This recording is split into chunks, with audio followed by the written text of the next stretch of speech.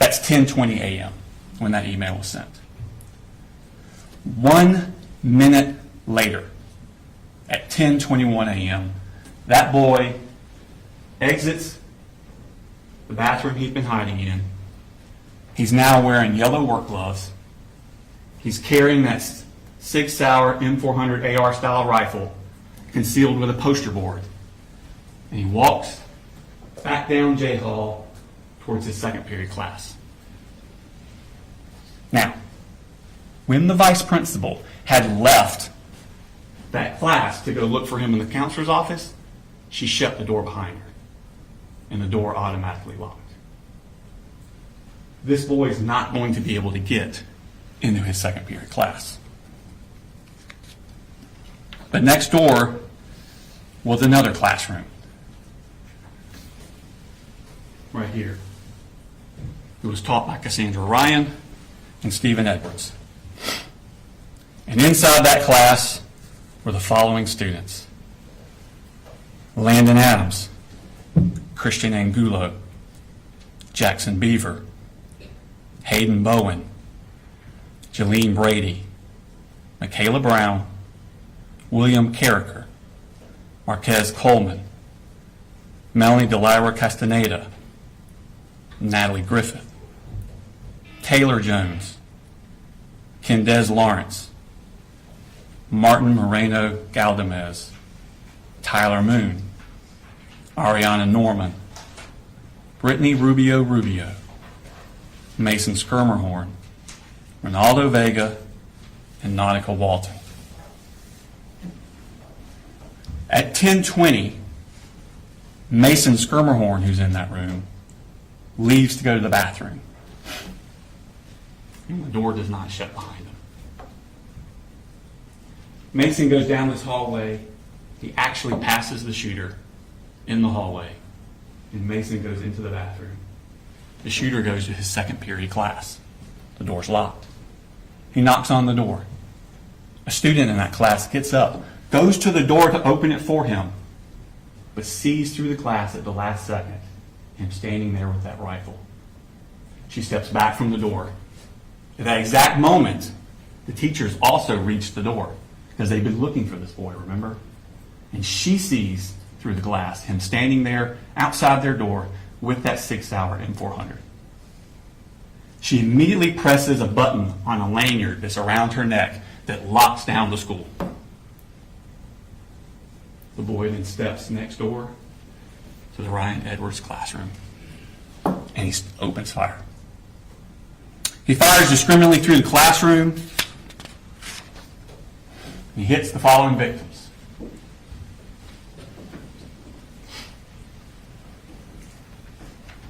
Melanie Delira Castaneda, seated here. This is the door he comes into. She's seated here. He strikes her in the left arm with a bullet.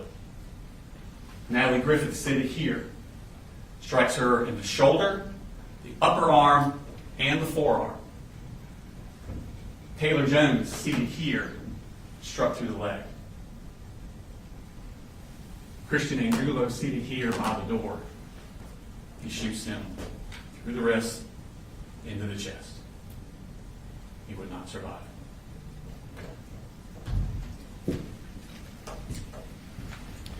Jackson Beaver, Ronaldo Vega, and Nautica Walton were also in that room. They were struck by shrapnel from the bullets ricocheting around the room.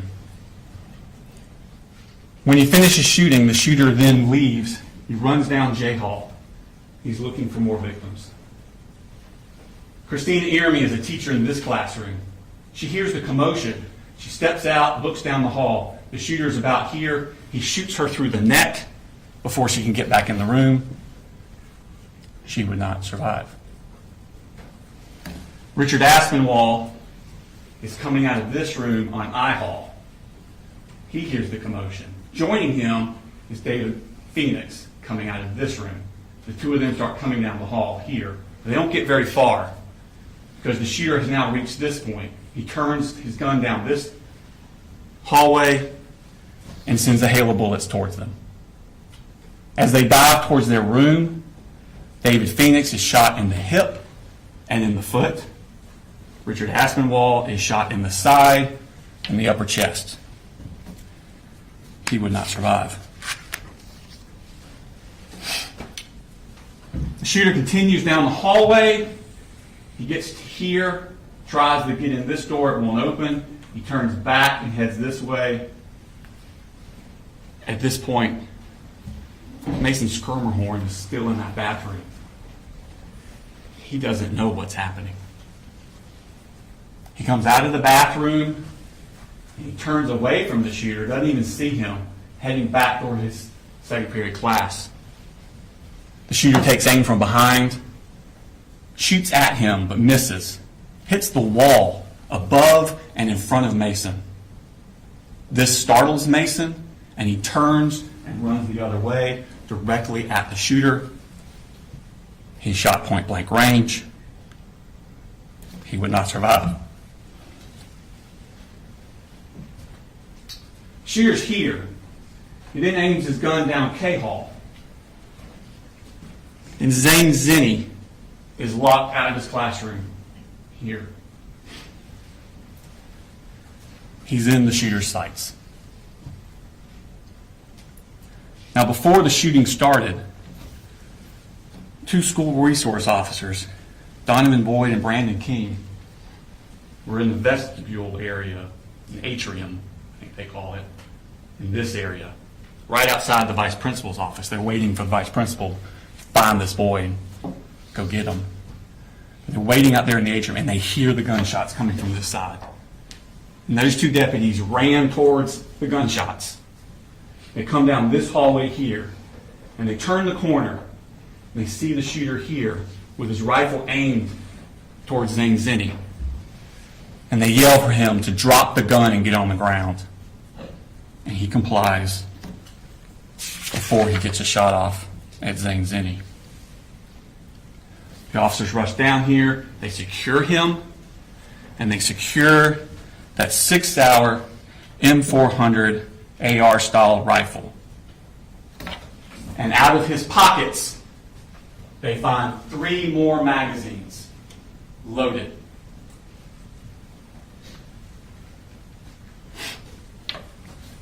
Now remember when the shooter had tried to enter his second period class and the teacher pushed that button? Well, that sent an alarm. It immediately notified law enforcement all over the county. Within minutes, an enormous police and medical response descended upon that school. It was a dramatic and intense scene as the school was cleared and the wounded evacuated. But to make matters worse, they were getting additional threats, fake threats, about other shooters at all the other schools in the county. Law enforcement now had to be diverted to these other schools to clear them, to make sure people were safe.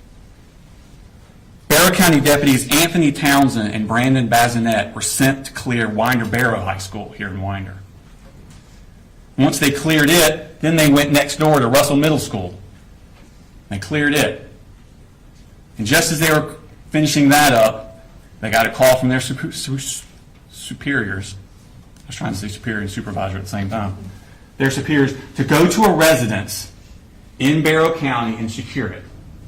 They were just given an address. They don't know why they're going there. They were just told, go to this residence and secure it until other officers can arrive. Where they're going is the shooter's house. And when they get there, Colin Gray meets them in the garage. And without any prompting, because remember, they don't know why they're there, they don't know who this guy is. Without any prompting, he blurts out, "I knew it. My little girl just texted me. She's in middle school. She said we're in lockdown." I'm like, God Almighty, please tell me your brother didn't do something. Agents with the Georgia Bureau of Investigations arrive shortly thereafter, and they begin a search of the house. And inside that house, in that 14-year-old boy's bedroom, on the wall, they find this shrine. for a better word. Those pictures are all of the same person, Nicholas Cruz. Nicholas Cruz was the person that in 2018 went into Marjorie Stoneman Douglas High School in Parkland, Florida, with an AR-style rifle. And there he killed 17 students and faculty and wounded another 17 more. Investigators look at this and they begin to wonder, who is this kid? His name is Colt Gray. He's the oldest son of Colin Gray. His mother is Marcy Gray. He has a younger sister named Jenny, who was 13 years old at the time of this incident. She was actually going to Heyman Morris Middle School, which is directly next door to Appalachian High School. He has a little brother, Coley, who was 8 years old, was going to his elementary school. Now, Colt Gray, raised here in Bexar County, he went to Statham Elementary School up until fourth grade, up till the beginning of fourth grade. And in the beginning of fourth grade, he was withdrawn from Statham Elementary School because the family had moved. They moved to Gainesville. And he goes to White Sulphur Elementary School, but only for a few months. Because again, the family moved again. Now they moved to Cumming. And he goes to Chattahoochee Elementary School. But again, only for a few months. In March of 2020, they moved to Fitzgerald in Ben Hill County, Georgia. It's South Georgia, kind of east of Tifton. Because there, Marcy's mother and father, Deborah Polhamus and Charlie Polhamus, live, and Deborah Polhamus's mother, Marcy's grandmother, Colt's great-grandmother, had passed away and left the house. So there's an available house for them to live in. So they moved down to Fitzgerald on March 4th of 2020. But if you remember that day, that's the week before COVID shut everything down. That was the end of Colt's fourth grade year. Fifth grade. Now this is going to be the fall of 2020 into the spring of 2021. That's fifth grade year. Colt goes to Ben Hill Elementary School. But remember, this is when COVID is raging, and it's mostly virtual. He's mostly at home using the school computers. The next year, sixth grade, fall of 2021, he starts a new school, Ben Hill Middle School, because he's in sixth grade now. And early in that year, 11-year-old Colt, at home, using the school computer, searches the word abuse. A few hours later, he searches the phrase, "How to kill your dad." That was on September 19th, 2021, 3 years before he took that rifle into Appalachian High School. School resource officers are sent to the house to check on him. Everything's fine. It was just a mistake. Misunderstanding. But a defects case is opened on the family. But the family leave Fitzgerald and move to Jackson County 6 weeks later, in November of 2021. So in November, they come up here to Jackson County, Georgia. But they don't enroll the kids in school until February of 2022. Colt finishes out his sixth grade year at West Jackson Middle School. Seventh grade, fall of 2020. 1 year after he searched How to Kill Your Dad, and 2 years before Appalachia, 12-year-old Colt starts Jefferson Middle School. It's his seventh school in 4 years. That Halloween, halfway through the semester, Marcy, his mother, gets drunk, passes out in the car in the driveway of the house. Jenny and little Coley are trick-or-treating, and they get separated. Coley gets lost. Authorities are called. Another defects case is opened on the family. Marcy and the two siblings, little Coley and Jenny, they moved back down to Fitzgerald in November of 2022. But Colt stays up in Jackson County with the defendant. DFAC's caseworker Tamika Mitchum is monitoring Marcy and the two siblings down in Fitzgerald. And DFAC's caseworker Michaela Anderson is monitoring Colt and the defendant up here in Jackson County. And starting in March of 2023, during his 7th grade year, Michaela Anderson visits his residence monthly. Every month, she shows up to check on Colt, see how he's doing, check on his well-being. And the defendant always says the same thing. Colt's doing well in school. He doesn't need any counseling. But that's not really true. Colt is full of intense anger, and he's having a hard time dealing with it. On Sunday, May 21st, 2023, this is the end of Colt's 7th grade year at Jefferson Middle School. In fact, classes had ended that Friday, and this is that Sunday. And on that Sunday, the Jackson County Sheriff's Office gets a tip from the FBI. There's an app that you can get on your computer called Discord. And this app is popular with video game enthusiasts, but it allows people from all over the world to talk to each other on the computer. And users in a chat room on this app, a true crime chat room, report to the FBI that another user is threatening to shoot up an elementary school. This user is threatening to do this. It says they have access to guns. It says they plan to do it within the next 2 years. The FBI passes this tip on to Jackson County because when you look at the IP address of that user, it comes back to a Colin Gray and an address in Jackson County. Deputy Justin Elliott and investigator Dan Miller go to that address. Now, the current resident of that address has 2 daughters, and they don't use Discord. But they're new to that address, and they keep getting the mail of the previous tenant, Colin Gray. Deputy Elliott and investigator Miller then go to his new address. They speak with the defendant at his house, and they tell him about this threat on Discord. And they ask him, does Colt have access to guns? Which he does. But the defendant says that he and Colt, they take this school shooting stuff very seriously. And Colt denies to these officers that it was him on Discord. He says his Discord account got hacked.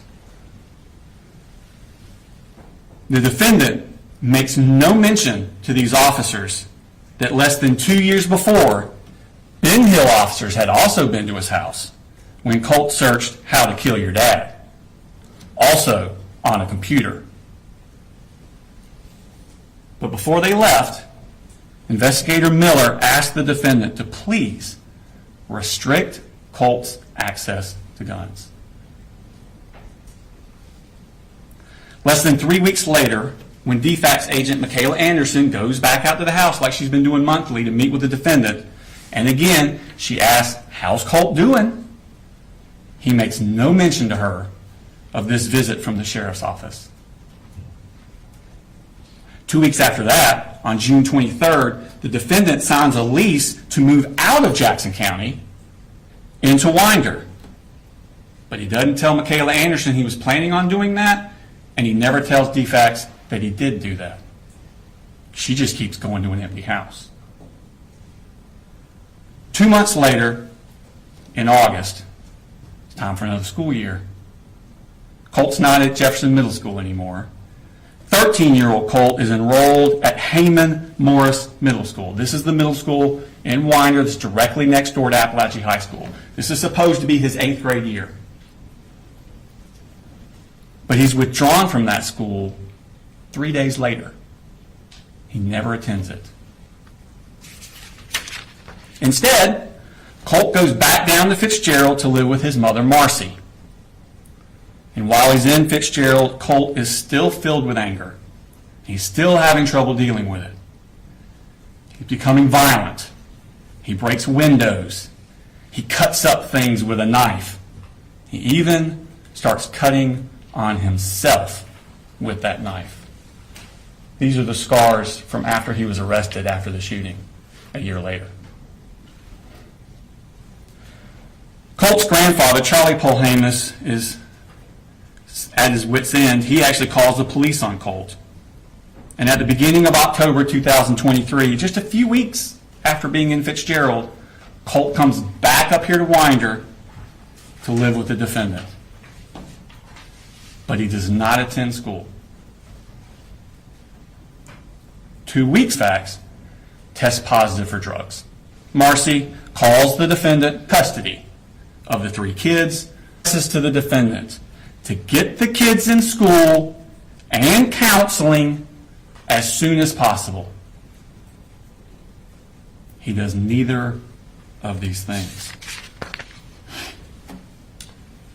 3 weeks after the kids are brought up here, on November 6th, 2023, back down in Fitzgerald, Marcy basically goes crazy.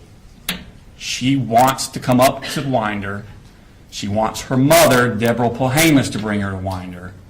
And Deborah Polhamus says, steals her car, drives up to Winder. She spends some time in the Bexar County Jail before she's transferred to the Ben Hill County Jail for the charges down there. And while she's down there, she's released on bond to an inpatient drug treatment facility in South Georgia. She has no supervision during this time over Colt. Now back up here in Barrow County, it's been a chaotic few months for Colt. But that Christmas, after the cuttings and the things with the Jackson County and the moms going crazy, testing positive drugs, that Christmas, the defendant, 7 months after he was told by Jackson County Sheriff's Office of possible school shooter threats and being asked to restrict Colt's access to guns, the defendant buys and gives 13-year-old Colt that Sig Sauer M400 as his Christmas present. And he allows Colt to keep this rifle propped up in Colt's room.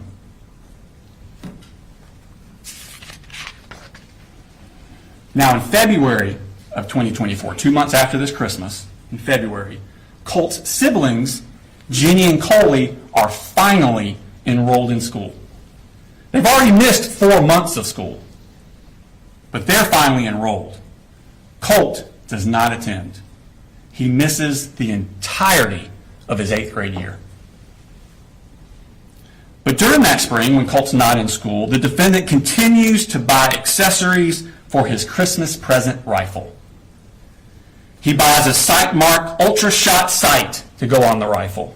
He buys a bungee sling to go for the rifle. He buys an accessory rail set. He buys a 45-degree offset iron sights. And he buys a lot of ammunition. That summer, 2024, Colt is now 14. It's just a few months before he takes his Christmas present rifle into Appalachian High School. July 6th of that summer, Marcy gets out of rehab in Fitzgerald, and the defendant picks her up and brings her back up to Winder. It's her first contact with Colt in 9 months. Now Colt, who had always been quick to violence and suffered from severe anxiety, begins to spiral out of control. He's fighting with his father. He's throwing things at people. He's putting holes in his sister Jenny's door. But the rifle stays in his room. On July 20th, Colt has a panic attack at the house. He comes in the living room and he actually asks his parents to call 911 for him. But they don't call anyone. His mental health becomes so bad that the defendant and Marcy together begin giving Colt Marcy's prescription for Zoloft. They're just giving it to him themselves. They worry he's suffering from depression, but they don't take him to see a doctor. It's around this time that Colt puts those pictures of Nicholas Cruz, the Parkland shooter, up in his room. And the rifle stays in his room. August 14th, 2024, 3 weeks before the shooting. It's Colt's first day of Appalachia. School had started 2 weeks earlier, but this was Colt's first day. He missed the first 2 weeks. He had not been inside of school for 15 months. Not since the sheriff's office came to his door about the threats to shoot up a school. And that morning, Colt again is spiraling out of control.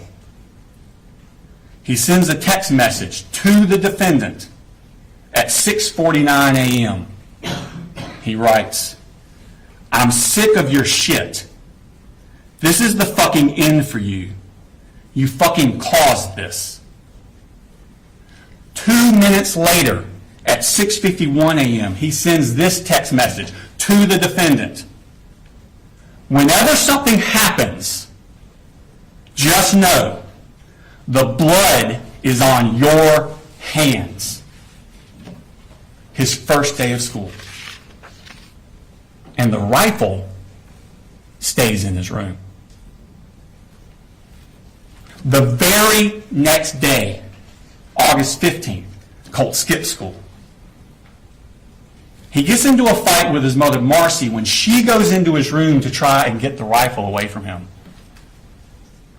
With rifle in hand, he shoves his mother to the ground and she hits her head on the wall. She then asks the defendant to please take Colt's rifle and lock it up. He never does. Marcy then has had enough. She goes back to Fitzgerald, once again leaving Colt into the care of the defendant. And the rifle stays in his room. The next day, after this altercation with his mother, Colt asked the defendant to get him 150 rounds of ammunition. The defendant responds to him, well, he needs to pay for everything first, but he will. He will. Now, Marcy's down in Fitzgerald, the defendant's up here, but they're still communicating with each other by phone and text. And they begin to worry that Colt is in resources, but the defendant never follows through. He never takes Colt to see any professional, and the rifle stays in his room. August 26th, 9 days before the shooting, Colt has another panic attack, this time at school. It's the one I referred to earlier in the opening. It's only his 4th day he attended school. Remember, he missed the first 2 weeks of school, and he skipped school 5 of the next 8 days. Colt leaves his second period class that day. He goes to the counselor's office. He's too distressed to go back to class. They call his father, but his father can't come to get Colt. Colt ends up spending the entire school day in the counselor's office. That night, on the phone, Colt asks his grandmother, Deborah Polhamus, if he did something terrible, would she still love him? This bothered her so much, Deborah Polhamus, that the next morning she drives up to Winder from Fitzgerald. And on the way, she calls Advantage Behavioral Health Systems. It's a crisis stabilization inpatient place in Athens, Georgia. She talks to them on the phone, and they tell her he must be brought in by a parent. Marcy's in Fitzgerald. The defendant is here. They tell her that Saturday is a great day to come in because most people don't realize they're actually open on Saturdays, and you can just walk right in. But he needs to be brought by a parent. Deborah asked the defendant to take Colt on that Saturday, which would have been August 31st. He doesn't. Wednesday, August the 28th, Colt skips school. This is 2 days after that panic attack, the day after Deborah Polhamus is called Crisis Advantage Behavioral. Colt tells the defendant that he hears voices telling him what to do. This is 3 days before the defendant is supposed to take Colt to Advantage Behavioral, and 1 week before the shooting. At 7:44 a.m. that morning, Colt texts the defendant, "I have to kind of dance around the inconvenient truth at times. I have no control," stays in his room. Colt skips school again the next day, which is a Thursday. That Friday and Monday, school is closed for the Labor Day holiday. And that Tuesday, September 3rd, Colt skips school again. That brings us back around to that Wednesday morning, September 4th, 2024. Those pictures of Nicholas Cruz are still on his wall, and that rifle is still in his room. The defendant leaves to take little Coley to school. Jenny leaves on her bus for Heyman Morris Middle School, which again is directly next door to Appalachia High School. Colt gets his rifle, gets extra magazines, puts them in his book bag. He wraps a poster board around the part of, you can't see it. And then he heads out to meet the bus. A few hours later, just like he'd been warning he was going to do, Colt murders 4 people. Now, after the shooting, which I will remind you happened at 10:22 a.m. So after that, at 11:01 a.m., Jenny, the daughter, texts her father, 3 people are dead at the high school. The defendant texts back a minute later, "How do you know? How do you know?" She responds, "People are saying, and there was an email. Please, I'm scared." She then texts the defendant, "I can't call you. I'm in a lockdown." At 12:19, the defendant texts Jenny, "Jenny, have you talked to your brother?" Jenny replies, "No. But I think we're thinking the same thing, and I don't want to talk about it over text." 1 minute later, the defendant replies, "Yep, 10-4. I'll be here in just a few. Let me know when you get back in the building and when I can come get you."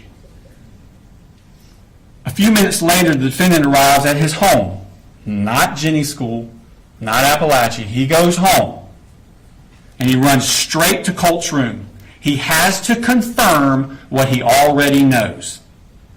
He goes straight to Colt's room to see if that gun is missing. And it is. Moments later, Anthony Townsend and Brandon Bazinet arrive at his house, and he utters those words, "I knew it." Now, ladies and gentlemen, the charges in this case, it's the same acts that he did. The charges are divided up between whether or not the victim of those acts was a child or an adult.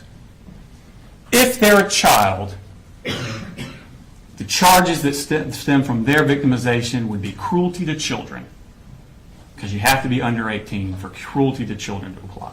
But through his negligence of allowing Colt to have this gun, knowing what Colt was going to do,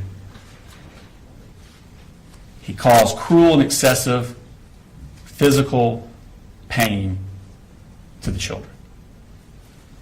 That's cruelty to children in the second degree. If that cruelty to children in the second degree results in death, like with Mason Schermerhorn and Christian Angulo, that is murder in the second degree. So the cruelty and the murder in the second go together. They apply to the children. Two adult deceased, Christina Irmy and Richard Aspinwall. They're above the age of 18.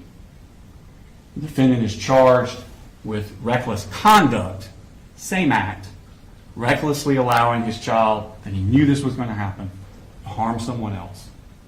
And because they died during the commission of reckless conduct, that is involuntary manslaughter. So for the adults, it's involuntary manslaughter based on reckless conduct. All the other children who were either struck by a bullet or in that Ryan Edwards classroom when the bullet started flying, they're the victims of charges for cruelty to children in the second degree, either by the physical pain it caused or the emotional anguish it caused. And the adults that were injured or put in harm's way, David Phoenix, Stephen Edwards, and Cassandra Ryan, those three adults, they're the victims of the reckless conduct. Now, at the end of the case, we'll come back before you and ask you to render a verdict of guilty. Thank you. Mr. Hobbs. Thank you, Judge. Good morning, ladies and gentlemen. Before we talk about evidence, before we talk about the law, we have to begin with what every person in this courtroom already knows. What happened at Appalachia High School was tragic. It was horrific, it was terrifying, and it was heartbreaking. Nothing said in this courtroom can change that. Nothing that I'm going to say is meant to diminish that. You're going to hear emotional testimony, you'll see photographs, you'll see videos, you'll hear about the fear, the chaos, and the terror that Colt Gray inflicted on that school and this community. But your job is not to decide whether or not that was tragic. We all know that it was. Your job is to decide something much more specific. Your job is to decide whether or not Colin Gray knew what Colt was going to do. Because the state is not just prosecuting the shooter in this case, they're prosecuting the father as well. I want you to remember something as we begin. The courtroom is not a place where we punish people because we're angry, where we punish people because we're grieving. It's not a place where we punish people because we feel someone has to pay. This is a place where we follow the law. And the law requires proof, and the law requires evidence. And the law requires that the state prove its case beyond a reasonable doubt. That burden never shifts, not for a single moment. The state's theory will be simple. They'll tell you that Colt Gray allowed his son access to firearms and ammunition. Colin Gray had warning signs, and then Colin Gray, knowing that these were warning signs, consciously disregarded those warning signs. That he should have known his son would, not could, that his son would harm someone. And because the son later committed this school shooting, therefore Colin Gray must be guilty, must be criminally negligent, because he knew this would happen. That's their theory. But what you'll learn from the evidence is that case is not that simple. The evidence will show a teenager who is struggling mentally, a teenager who is deceptive, a teenager who hid his true intentions from everyone, from his family, from his counselor, from his siblings, from DFACS, from law enforcement, and most especially from his father. The evidence will show a father who did not ignore his child. He did not abandon his child. He did not turn his back on his child. The evidence will show between Colin Gray and Colt Gray daily contact, daily effort, and active steps by Colin Gray to seek mental health intervention for his son through the school. The evidence will show that the most important facts the planning of this shooting, the concealment of this shooting, and the timeline of this shooting were hidden by Colt Gray from his father. That's the difference between tragedy and criminal liability. And this case is about whether the state can prove criminal liability by showing that Colin Gray knew that Colt was going to do this, knew that Colt was going to harm someone else. You cannot hold someone criminally responsible for failing to predict what was intentionally hidden from them. You'll learn about Colt Gray's state of mind that at the time no one knew. You will learn that months before the shooting, Colt had notes hidden on his cell phone from April of 2024, private notes that appear to be the planning stages of this shooting. Those notes were not known to Colin Gray. Those notes were not shared with Colin Gray. There is no evidence of that. You will learn something else. The plans reflected in those notes show that the shooting was initially planned for February of 2025 to coincide with the anniversary of the Parkland High School shooting committed by Nicholas Cruz. The plan reflected in those notes was that that time was going to be when the shooting happened, not in September of 2024. Something changed. The evidence will suggest and support that Colt accelerated his plan. And there's evidence suggesting that that acceleration was tied to the fact that Colin Gray was actively seeking mental health treatment for his son through the school at that time. There are emails to the counselor. There was paperwork he filled out. There was already in motion, already in place, an appointment for Colt to meet with the counselor and to meet with the mental health specialist the very next day, September 5th.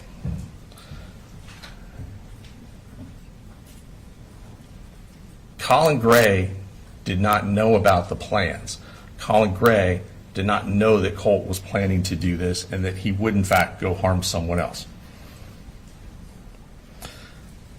The behavior that Colt exhibits, the behavior that you'll find from his notes in his cell phone, from his text messages, show that he was actively keeping this information from others, from law enforcement, from DFACS, from counselors, from professionals who know to look for these signs,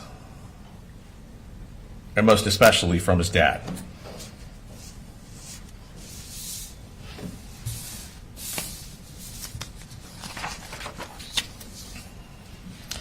The state will point, and they've already mentioned to you, an incident in May of 2023 when two Jackson County sheriffs went to Mr. Gray's home to talk to Colt.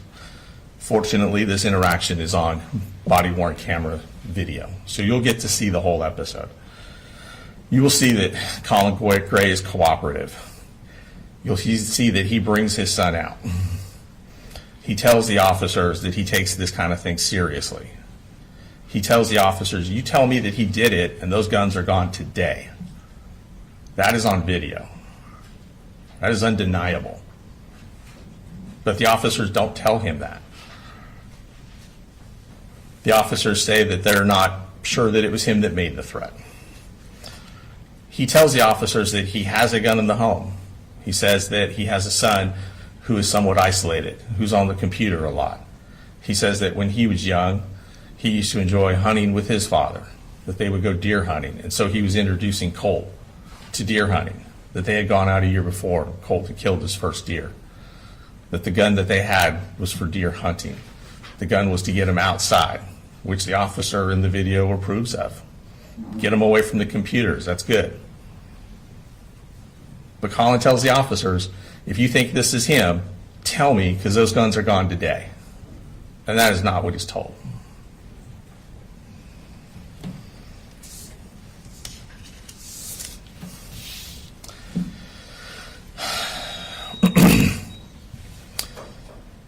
It shows that Colin, had he known, would have removed those guns. But he didn't. Let's talk about what Colin actually did, because this case is being framed as if Colin Gray didn't do anything. The evidence will show the opposite. You will hear that when the family transitioned schools, it was Colin Gray who registered Colt. You will hear that Colin Gray worked full-time, was raising 3 kids on his own due to the kids' mother's addiction problems, due to DFAC saying that she was not allowed to have unsupervised contact with him, due to the courts in Barrow County saying she was not even allowed in the same county where these kids lived. Colin was doing everything. Colin is the one that filled out the counseling referral forms. Colin is the one that communicated with the school counselor. Colin's the one who discussed the evaluation. Colin was the one who was coordinating mental health services through the school. Colin is the one that filled out the paperwork to get the assessment done on September the 5th. You'll hear that the school had arranged, and it had already been taken care of, that Colin had completed everything he needed to for the assessment. You're going to hear from the grandmother who says that they wanted to take him to Advantage Behavioral in Athens, that it was urgent. This comes out after the shooting. The grandmother will also tell you she had absolutely no idea that Colt had any interest in Nicholas Cruz or school shootings in general until after the shooting happened and they were making the 4.5-hour trip from Fitzgerald, her and her daughter Marcy, at which point Marcy said, well, Colt does like this school shooter named Nicholas Cruz. That's the first time that you hear Debbie learns any of that. You're going to see text messages from Debbie in August and September of 2024 when she says that they were so strongly trying to get him into a facility. What you're not going to see in those text messages is any urgency on Debbie's part. You're not going to see anything from Debbie saying, get the guns out of the house. You're not going to say anything from Debbie saying, I'm worried about Colt, we need to get him there today. Nothing. They don't talk about it at all. Debbie doesn't mention it one bit. Now, she mentions it in hindsight after the fact, and Marcy does the same thing. Who is Colin Gray? He's a working father raising 3 kids by himself. He had responsibilities, he had a job, he had a family to keep afloat. He had 2 other kids besides Colt. He was involved. You'll see his text messages to his children. You'll see his text messages to Colt. This is not a parent who's turning his back on what's going on right in front of him. Let's talk about what you're not going to hear. Because sometimes what you don't hear in a case like this is just important as what you do. Sometimes the absence of evidence tells you more than the evidence itself. You will not hear a text message where Colt says to his dad, I'm going to shoot a school. I'm bringing a gun tomorrow. I have a plan. I'm going to hurt someone. You won't see a single message like that. You will not hear that Colt ever told his father about the notes on his iPhone. You will not hear that Colt ever showed his father a plan. You will not hear that Colt told his father he was accelerating the plan. You will not hear that anyone called Colin Gray and said, your son is about to commit a shooting. You will not hear that law enforcement told him, your son made a credible threat. You will not hear a school official warn him his mental health treatment is imminent. He needs to see someone today. You will not hear anyone from DFACS told him, we have serious concerns that he's violent, that he's going to hurt someone else. You will not hear anyone say that they contacted the police on September 3rd and said there's a school shooting about to happen. You will not hear that Colin Gray encouraged violence. You will not hear that he glorified violence. You will not hear that he dismissed a specific credible threat. In fact, you'll hear something entirely different. You'll hear that Colt suffered from anxiety. You'll hear that Colt suffered from depression. You'll hear about his panic attacks. You'll hear that he didn't like going to school. These are serious issues, but these are not the same as homicidal ideations. These are not the same as suicidal ideations. These are not the same thing as proof of a probable school shooting. The state will ask you to connect dots after the fact using hindsight. Dots that became visible only after the shooting itself. But what you will not hear is evidence that at the time, Colin had sufficient warning that this outcome was probable, not imaginable, not possible, but probable. That Colin knew that his son would harm someone else.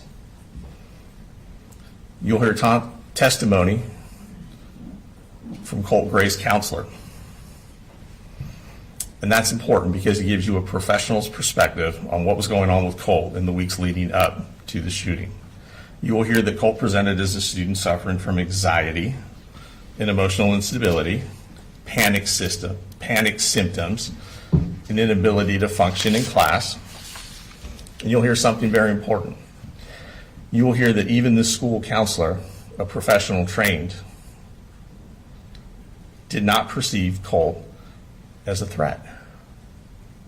She described him as nice, respectful.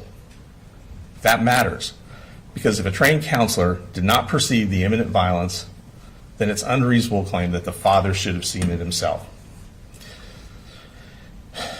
You'll also hear testimony from her about how the father did in fact take steps to get him mental health treatment. The father was in communication with the counselor. The father submitted the paperwork. The father completed the referral, and the father was pursuing intervention. You'll hear the therapist was essentially scheduled to meet with Colt the very next day. The father was not ignoring the problem. Colin Gray was acting. They want you to hold him responsible because they don't think he was acting fast enough. You'll hear from his daughter, Colt's sister, Jenny Gray. Her testimony will corroborate the concealment that Colt was perpetrating on his family, on his dad. She'll testify that Colt was secretive, that he was constantly deleting and opening new accounts on Discord to avoid detection, that he was using usernames that were combinations of alphanumeric combinations. You'll find that he would not discuss, based on the statement that Jenny gave on September 4th of 2024, that he would not discuss school shootings or school shooters in front of his father. You will hear on the morning of the shooting, Colin Gray had already left home. You will hear that Colt, when he did discuss school shooters with Jenny, made her promise not to tell his dad. You'll hear that that morning on September the 4th, Colin Gray got up and took his youngest son, Coley Jr., to school, that he left before Jenny and Colt did to catch the bus. You will hear that Colt had to go and find the gun because it wasn't in his room, that he had to find the ammunition that wasn't in his room, and that he had to put them in his backpack, and that he had to conceal the rifle that stuck out of his backpack 18 to 24 inches with a poster board. And he put a hat on top of it. It proves concealment, it proves independent action, and that matters because it's consistent with what Colt had done the whole time, which was conceal this plan from his father. Remember, the state says that he knew. They said that he knew this was going to happen. That he knew, not that it was possible, that he knew Colt was going to go and harm someone else. But you can't consciously disregard a risk that you're not aware of. And you can't say something is probable when it's being hidden from you. You're going to see text message. They've already discussed some of the messages. We're going to discuss some of the other ones. And we're going to talk about why they matter. There are hundreds of text messages between Colin Gray and his son. These texts matter because they show the reality in real time of what was happening and what Colin would have thought and what Colin would have known at that time. Not now, but at that time. They also show what Colt chose not to disclose. You'll see a father checking on his son on a daily basis, checking on school attendance. Did you make it to school? How's your day going? How was your day? What are you doing after class? You'll see encouragement. I'm proud of you. I love you. You're a good young man. This is not an absent father. This is not a father not paying attention to his child. You'll see daily involvement. You'll see a father trying to keep a teenager engaged and connected to school. You'll see a father trying to build the confidence and self-esteem of his son. You will see this all in the text messages. You'll see their discussions about mental health, about depression, which is not homicidal ideation, about anxiety, which is not homicidal ideation, about anxiety, panic attacks, which are not homicidal ideation. You'll see a father trying to stabilize a situation at home. You will not see threats to harm other folks. You will not see threats to harm other people. You will not see, I'm going to shoot up the school, I'm bringing a gun, I have a plan, I'm going to harm someone. There needs to be proof that Colin Gray knew what Colt was going to do and knew that Colt was going to harm someone.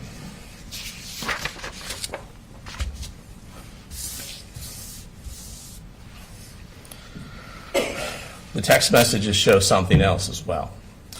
They show that Colt was capable of living a double life. He could text his father, love you, and have a good day, while simultaneously writing plans on his phone about shooting up the school. He could talk about liking school. School was good. The kids here are mature, referring to the Appalachia High School. They gave me a nickname. The teacher said I'm the tech guy. And you'll hear Colin respond happily that his son seems to be finding his way for the first time in a while in school. He could talk, Colt, about school being good, about having a good day, and what they're going to have for dinner, while also planning on how to sneak a rifle into the school. That's not something a father can foresee. He asked about ammunition. You'll hear evidence that they went to the gun range. You'll hear evidence that he taught his son safety. You will not hear evidence that Colt requested ammunition because he was getting ready to do a school shooting. That conversation is not a threat. There's no mention of harming anyone else. There's no talk of a timeline. The state's going to ask you to interpret these ordinary messages with extraordinary hindsight. But the law does not allow hindsight convictions. Your task would determine what Colin Gray knew in the months leading up to the shooting.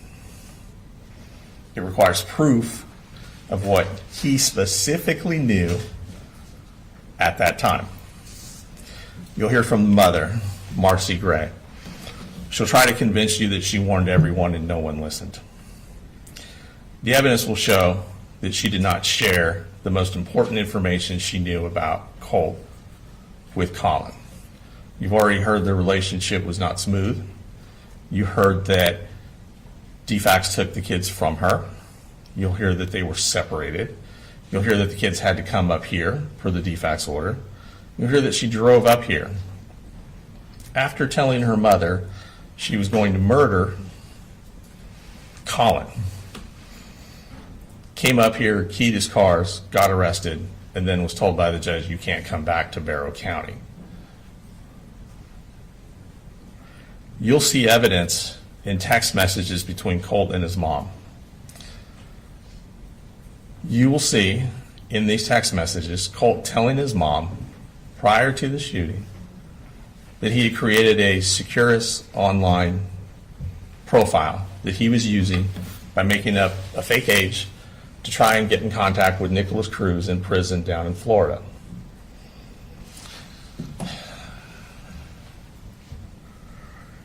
He will text her that he had emailed Nikolas Cruz a couple times, and he'd even put money on his commissary. Marcy's response is to ask him where he got the money. And he tells Marcy in a text message, I told Dad it was to buy a video game on Steam. To which Marcy responds with a laughing out loud emoji. Marcy knew that he had this interest in Nikolas Cruz, but she did not share it with Colin. Immediately after this conversation, you will not see a text message from Marcy to Colin say, hey, did you know he's been emailing a mass murderer in Florida?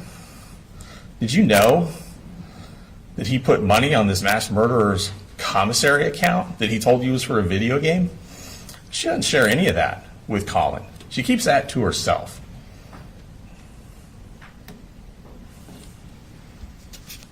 She does not reply immediately after to Colin or tell him, hey, this is what's going on. We got to get the guns out of the house now. No, she responds with a laughing out loud emoji. That's how serious she took it. She didn't think anything was going to happen. Remember, the evidence will show that even she, with the information that he did not have, did not believe there was an imminent threat and did not believe that Colt would harm anyone else. She didn't call law enforcement. She didn't seek an emergency mental health evaluation. And you'll hear evidence that after the shooting, her conduct is inconsistent with what she tells the police.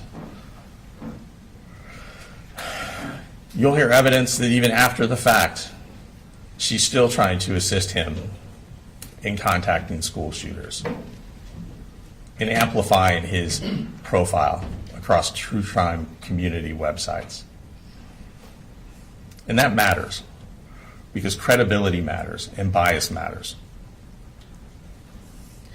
You will see that the state is asking you to convict Colin largely based on a hindsight narrative provided by witnesses who are not credible, that did not recognize the warning signs in real time.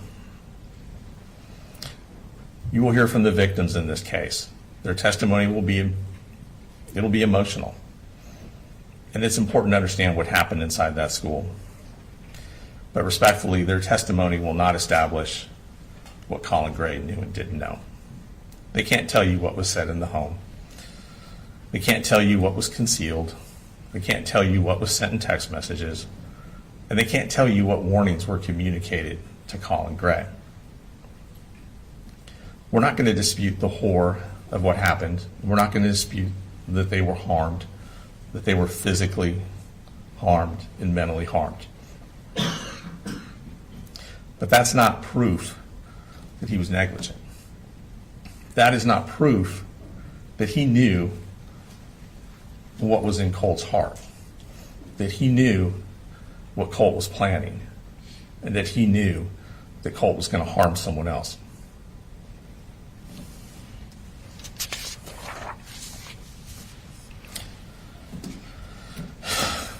The law doesn't punish what is possible.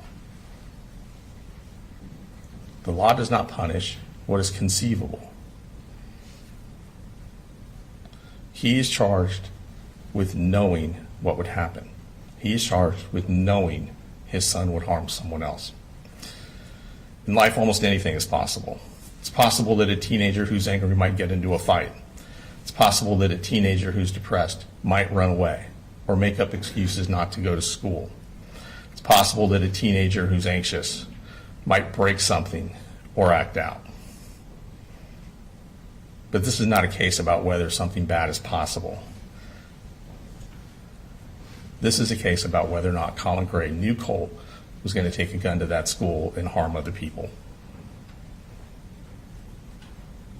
That matters, because if the standard becomes it could have happened, then the law becomes limitless. If the standard becomes you should have imagined the worst, then every parent becomes criminally liable for what a teenager might do. But that's not the standard. The standard is proof. Proof that Colin Gray knew, that he consciously disregarded, not a vague fear, not a general worry, but a risk that made this tragedy. That he knew Colt was going to go to that school. That he knew what the counselor didn't, what the DFACS professionals who had met with Colt didn't. The state will ask you to look at the outcome and then work backward. That's why you're going to hear about what was actually known at that time, and most importantly, what was actually hidden from Colin Gray at that time.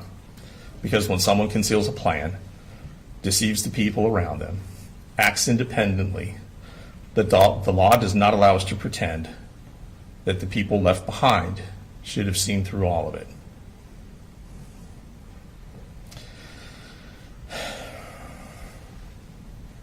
They're going to say that common sense means you should have seen this coming.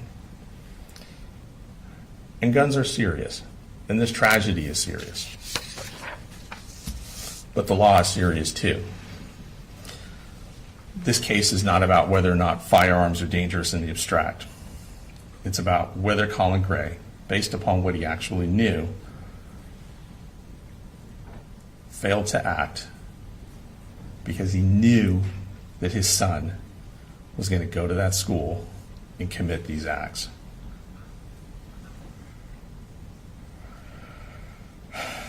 In a case like this, there's a natural human instinct. When something this awful happens, we want an explanation. We want someone to blame. We want a story that makes sense so that we can take steps to make sure something like this never happens again. It's very easy and it's very human to look at the end result and believe that someone, somewhere, must have known. But the evidence in this case is going to show something that's deeply uncomfortable. Sometimes the truth is that the person who committed the act was hiding it. Sometimes the truth is that a family can be struggling, a child can be spiraling, and people can try to get that child mental health help. And still, something unthinkable can happen. It's not satisfying and it doesn't give anyone peace. But the criminal courtroom is not here to provide a scapegoat. It's here to provide justice. Being a juror, providing justice, that requires discipline. It requires that we do not convict someone because we're horrified.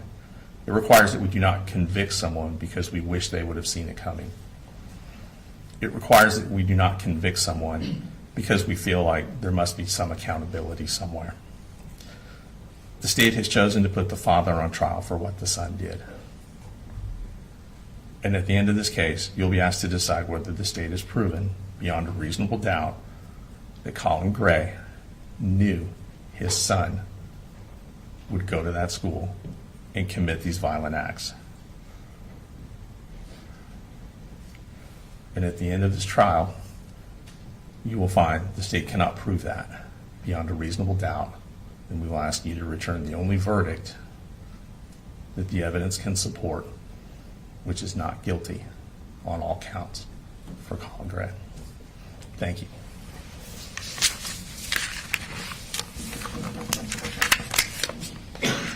Ladies and gentlemen, before the first witness is called, I'm going to go ahead and take a 10 to 15 minute restroom break. Just recall the prior instructions, do not to discuss the case, save that for deliberations. All right, we'll be in recess for 10 to 15 minutes.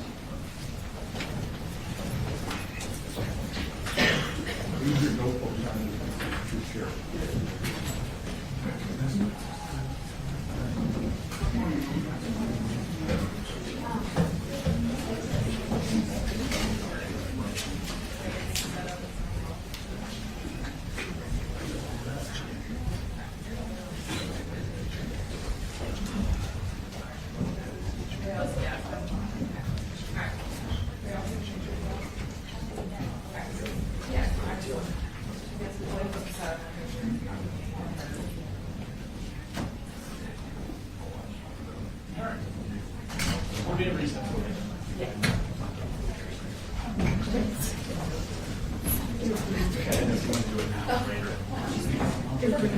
Oh, yes.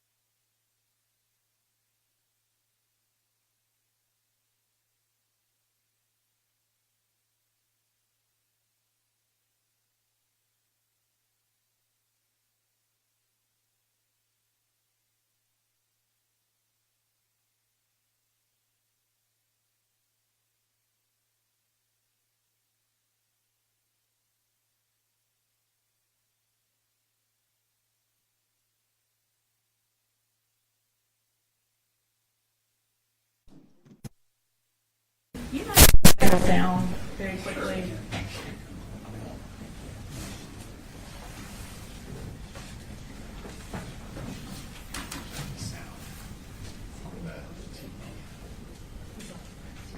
I think it's on. It says please wait.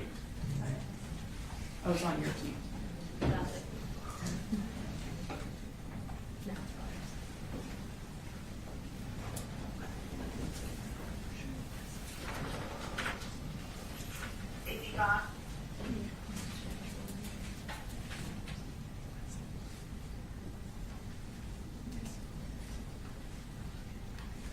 Are you able to turn up your sound a little bit?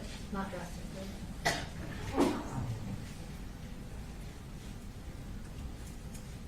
Yvonne, you have that? Is that where you want it? That works, Your Honor. Okay. You all ready for the jury? Your Honor, we do have one thing to take outside the presence of the jury. Mr. Hobbs in his opening made several references to things Cole was going to say. We would object any hearsay. Go ahead, Mr. Hobbs. No, that's my understanding of the law. We won't bring any hearsay from Cole. There are some text messages we think can be authenticated that we wouldn't be asking to get into, but we'll get to that when it comes up. All right. Otherwise ready? Yes, sir. All right, bring the jury in. Yes, sir.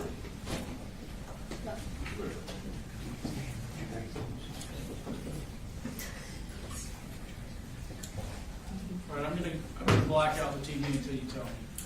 Okay.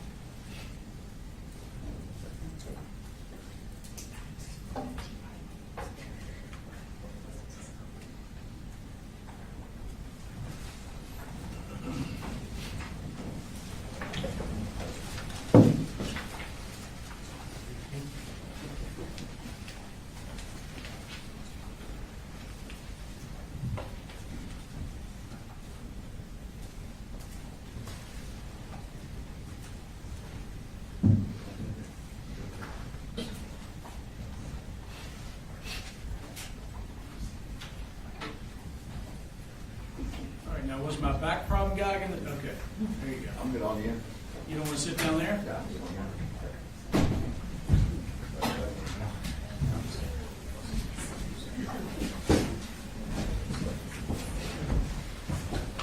Y'all be seated in the audience.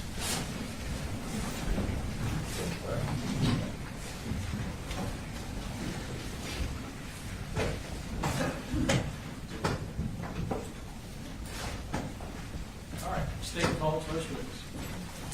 The state calls Lieutenant Barry Chandler.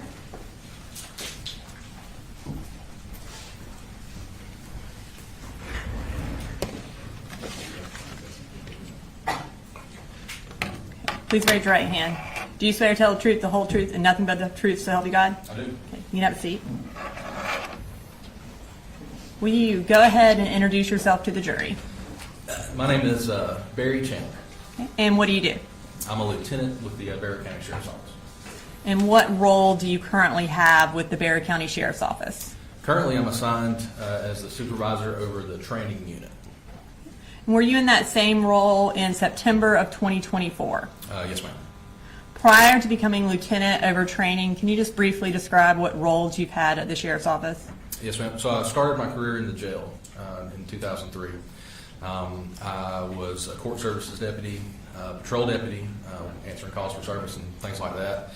I was a school resource officer for about 6 years, and then prior to being promoted to lieutenant, I was an investigator for 7 years. I worked 6 years in crimes against persons. So in your capacity as a school resource officer, did you become familiar with the various schools in Barrow County? Yes, ma'am. And what different high schools are there in Barrow County? We have Winder Barrow High School, Appalachian High School, and the Barrow Arts and Science Academy, BASA. And where is Appalachia High School located? Off of Heyman Morris Road. And obviously, is that in Bear County? Yes, ma'am, in Bear County. And approximately how many students go to Appalachia High School? Around 2,000.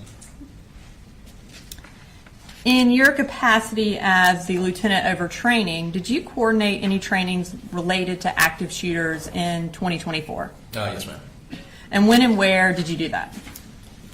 We did several in 2024. We started off at Old County Line Elementary School. We worked at CFIT, which is the Center for Innovative Teaching. And it all sort of culminated at Russell Middle School on March 14th of 2024. And can you tell us about the training that you did on March 14th at Russell Middle School? Yes, ma'am. So generally, active shooter training is designed for us to teach our deputies and law enforcement to rapidly enter a structure, to immediately find the person that is shooting and then stop them from shooting. So the training that we did prior to the March 14th drill at Russell was very focused on that. We also included implementing what are called rescue task forces. So rescue task forces are members from fire. So that was our big push, and meaning we had many representatives from almost every public safety agency in the county. The sheriff's office participated, the Winder Police Department, Barrow County Fire and EMS, Winder Fire Department, the school systems, our 911 center, GEMA had a representative, the Georgia Emergency Management Agency. So we had a lot of folks that came together because our goal with the full scale exercise was to make something as realistic as we could, to give our deputies the ability to respond to the most real life environment they could. The school system was great. They included they had teachers that were there that volunteered. The administrators were there. We used cadets, explorers from the sheriff's office and the fire department as role players. But we tried to make it real. Essentially, was what we tried to do. And what was the purpose of having a training that included fire and EMS as well as law enforcement? The purpose ended up being sort of our motto over the course of that training and honestly since. And the purpose was to stop the killing and stop the dying. That's the two goals that we have when we respond to active shooters. Stop the killing, meaning stop the shooter from actively killing people, and then stop the dying. We have to render aid and help people that have been injured.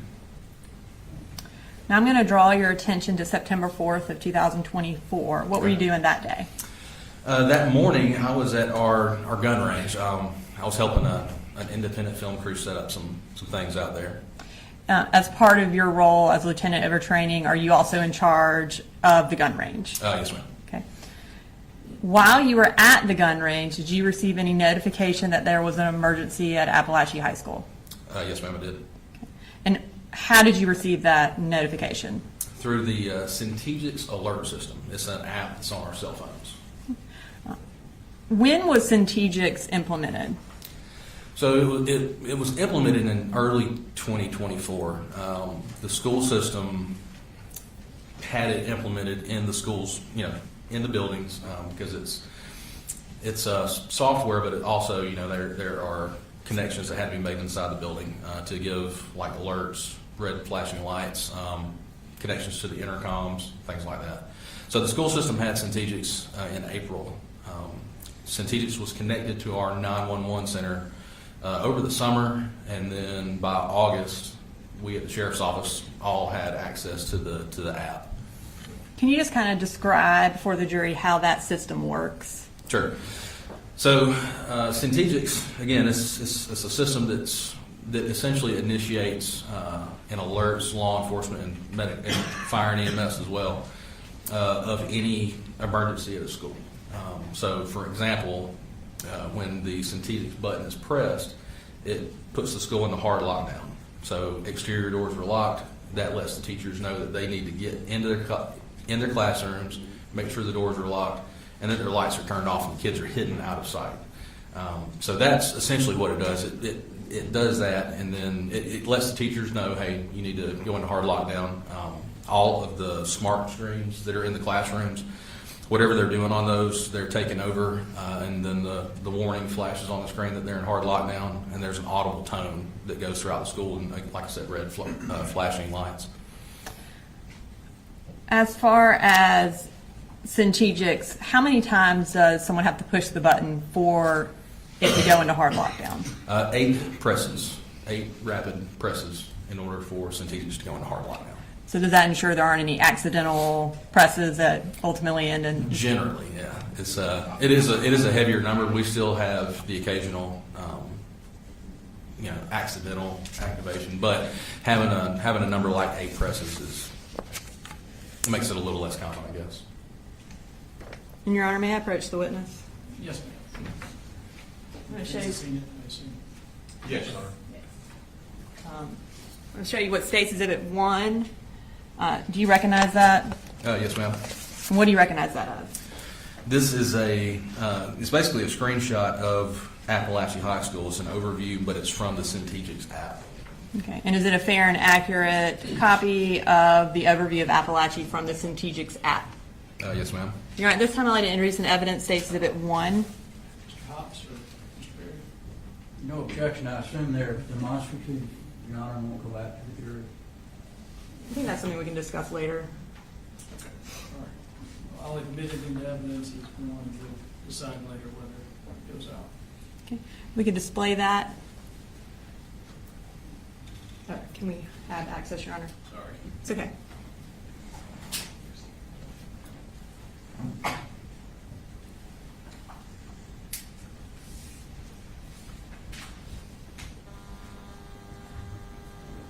I pushed it, it says he's waiting. Okay. So does this show on your phone when there's an emergency? I guess? Yes, ma'am. So it pops up like a notification badge, right? Saying hard lockdown, and then it tells you the school. And then once you open the app, you can pull up this map. And does it tell you where specifically the emergency notification came from? Yes, ma'am. So kind of going back to September 4th of 2024, when you pulled up this screen, what did you see? So initially, when I heard the alert was going off on my phone, I looked at it, and then I didn't immediately go to this screen because we had several alerts coming out. Earlier that morning, we'd actually had a test that was done at Bethlehem Elementary. So we got the same alert. The alert that was a hard lockdown, and then they came over the radio and said, "Hey, it was just a test." So initially, I look at it and then was like, "I wonder if they're having a test in Appalachia." And then the second alert comes through, and then the third. So instead of opening the app immediately, I went to my truck and I got on the radio and turned the radio on, my police radio. I don't recall if I ever opened up the map. I do recall seeing Miss Lancaster's room. I just saw the alert from Miss Lancaster's room. And so at the initial time that you received this emergency notification, did you know what was going on at Appalachia? No, ma'am, not initially.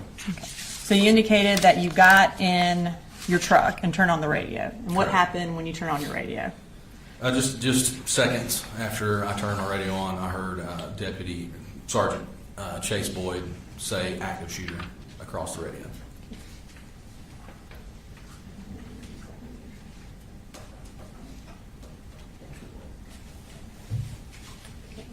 I have in my hand State Exhibit 2. It's on a hard drive, and it's the radio traffic from September 4th.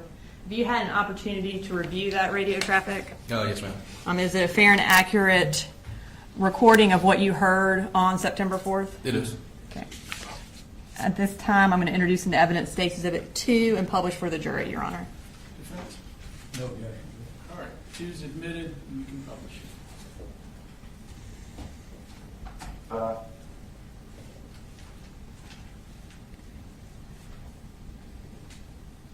Safety Bond, you have traffic. Sure. Active shooter. That's an active shooter at Appalachia High School. Hey, boy. And you said it was from Deputy Boyd, and who is that? Sergeant Boyd he's a supervisor with the SRO division. He's one of their immediate supervisors. So when you heard that, what did you do? I immediately I had to, so being at the range and being in our ammunition house, I didn't have my standard like uniform on, so I threw on my gun, jumped in my truck, and I went to Appalachia as fast as I could. About how far from Appalachia were you? Close to 5 miles, Do you remember approximately what time you arrived? around 10:30. And I'm going to show you what's been marked as State Exhibits 3.1, 3.2, and 3.3. Do you recognize those? Yes, ma'am. And what do you recognize those as? They're overviews of Appalachia High School. They show rooms, room numbers, so essentially school maps. Okay. And just for the record, is 3.1 a full map of the high school? Yes, ma'am. Okay. And is 3.2 a partial map of the high school? Yes, ma'am, it is. Okay. And I'm going to have you look over to your left. Okay. Is that also 3.2 right there? Yes, ma'am.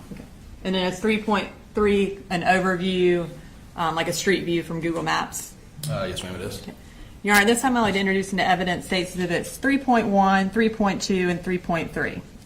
Defense? Same objection, good. Just as far as going. Whether it's demonstrative or not, okay. Right. All right. 3.1, 3.2, and 3.3 are all looking good. All right. Now we're going to start with 3.1, if we could display that for the jury. All right, so is this the full map? Yes, ma'am, it is. Can you, and I'm going to hand you this in Okay. case you need it. Can you show us on there where you went when you arrived? So I entered the school through the front doors. The front door is going to be here. I made my way to the main atrium, and then from the main atrium, I moved down F Hall until it intersected with J Hall. Once it intersected with J Hall, I made my way. So I could see a large law enforcement presence, obviously, at this point. So I moved down towards the end of J Hall, and that's where I came into contact with Sergeant Boyd, and he had the shooter in custody. Okay. And when you arrived, who else was there? A lot of folks.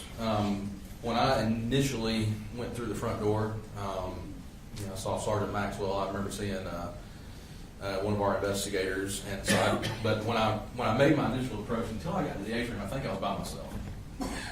And were EMS already there as well? Yes, they had just gotten there. I believe. And for you, what was your purpose of making entry? To make sure that the shooter was, number one, secured, to make sure that we didn't have any other shooters in the school, and then to begin to render aid and work towards the bigger picture of securing the entire school. Were the skills that y'all learned in March utilized that day? Oh, yes, ma'am. And how so? So a lot of the people that we spoke to after the event said that, it's extremely stressful. I can't put into words how different the actual event is than all the training that we've done over the years. And we've done it since, I've been at the Sheriff's Office since 2003, and in 2004, we did an active shooter drill at Appalachia High School. So the words can't put into perspective the amount of stress, but most of the guys that I talked to, they were like, it just felt like training. And Judge, we're going to object to most of the guys that you talked to and what they may have said. Just the hearsay. Just describe it from your perspective. I'll sustain the objection. Thank you. It made it more where it was like it was something that they had seen before, which is not very common. It was something that we needed to do for our deputies. And what was the result of the coordinated response by EMS and law enforcement that day? So the result was we were able to fully secure the school. Every patient that was injured that could have been saved was saved. We refer to it as we had 0 preventable deaths, which was unheard of in active shooter scenarios up until September 4th. And you can have a seat. Okay. I won't have you do anything That's on all that right. for a little bit.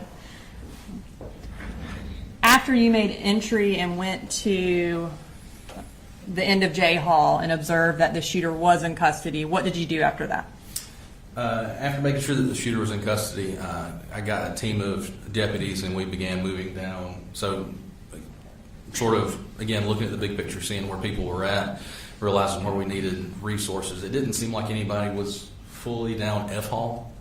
So I took a team of deputies down F Hall, and we began making sure that the classrooms that there weren't any other injured people in the classrooms, again, that there wasn't another shooter, and then just securing those areas. And as you were securing them, were y'all also evacuating students? Not initially, but fairly soon after we started clearing. The evacuation process didn't take too long to get to. And I'm going to go ahead and bring up State Exhibit 3.3 behind you, which is the Google overview. So can you, and I think I lied, you are going to look at the map real quick. That's fine, yeah. Can you show us on there where the school is and just kind of orient the jury to what we're looking at? Yes, ma'am. So, Heyman Morris Road, this is Appalachia High School. The front door is right here, and then you have the rear parking lot where the buses go, and then the football field. And the football field is surrounded by a chain link fence And when y'all evacuated the students, where did y'all ultimately evacuate them to? to the football field. And when parents arrived to come find their children, were they eventually allowed to go to the football field as well? Yes, ma'am, they were. Approximately how many law enforcement officers responded to Appalachia High School that day? I believe that the number was close to 400, if not a little more. And how many different agencies, if you know? There were 56 that we made note of.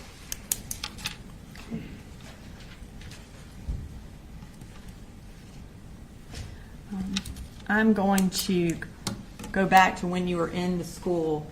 Did you observe any dust-like substance present in the school when you were clearing it? Yes, ma'am.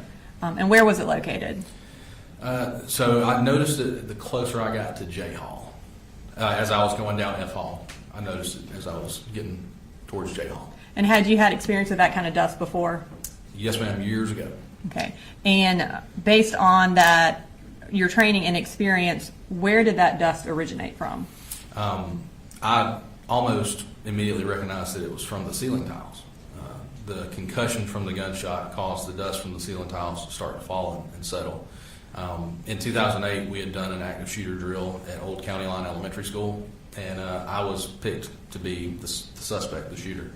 I was given a blank gun, so it doesn't fire real projectiles, just really loud and puts out the flash. And they put me in a bathroom, and when they gave me the signal, I shot, and the dust fell down from the ceiling tiles, and it created something very similar to what I saw at Appalachia. And in your capacity as lieutenant over training, have you had an opportunity to review the surveillance videos from September 4th? Yes, ma'am. Okay. In reviewing it, did you see the dust come from the ceiling tiles like you just described? Yes, ma'am. What was your purpose in reviewing that surveillance video? Just to review the actions of our first responders, of the deputies, of fire EMS, and to learn if what we did well, what we could have done differently, and then to implement that into training. After watching that video, did you become aware of the path that the shooter took on September 4th? Yes, ma'am. Okay. At this time, I'd like you to go through that path for the jury, Okay. and if you could use the large map over there. And I'd like to start with the shooter's first period class. What class was he in? So for first period, he was in Ms. Harris's class, and that was 1.515. It's going to be located right here. And are you familiar with what time first period class is? Yes, ma'am. So he got to class around 8:01, and the class starts at 8:15. Okay. And are you familiar with what time it ends approximately? Yeah, it ends at 9:38. After he left first period class, where did he go for second period? So he leaves first period, and then he goes to Miss Catherine Greer's room on J Hall, room 2.151, and that was where that was second period. That's where he went next. And what time does that class start? 9:45. At some point, did he leave Miss Greer's class? He did. He left her class at around 9:54. And where did he go? He went to the restroom. Can you show which restroom he went to? Yes, ma'am. Men's restroom, J Hall, just a short distance from Miss Greer's class And approximately when did he leave the restroom? at 10:21. After he left the restroom, where did he go? He went back towards Miss Greer's class. So he had left Miss Greer's class. He had his book bag with him that we ultimately learned had a gun in it. So when he exits the men's bathroom, he's got the book bag. At some point, he drops the book bag, so he just has his gun, and he goes back to Miss Greer's classroom. And was he able to get into that room? No, ma'am. Where did he go after that? He went immediately next door. He went to Miss Ryan and Coach Edwards' classroom, which is 2.152. And what happened in that classroom? The door to that classroom was open, slightly open, just a little bit, and he began firing numerous rounds into that classroom. And was anyone injured or killed in that classroom? Yes, ma'am. Several students were injured. Christian Angulo was killed in that classroom. After he left Miss Ryan's classroom, where did he go? So after he shot here, thankfully, as unfortunately as Christian was, after Christian had been shot, he used his foot to close the door. So he restricted access to the shooter after that. The shooter moved back down the hall towards the restrooms that he had come from. And he ultimately got to this intersection. As he's moving down the hall, in room 2.145, Miss Irmy, she was in that room, Christina Irmy. She opened the door to see what was going on. She looked out briefly, and he shot her. And did she survive? No, ma'am, she didn't. After he shot Miss Irmy, what did he do? So after he shot Miss Irmy, he kept moving. He moved. He was continuing to move. He got to the intersection here of K Hall and J Hall, and while he was here, he saw Coach Aspinwall and Coach Phoenix, Ricky Aspinwall and David Phoenix, left their classrooms, which are two doors, almost side by side, so they leave pretty much at the same time. And as soon as the shooter sees them coming out of those classrooms, as they're in the hall, he shoots them numerous times. Coach Aspinwall was killed, and Mr. Phoenix was hurt pretty bad. And then after that, where does he go?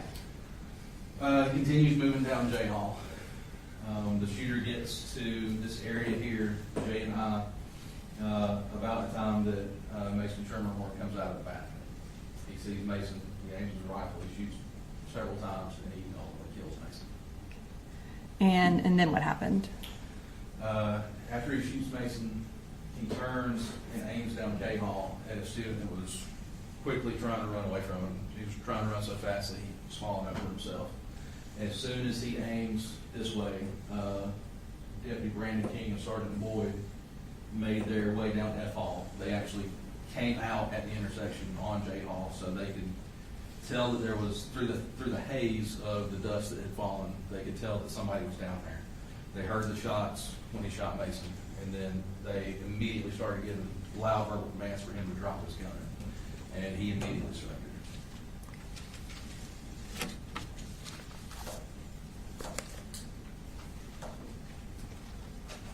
All right, Lieutenant Chandler, I don't have any further questions for you right now.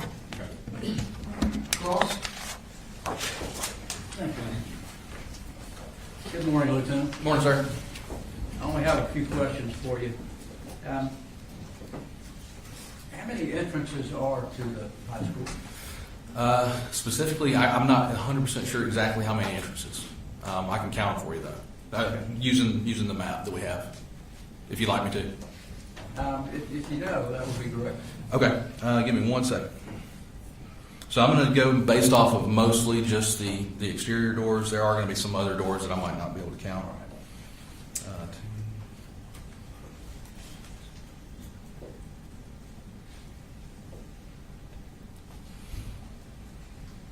I would say upwards of, I'd say a little more than 15 exterior doors. Okay. And are all of those doors secured when the kids first come in? Yes, sir. So other people can't get in from other places? Correct, they're supposed to be, yes, sir. So all the students have to go in through the front? No, sir, not necessarily through the front. So basically, I think that the way they have it set up is car riders will go through the front, and then the bus riders will go through the back side of the school. Okay, so you got actually two entrances? Two main entrances, yes, sir. And the entrance that Colt made would be from the bus? Correct, yes, sir. And do you know what time that bus arrived? Slightly before 8. Okay. You know how many children were on that bus with him? No, sir, I don't. I assume you didn't take possession of any evidence at all, right? No, sir. My role after the initial response was that I did supplement CID's efforts, but I didn't specifically collect evidence. Okay. Nothing further. Thank Thank you, you. Judge. Based on crossing, you redirect? No, Your Honor. May Lieutenant Jan Waditsky. Yes, ma'am. All right, thank you, sir. Yes, sir. Thanks. State cross next, please. Is the next witness along when we made break for lunch before cross? If so, I think it's about 20 minutes. okay. Go ahead. The state calls Dr. Matt Thompson.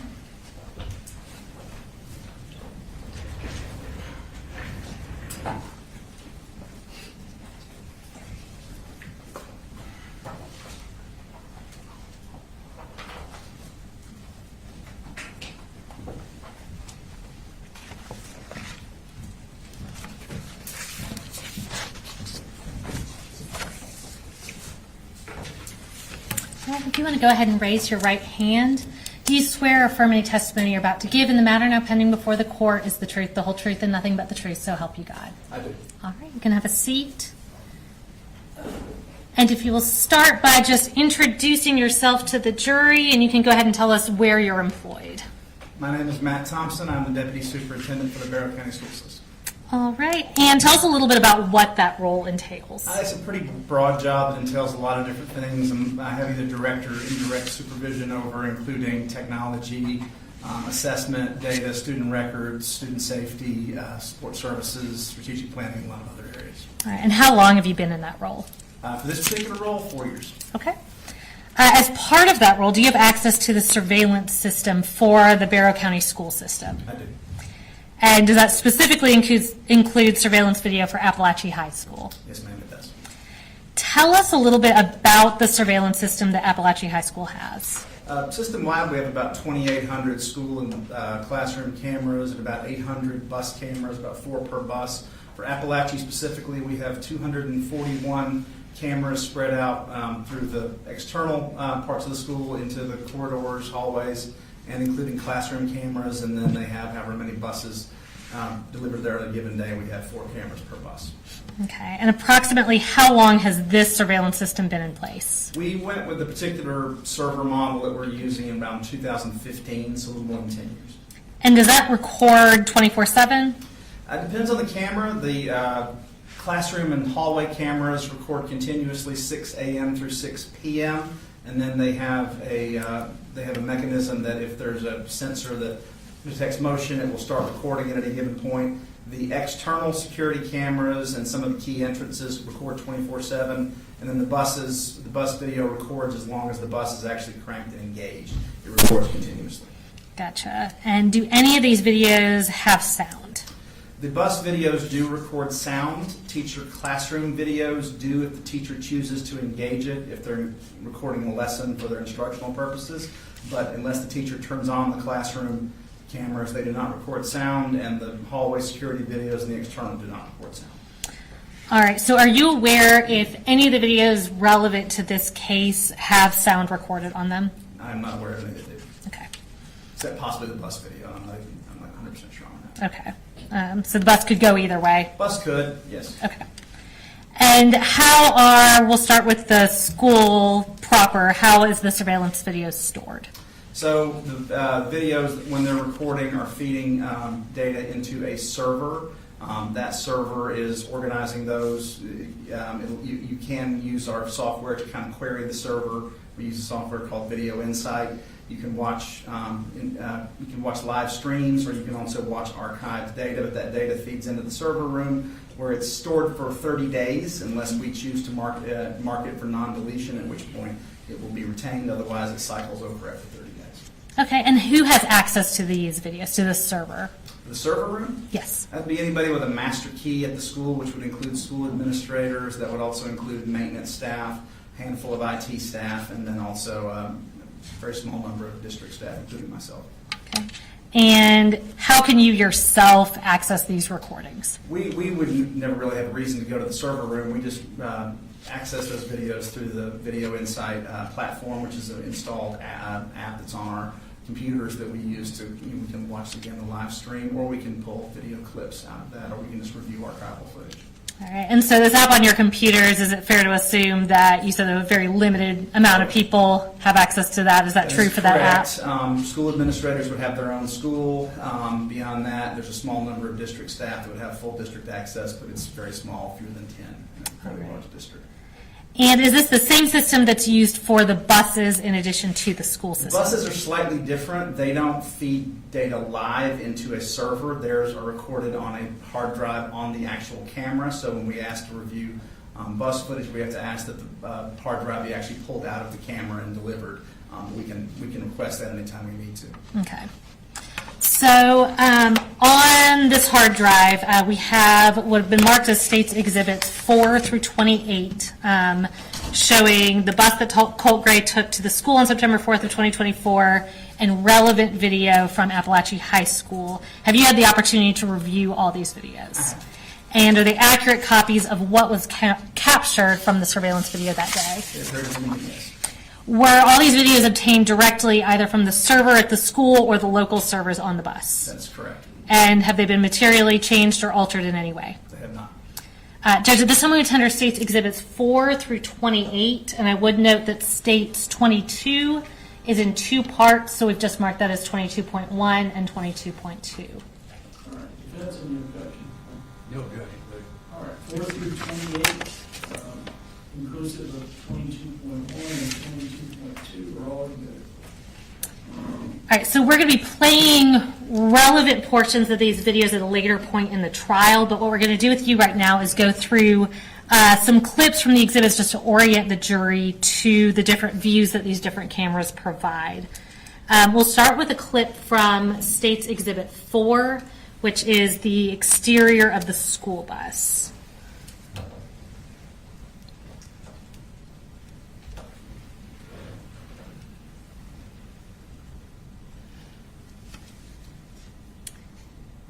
And looking at this video, is that the video that you obtained relevant to this case? It is. Or a clip from it? And One clip, is yes. the timestamp and date accurate on this video? They appear to be accurate, yes. Okay. And where's that camera? I think it's relatively obvious, but where's the camera shooting So from? there's 4 cameras per bus. That would be the front-mounted camera that's pointing out the front of the bus. Okay. Moving on to a clip from States Exhibit 5.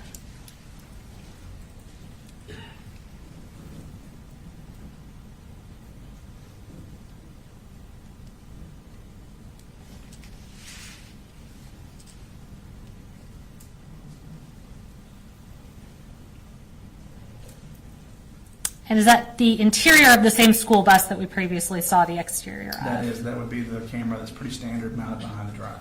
Okay, and once again, is the date and timestamp accurate on that video? It appears to be, yes. All right, now shifting to cameras at the school, we're next going to show a clip from States Exhibit 6.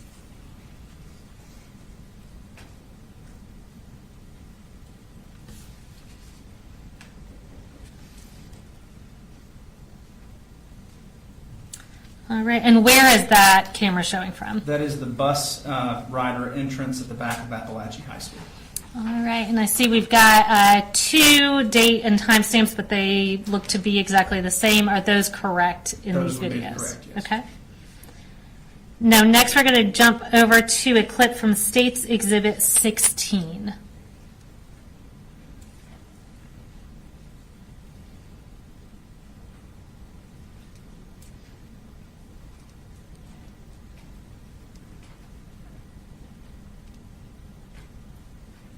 All right, so this one obviously looks a little different or significantly different from the other videos we're looking at. Can you just kind of explain what we're looking at here? This is one of the classroom cameras.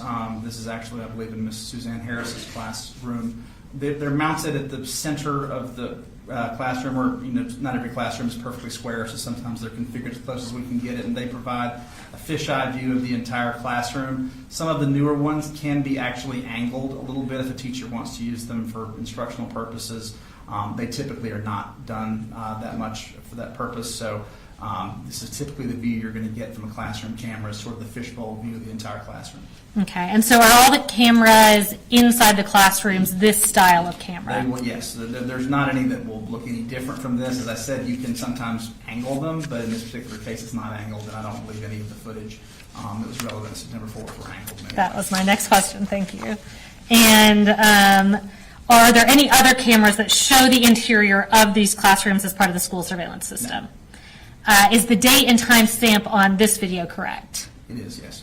And just to kind of further orient the jury, in this video, can you tell us where the entrance to the classroom is? It would be in the upper left-hand corner of the screen.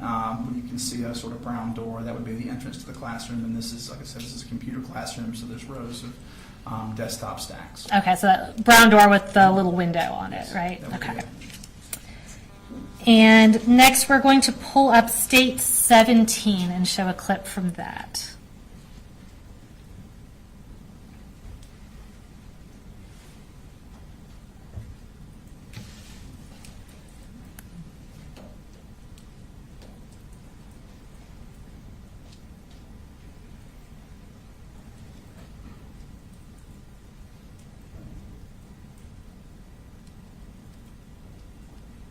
All right, and tell us what we're looking at here. This is just a pretty standard example of one of the hallway surveillance cameras that's looking down a hallway. Actually, I'm not 100% sure which hallway that is. Likely K Hall would be my guess, but it's one of the. I recognize enough of the names to know that's one of the ones that feeds onto J Hall. Okay. And generally, these hallway cameras, where are they located throughout the hallways? We try to strategically place them through the, these are very large schools, hundreds of thousands of square feet to cover, so there are going to inevitably be, particularly in the hallway surveillance cameras, some occasional blind spots or some places where you're looking at a long view to see something, but we try to place them along strategic points in the hallway to get maximal coverage. Okay. Is every square inch of every hallway covered by a camera? No, ma'am. We unfortunately do have some blind spots occasionally. Okay. And is there any video surveillance that specifically covers any part of the interior of any bathrooms? No, for obvious student privacy reasons, we don't have any surveillance cameras within restrooms. We do try to typically have one facing the entrance or the exit to the restroom, but we don't place them inside. Okay. And on this video, and I believe any hallway videos, I see we have two timestamps that are actually slightly different. Can you tell Yes. which one is accurate? So the upper left-hand corner is the camera's particular internal timer that is specific to the particular camera in use. Those can unfortunately, due to connectivity issues, battery issues, those can be off. Those sometimes will lag what actual time. So when these are queried on the server, the bottom right is going to be the server time that is synced to national clocks and is the independently verifiable time. So in this particular case, anytime you see two timestamps, the one on the bottom right is going to be the accurate date and time. Okay, so in this case, we're looking at these two times, and the accurate time is 9:39 a.m. That would be correct, yes. That would be the server time. All right, thank you. Did you also review and recover surveillance footage from any dates besides September 4th related to this case? Yes, ma'am. We also reviewed and pulled footage from August 26th and August 28th. Okay. 2024. And again, we'll provide more relevant context and publish those videos through subsequent witnesses. But starting with August 26th, what were you generally looking for? That was the last date Colt attended school prior to September 4th, and we were particularly interested in verifying that he spent the majority of that day in the counseling suite. So in this particular case, we pulled videos related to his first period class, his second period class, and then his moving into the counseling suite for the majority of the rest of the day. And was that video recorded and stored in the same capacity as you previously described? It was, yes. And did the timestamp appear to be accurate, or in the case of any hallways, that bottom right timestamp appear to be Yes, it accurate? did to me. With these videos from that date, did you combine multiple camera recordings of Colt related to him going to the counselor's office? We did. It's a little clunky when you're trying to parse through a server. So Sure. a lot of times we'll create curated like pathway videos through a school. So in this particular case, we pulled sequential clips off of multiple cameras and sort of stitched them together using just very basic video software, just so that you have an unobstructed view of the student moving through the school. And we did that for the August 26th for Colt. Okay, and other than putting those videos from different cameras into one file, were the videos changed or materially altered in any way? They were not. And Judge, again, we'll publish this at a later time, but at this time, we would tender State's Exhibit 29, which is also stored on this hard drive. No objection. All right, 29 submitted. And just to follow up on that a little bit, is there any surveillance video once you enter the counseling wing at Appalachia High School? There isn't actually a unobstructed view of the entrance to the counseling suite. You can get almost there from the where you come off of K Hall, coming down from J Hall. You can see where individuals will turn to go to the counseling suite. You can also see that off of other hallways, but you can't actually see anybody enter the counseling suite. Okay, and was the thought there essentially also for privacy reasons? Yeah, sometimes we've kind of gone back and forth over the years, but as to coverage versus trying to be a little more discreet with students who may have issues and may not want to be picked up on camera. So in this particular case at Appalachia, we don't have a camera that shows the counseling suite entrance. Okay. And shifting your focus to August 28th, which is the other date you referenced, were you looking for a specific person on that date at Appalachia High School? We were, yes. Okay, and who was that? That would be Colt's grandmother, Miss Deborah. I think I've had her name mispronounced all these years. I think it was Pummelhoose or. Okay, I believe Paul Hamus, Paul Hamus, there we go. but I think we will clarify later. She had visited that day to meet with a counselor, discuss her concerns. So we pulled video showing both her entrance and her exit from Appalachian High School. Okay, and again, did you combine the multiple camera recordings of her on that date into one file? We did. And other than putting them into one file, were they changed or materially altered in any way? They were not altered in any way. All right, and is that the video that we've marked as State's Exhibit 30 and put onto this hard drive, a fair and accurate depiction of what you pulled off those It is. cameras? And Judge, at this time, we would tender State's Exhibit 30 and again, play it at a later time. Defense? No objection, Judge. All right, 30 submitted without objection. All right, now lastly, I'm going to show you what has been marked as State's Exhibit 31. And can you just identify what this is? So this is Appalachia's bell schedule for 2024, 2025, specifically the fall semester.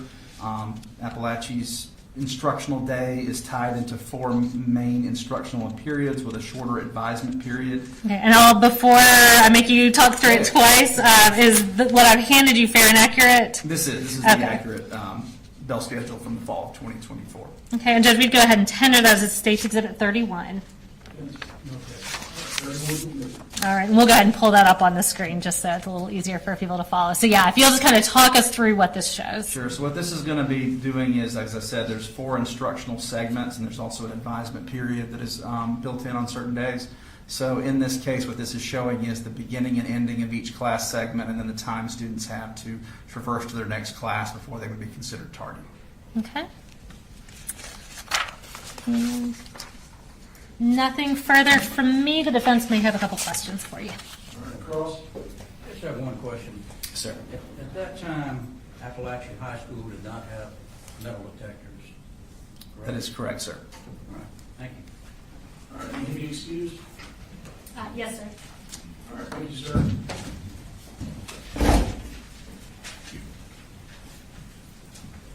All right. We're going to go ahead and take our lunch break.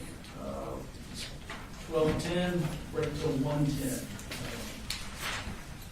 Here's some point out to you as you go to enter the jury room, before you turn in, there is a microwave and a sink there at the end, and of course we have the fridge and whatnot there.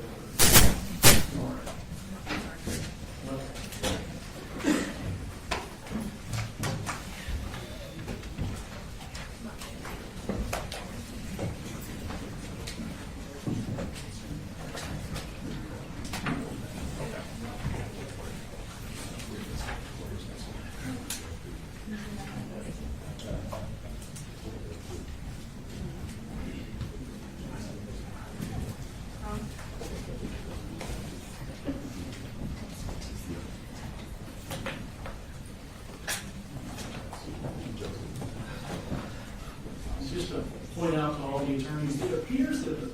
mic is a little weak. Okay. I've got it turned up a little louder, but if you're away from it at all, it's, to the extent you care, it's not really picking it up. Is that for the jury's benefit or the court reporter's benefit? I would say the court reporter mostly. The way our sound system works, if you're not right at a mic, it's not picking it up. Obviously, she's close to you there, and she can hear you. But just so you all know, Can you put a different mic on there? we have an identical looking one.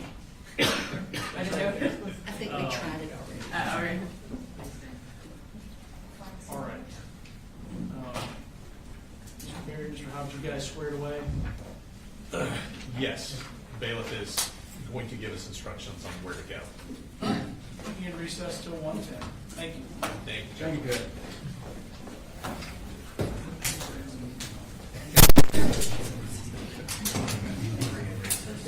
I think it's going to be a lot of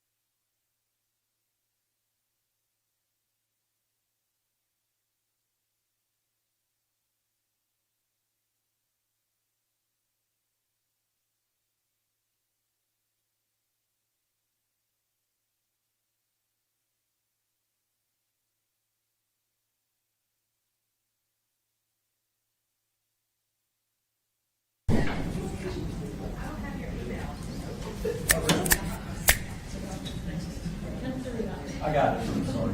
But I will give you the email that's made on it.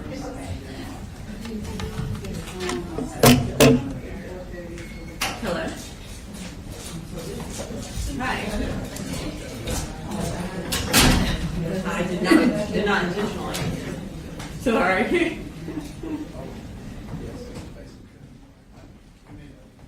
Yeah. How you doing? No, no, no.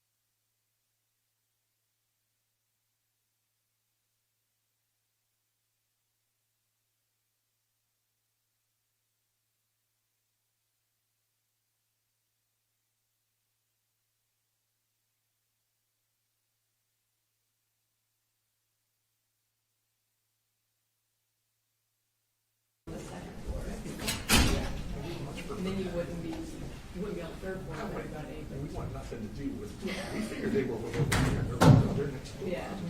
So yeah, that might be one thing to be on the Okay. second floor. We'll talk to the judge after court. Just remember what you can't film.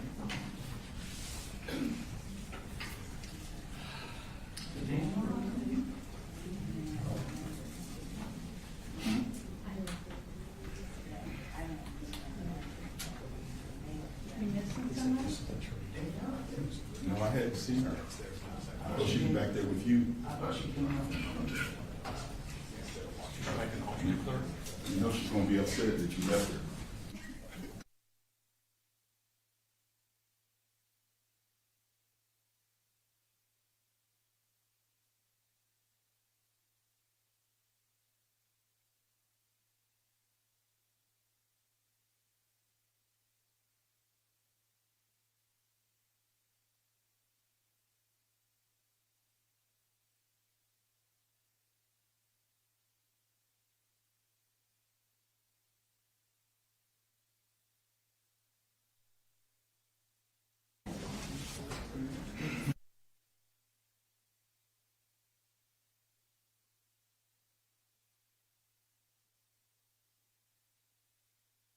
Can we just put some timestamps on the record? It just seemed easier to do that outside the presence of the jury. Okay.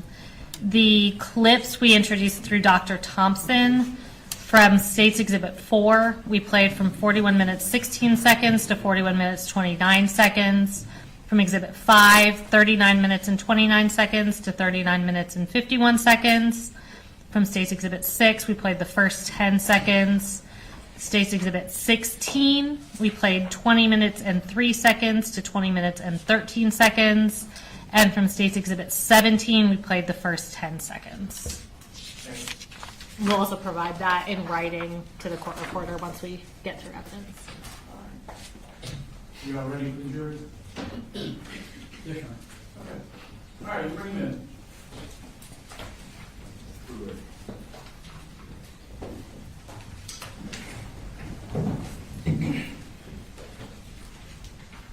Is the large exhibit going to be used for this witness too, or? Yes, Okay. just very briefly. Just, it's fine.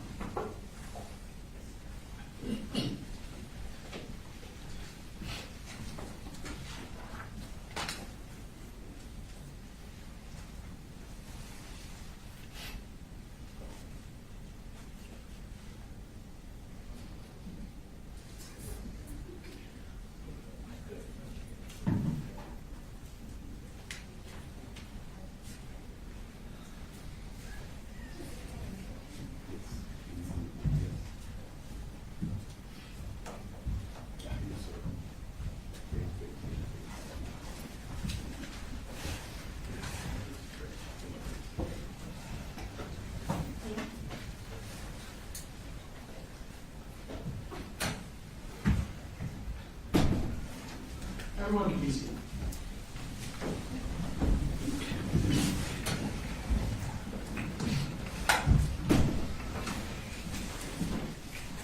All right, state calls Ms. Woods. State calls Suzanne Harris.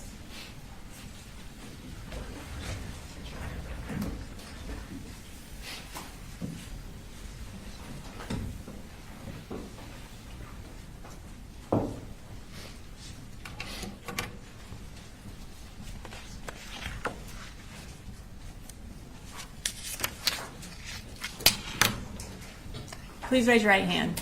Do you swear to tell the truth, the whole truth, and nothing but the truth to help you God? I do. Okay, you can have a seat.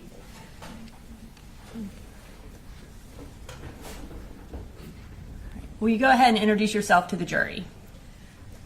My name is Suzanne Harris. I was a teacher at Appalachia High School. I've been in the county for 14 years. This is my 18th year teaching.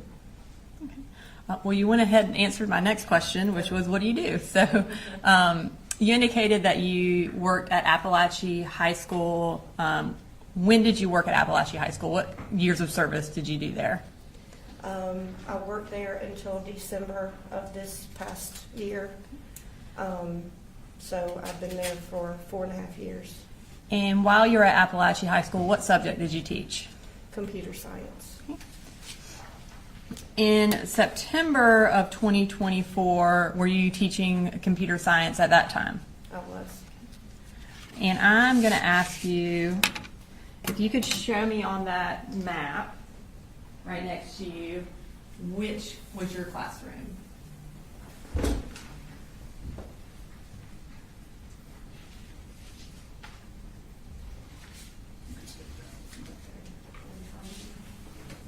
Okay,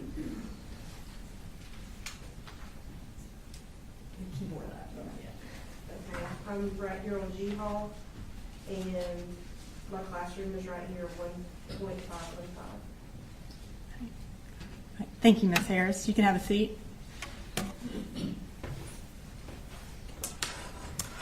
I am going to draw your attention to September 4th of 2024.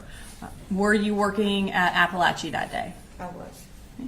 And was Colt Gray in one of your classes? He was. What period was he in? He was in first period. And what time is that class? Or generally, what time does first period start? The bell rang at like 8:15. Okay. And what time does it end? Best I recall, like 9:38, somewhere around there. And on September 4th, I guess, had you seen him in your class before? I think he'd been in class one time prior to that day. And on September 4th, did he talk to you? He did. When did he first talk to you? Early on in the classroom session, I think around 8:30, he asked to go to the restroom. And then after that, did he come and talk to you again? He did. And what did he talk to you about? At this point, we had been talking about missing assignments and different things because he had only been there for 2 days, but he asked whether or not we'd ever had an active shooter drill before. And what did you tell him? I told him that we had one. Judge, we're going to object any hearsay. Mr. Brooks, what's your response? Your Honor, doesn't go to the truth of the matter asserted. It goes to sort of present sense impression, what they're discussing at that time, and then what action she took afterwards. Yeah, I would think this falls into a category of non-hearsay. They're not offering it to prove that they did or didn't have active school shooter trainings in the past. It's just, did he ask the question? So I'm going to overrule the objection. Thank you, Your Honor. And so, kind of getting back to the question, he asked you if there was an active shooter drill, and then your response was what? Yeah, we actually had one last week, but he wasn't there for the drill. Okay. And was there any further discussion about that? At that moment, I did ask him what school he went to because I was concerned, like, why would you, had you worked or been in a school that it would have made you nervous about school shooting? And he told me that that he had been at Jefferson Middle School, excuse me, in the 8th grade. And I asked him if he knew Elaine Murphy, who's one of the teachers at Jefferson. Judge, I'm going to, again, object any hearsay. And Ms. Brooks, do you have a response? Or? I think we'll just move on from what she said back to him and go on to the next topic. All right, so I'll sustain the objections to his last remarks. Go ahead. Okay. So after y'all had the discussion, did he go back and sit down? He did. Okay.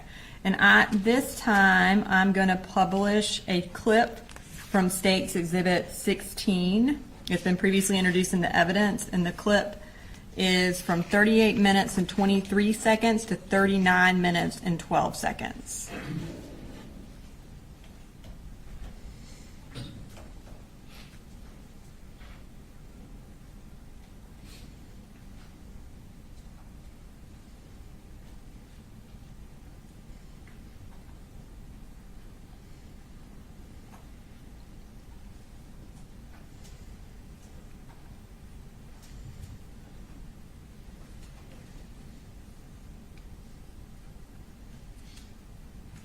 I'm going to pause it briefly.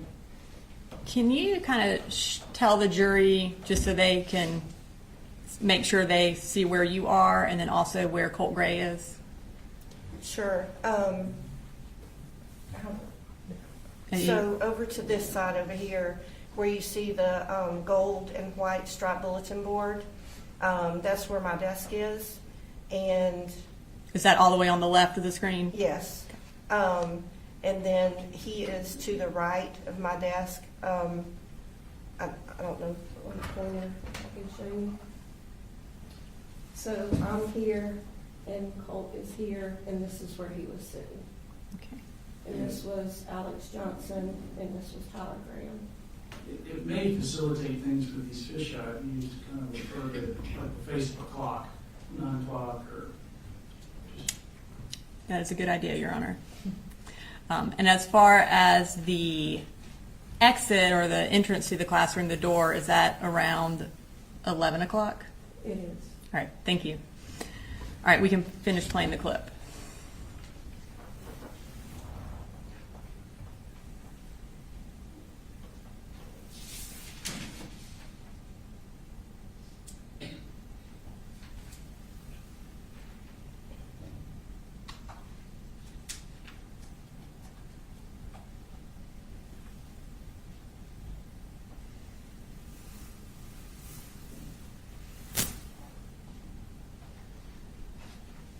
Okay. And does that clip show where he asked you about the active shooter drill? Yes. Okay. When he asked you that, did that concern you? I mean, you don't expect to hear that in the classroom. I mean, we hear about school shootings, but you don't think it's going to happen to you. So it was a little bit alarming. And I did send an email to the counselor in regards to that, in regards to my concern.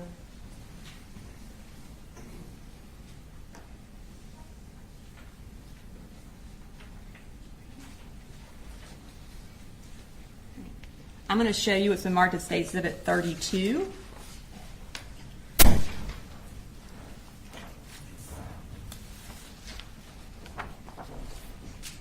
Do you recognize that? I do. And what do you recognize that as? It's the email that I sent to Miss Butler. Okay. And is it a fair and accurate copy of that email that you sent to Ms. Butler on September 4th?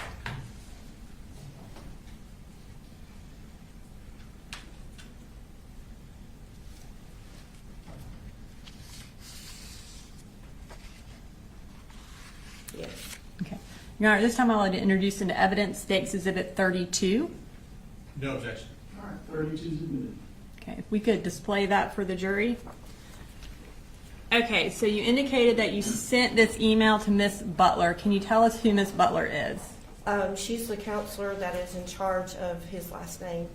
So each counselor has a certain number of letters in the alphabet that they're in charge of. And she was in charge of his last name.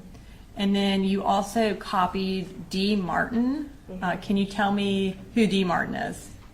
She's our assistant principal, but I'm a CTAE teacher, so she was actually over the CTAE umbrella. Okay. And what time did you send that email? The timestamp is 8:46 a.m.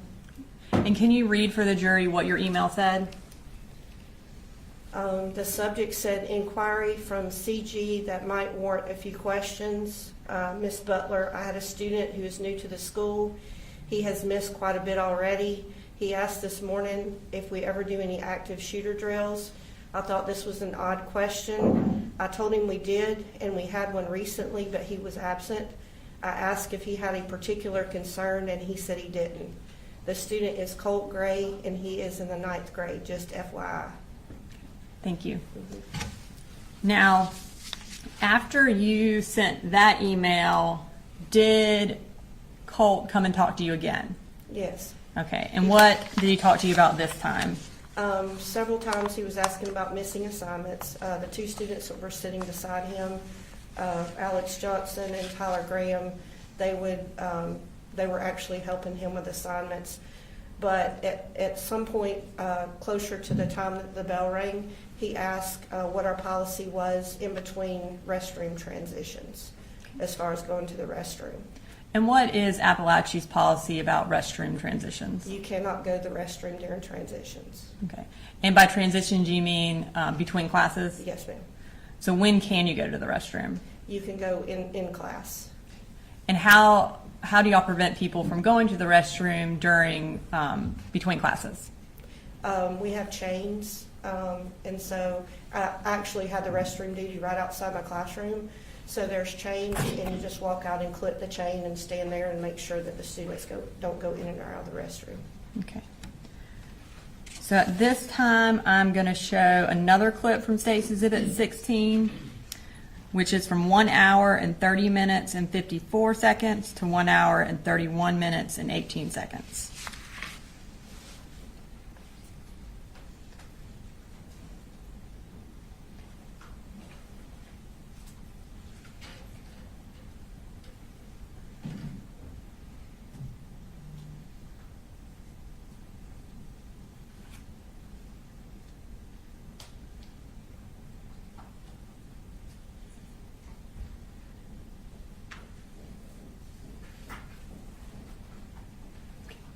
Is that when he asked you about going to the bathroom, or what the bathroom policy is? He did, and I reached over to grab the bathroom pass. That's what the thing I was reaching for. They have to have a hall pass in order to go to the restroom. I asked him if he needed to go to the restroom, and he said he did not. When class was over and he was getting ready to leave, did you notice anything about him or his belongings that caused you concern? Very close to in the class, I noticed that there was like a poster or some kind of project or something that was sticking out of his book bag.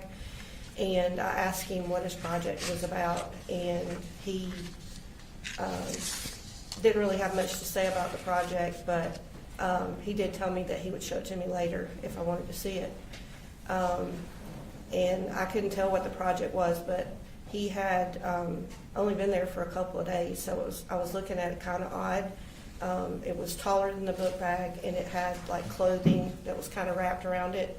And we're in September, but there was like a sock cap that appeared to be like stuck on the top, and I thought it was kind of odd. How did he carry the bag when he left your classroom? It was very difficult for him to carry. It was like really super heavy.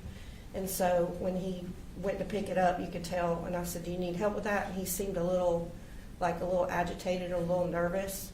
And so he just like scurried out of the classroom with his book bag. Now, as a teacher, as an educator, do you have the authority to search a child's backpack or a student's backpack? No, I do not. Okay. And so based on what you observed with his backpack and with the questions that he asked you about the active shooter and about the bathroom, what did you do? Initially, I went straight out the door and went to the restrooms to put up the chain because the class was in transition, and that's where my restroom duty is. But as I was standing there, I wasn't standing there very long, but I heard a voice that said, "He's got a gun." And that's just like a voice in your head, Voice kind of? in my head, yeah. And what did you do when you kind of felt that happen? I got cold chills from the top of my hair all the way down to the toes of my feet. And I stood there for a minute, and it quickly runs through your mind, like if you make an accusation and you tell somebody's got a gun, they're going to think you're crazy. But as I stood there for just a second, it just got louder. And so I just darted down the hallway and went straight to D. Martin's office. Okay. And what did you do when you got to D. Martin's office? I was going to attempt to tell her that I thought that he had a gun, but she was in there with another student, and so the door was closed. So I immediately came out. Mr. Broughton, who was our other AP, he was standing out in the atrium because we're in class transition, and I went up told him that I really needed to talk to somebody, and he said, "Well, have you already been talking to Dee about this?" And I said, "Yes." And about that time, somebody came on the radio and said that she was releasing that student to the media center. And he said, "Oh, well, she's done, so you go ahead and you go ahead and go in there and talk with her. And so that's what I did. So, And what was that discussion, or what did you tell her? I mean, when I went in, there was another teacher that was coming in behind me. It was Mandy Pugh and 2 of her students. And Dee was coming out of her office, and she thought we were together regarding another situation. And I told her no, and there was somebody in the office that was next door to hers. And so there was still a student that was in her office, and so we went into Mr. Neely's office, which is the 3rd office. And we went straight back and just, we were trying to find some place private. But I told her, I said, I don't know how I know, but, you know, I think he's got a gun. After that, what did you do? She asked me at that point if I knew what class he was in, and I said, no, I don't. But when I went back to my classroom, then I looked up who the classroom teacher was, and it was Captain Greer. Okay. And I'm going to show you what's been marked as State's Exhibit 33.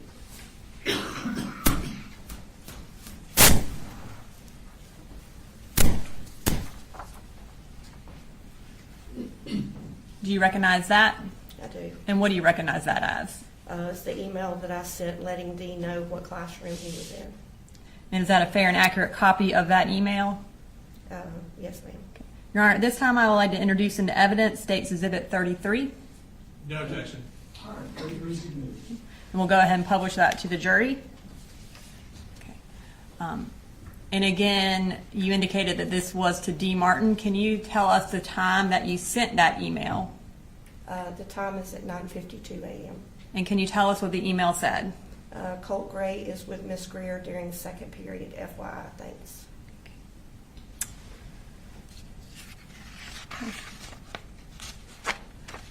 Your 2nd period class, was it a planning period for you, or were you teaching a class? It was planning period.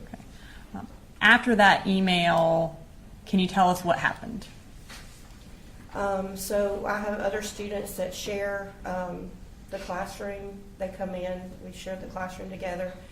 And Alex English, which is another teacher, it's his 1st year teaching. He was teaching audio, video technology, and film. And he came in with his students. And so at some point during the class, I was just really nervous, and I just stood up and kind of addressed the whole class without asking him first. I just was very stern, and what I said was, don't ask me how I know, don't ask me any questions, but do not leave this classroom unless it's an absolute emergency. Because I just felt in every fiber of my being that something was wrong. At some point, did you become aware that there was shooting going on in the high school? Yes. At one point, Alex kind of came towards the door, and we kind of stepped out in the hallway, and I told him what I was suspicious of, and he was like, oh gosh, that sounds, scary or whatever. And I said, I don't know how I know, but I just felt like that something was going to happen. And so I came back in the classroom, and shortly thereafter we saw the lockdown screen, and we went into lockdown. And eventually, were you able to hear the shooting, or did you just become aware that something had happened? No, I actually heard the shooting. It's our protocol to go out, like to open up the classroom door to kind of look to see who's in the hallway, if there's any kids in the bathroom. And I did that, and I could hear gunshots to the left, which is down towards the counseling office. After the shooting had ended, were y'all eventually able to leave your classroom? Yes, Okay. And where were y'all evacuated to? to the football field.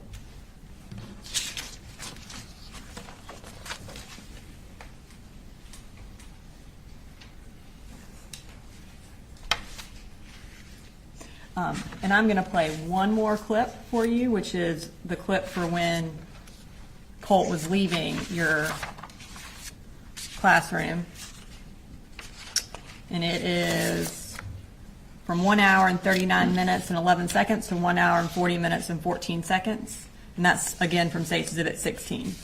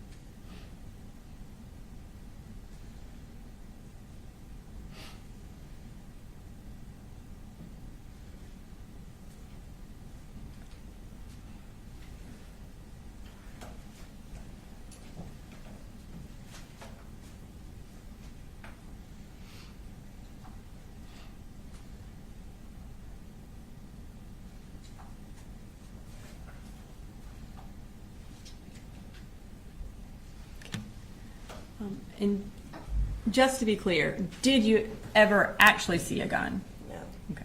And so you had a feeling that there was a gun, but you never saw one? no. Okay. Nothing further. Ross? Yes, Sean. Good afternoon, Ms. Harris. I have a few questions. If I ask a question that doesn't make sense or you'd like me to clarify, please let me know, and I'll go ahead and take care of that. All right, so you were in class and you observed this backpack that Mr. Gray had, correct? Yes. And I believe you said it looked like it was heavy? When he got ready to leave the classroom is where it appeared to be heavy. Based on how he was lifting it, is that what you're referring to? Exactly, yes. Okay. And at some point after the shooting, you gave a statement to a couple officers from GBI, is that correct? Mm-hmm. And you have to say yes or no for the court reporter, Oh. sorry. No, you're fine. Did, do you remember telling them that you were familiar with guns? Yes, And I believe you said that you thought based on the length of the object that was extending from his backpack, that kind of made you suspicious. Is that fair to say? yes. How, was it about the poster board? How far was it extending out of the backpack? It appeared to be about that far. So you're holding your hands, and so I have to make a record for the court reporter, like a foot and a half more? 2.5 foot, Okay. yeah. Okay.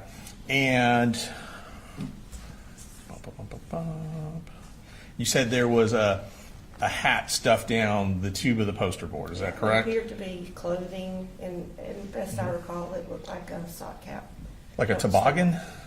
Yes, So like a winter hat? yeah, And of course, this was September, right. And I thought that was odd. right? And it wasn't cold that day? No, it was not. Okay. All right.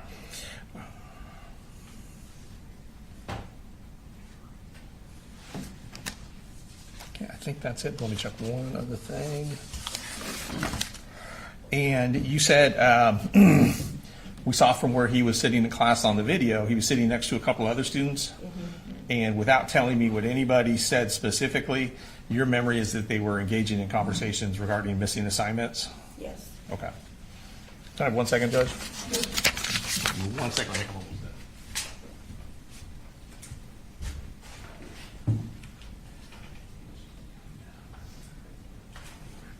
Ms. Harris, that is all the questions I have. Thank you. Based on Cross, any redirect? No, Your Honor. May Ms. Harris be excused? Yes. Thank you, ma'am.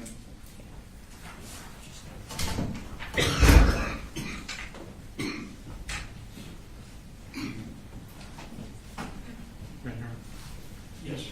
State Cross next week. They call Catherine Greer. So the defenses where I'll be in the habit of just excusing witnesses when they ask for someone that you don't want to be excused.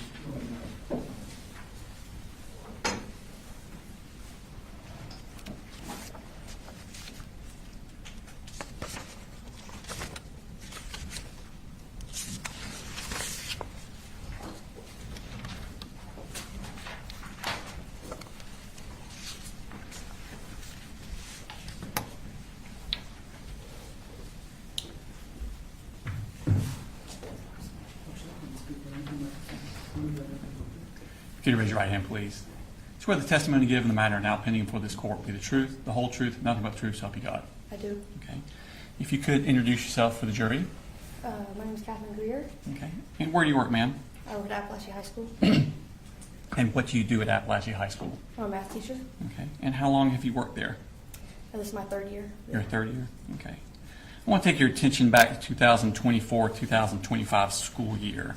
What did you teach on that year? I was teaching ninth grade Algebra 1. Okay. What did you have first period?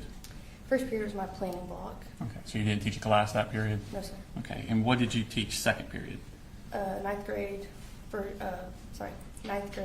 1. Okay. There's a partial map of the school next to you. If you could you orient to the jury as to where your classroom was for second period? Right here.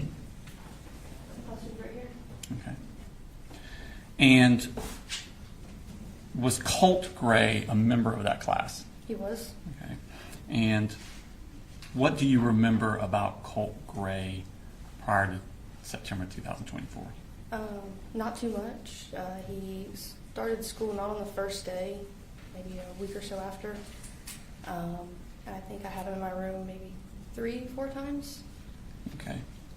I want to take your attention to August 26th of that year. Was Colt Gray in your class on that day? I believe so. Okay. And did something happen? Did he come to you about needing something? Yes, he approached me in class and asked to go see a crisis counselor. Okay. And did that seem... We're going to object to any hearsay.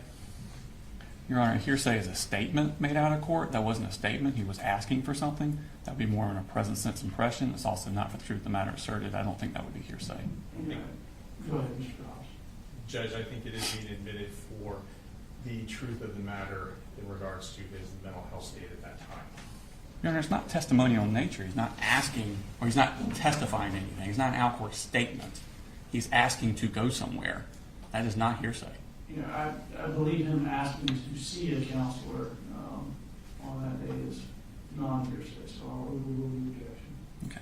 So he asked to see a crisis counselor. Was there anything about what he asked that stood out to you? Just the fact that he used crisis counselor. Usually my student just says, "Can I go see my counselor?" So that stood out. How did he appear to you emotionally? I don't recall how he appeared when he asked.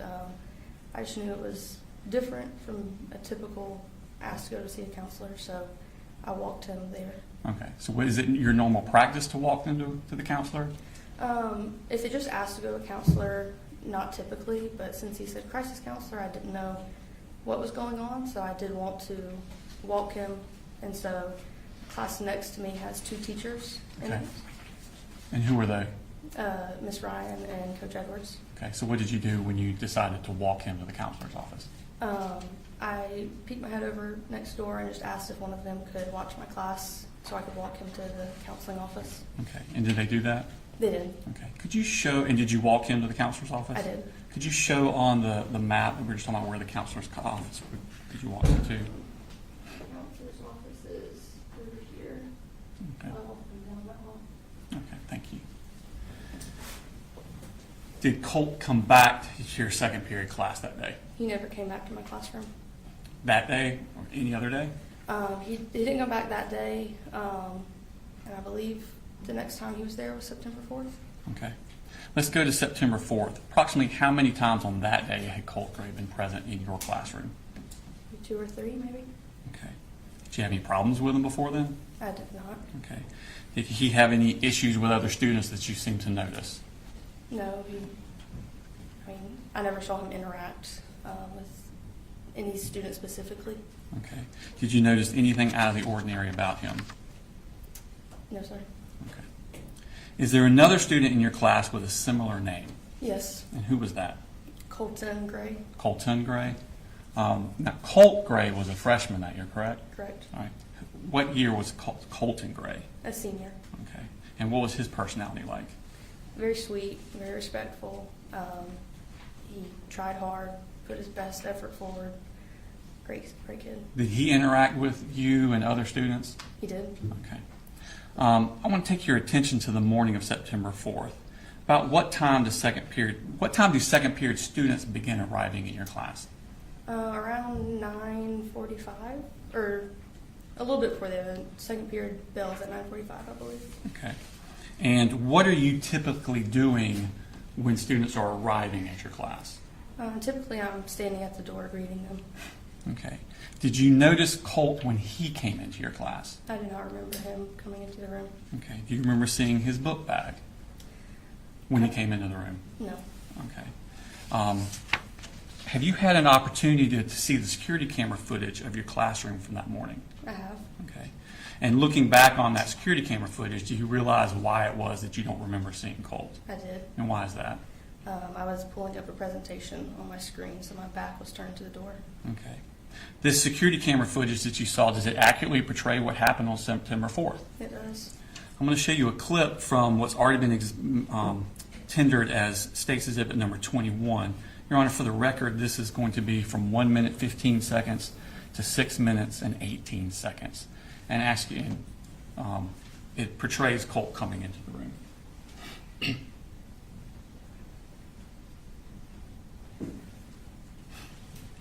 Is that you at the 4 o'clock position? It is Okay. And what are you wearing? Just a color? green, Okay. And where's the door in this? diagonal to me Okay. on the other side of the wall. All right, thank you.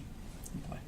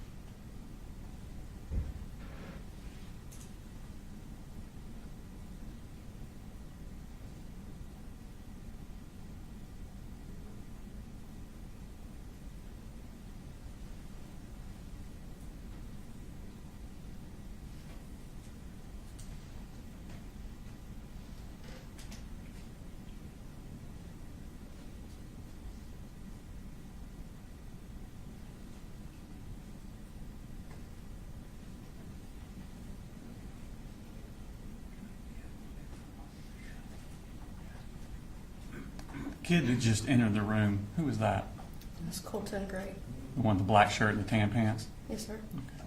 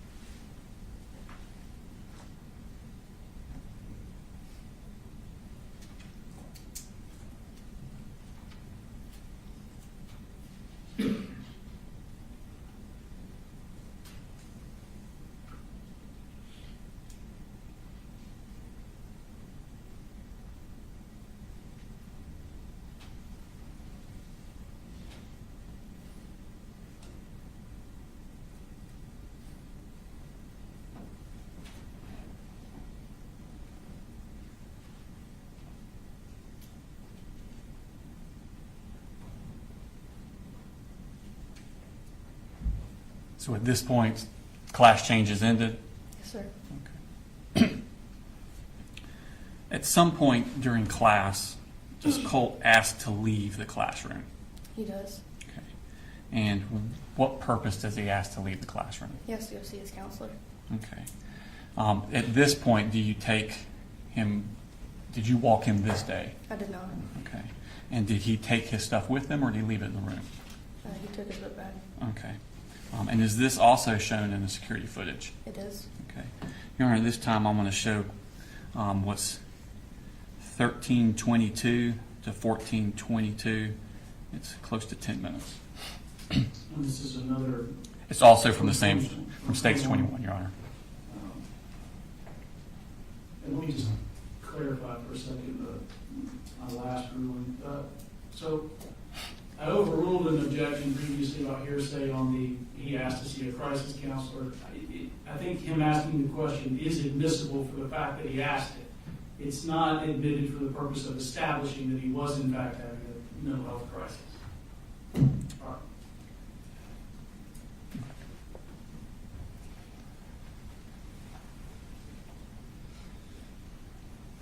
So if the last clip ended at 9:45 and this is 9:53, we're now about 8 minutes into the class? Okay.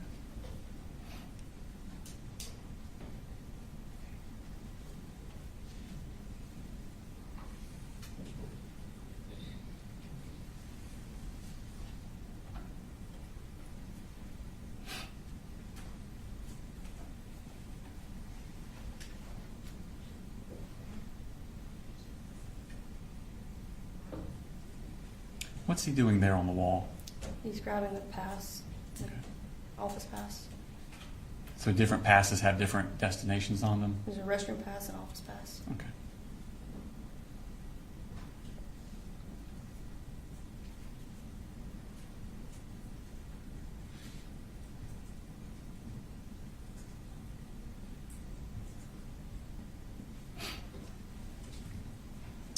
After he leaves at this point, does he come back inside the class? No, no, sir. Okay. At some point after Colt leaves, does Colton Gray also leave the class? He goes to the restroom. Okay. Does he do the pass thing also? Yes, sir. Okay. And does he take his belongings with him, or does he leave them in the classroom? He left him in the room. Okay. Is this also shown? Well, let me go further before we play the clip. After Colton has left the classroom, does someone come to your class? Yes, Miss Martin, Okay. And who is Miss Martin? assistant principal. Okay. Why is she coming to the class? She came to class asking for a student. Okay. And what student did she ask for? I can't recall the name that she said. I must have heard Colton Gray. Who did you think she asked for? Colton Gray. Okay. Had he recently left for the bathroom when she asked for him? Yes. Okay. And did you tell her where he had gone? I said he's in the bathroom. Okay. And did you give her his belongings? I handed his book back to her. Okay. Is this also shown on the security footage? It is. Okay. Your Honor, this time I will show clip from 2342 to 2633, also from State's Exhibit number 21.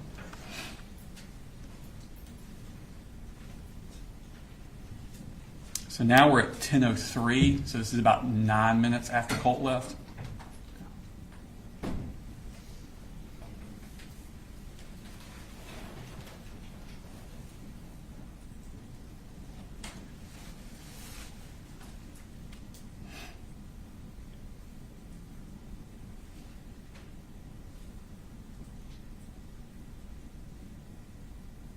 What's he doing there, Colton? He's signing out. Okay. So you have to get a pass and you have to write on the... Put your name down. Okay.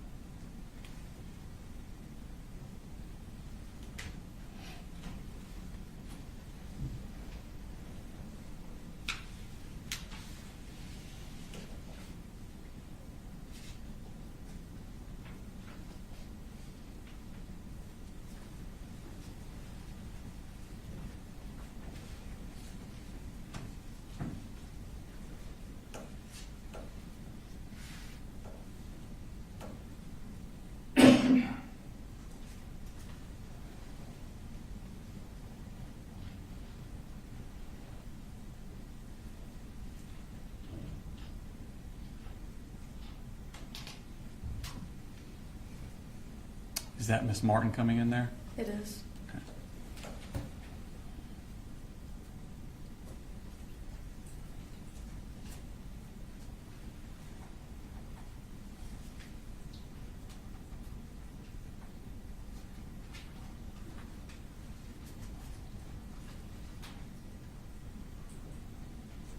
Now, at some point, does Miss Martin return to your class? She does. Okay, what happens when she returns to your class? She told me that she needed Colt Gray. Okay, and what did you tell her? I said he went to the counseling office. Okay, does she then leave at that point? She does. Is this also shown on the security footage? It is. All right, this time on State Exhibit 21, I'll show clip from 30:25 to 30:53.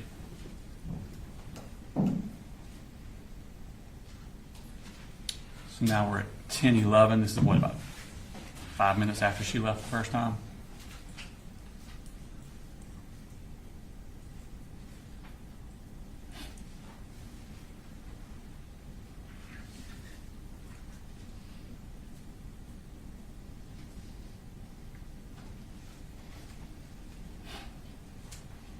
Now, after she leaves there, does she, when I say she, I mean Miss Martin, does she communicate with you any more about Colt Gray?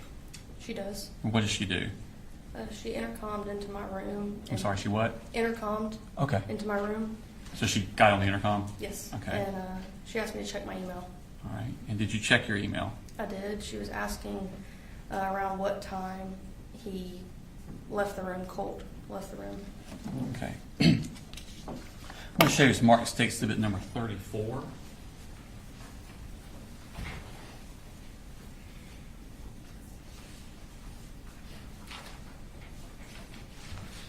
Ask you to identify that.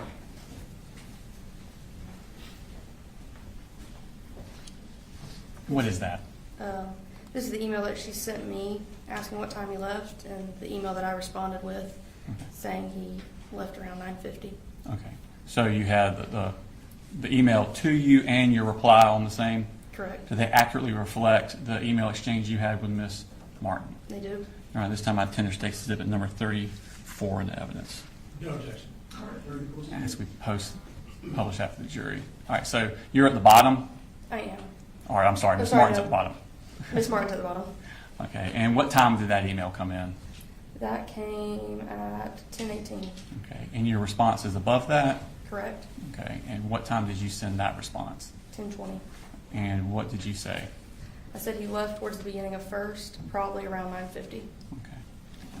Okay. What happens then? Class continues, and I'm up towards the front of the room when I see some movement in my door. I catch a glimpse that it's him. Okay, is the door open or closed? It's closed. Okay, how are you able to see movement? Is there like a glass or There's something? a glass window. Okay, and so you see movement? Mhm. What do you do then? I realized that it was him, so I immediately went to my computer to send an email saying he's at my door. Okay. I want to show you Smart State Exhibit number. Who'd you send that email to? Miss Martin. Okay. Show Smart State Exhibit number 35.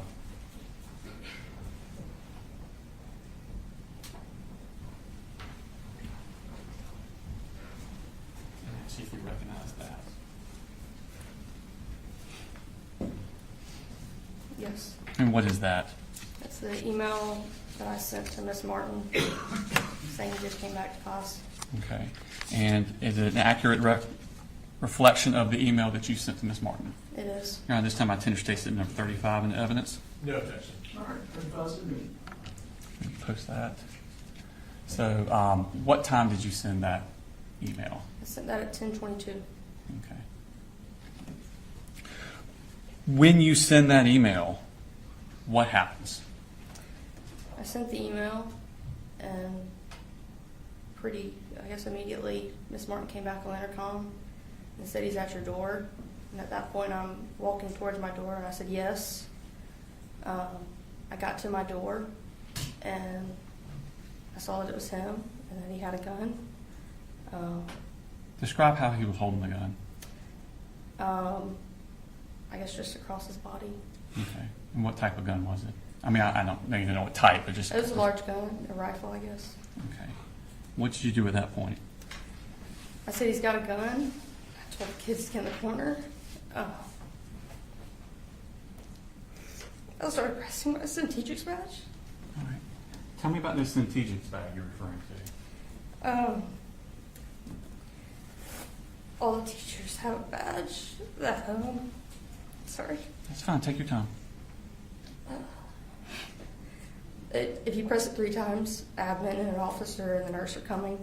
And if you press it up to a certain amount of times, it shuts alerts to the police department and the school, Okay. and sets off an alarm in the school. How many times do you think you pushed it? Good amount. Couldn't tell you how many specifically. Okay. When you push the button, what happens then? All the kids come to the corner, and there was a kid that was in front of the door that decided to drop where he was, so I crawled over and grabbed his hand.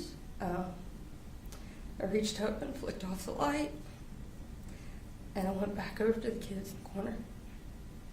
Did he ever come into your room? He did not. Could you hear the gun being fired? I could. Okay. How many shots do you think you heard? It was 2 sets, and it just sounded maybe 5 or 6. Could you tell where they were coming from? As in, Where in the school they were coming from? my hall, J Hall. Okay. Is this what you're describing reflected in the security footage? It is. All right, this time I play stakes 21 from 37:53 to 41:45. Is this part of what we discussed at the motions hearings on Friday? No, Your Honor. Okay.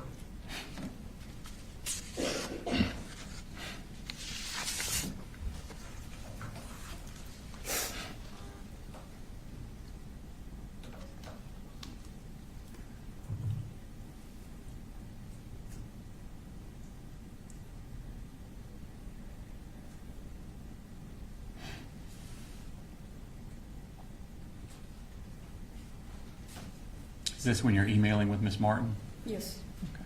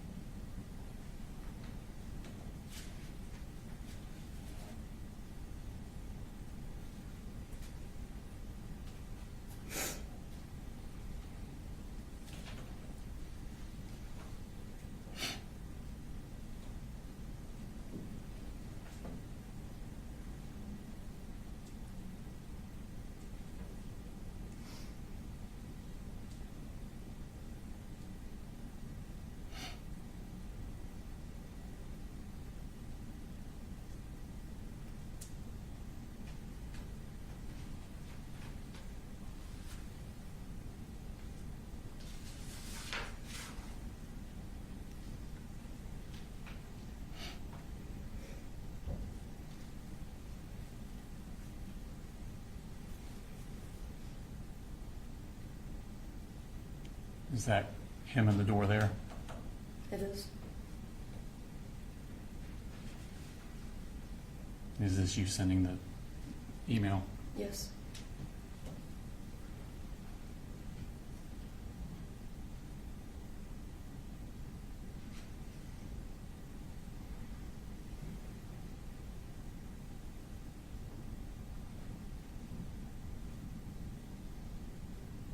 Is that you pushing the button there? It is.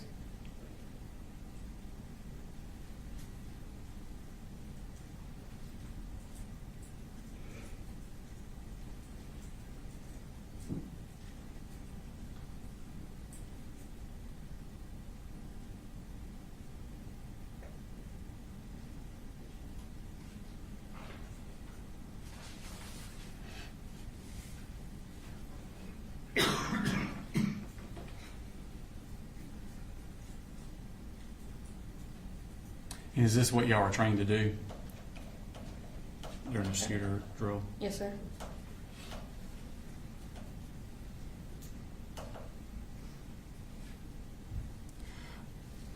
Did a student from your class call 911? They did. Okay. And who was that girl's name? Jaylene, Okay. Have you heard that 911 call? I have. And is that Jaylene's voice on the call? It is. All right, this time I'll tender state exhibit number 36. Wanna go?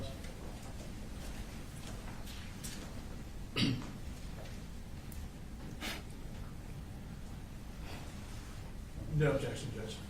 All right, 36 is in Your Honor, that this 36 is the business certification record, and 36, the call itself is on the hard drive. We're going to play a clip that is 5 minutes and 42 seconds long. 5 minutes 42 seconds long.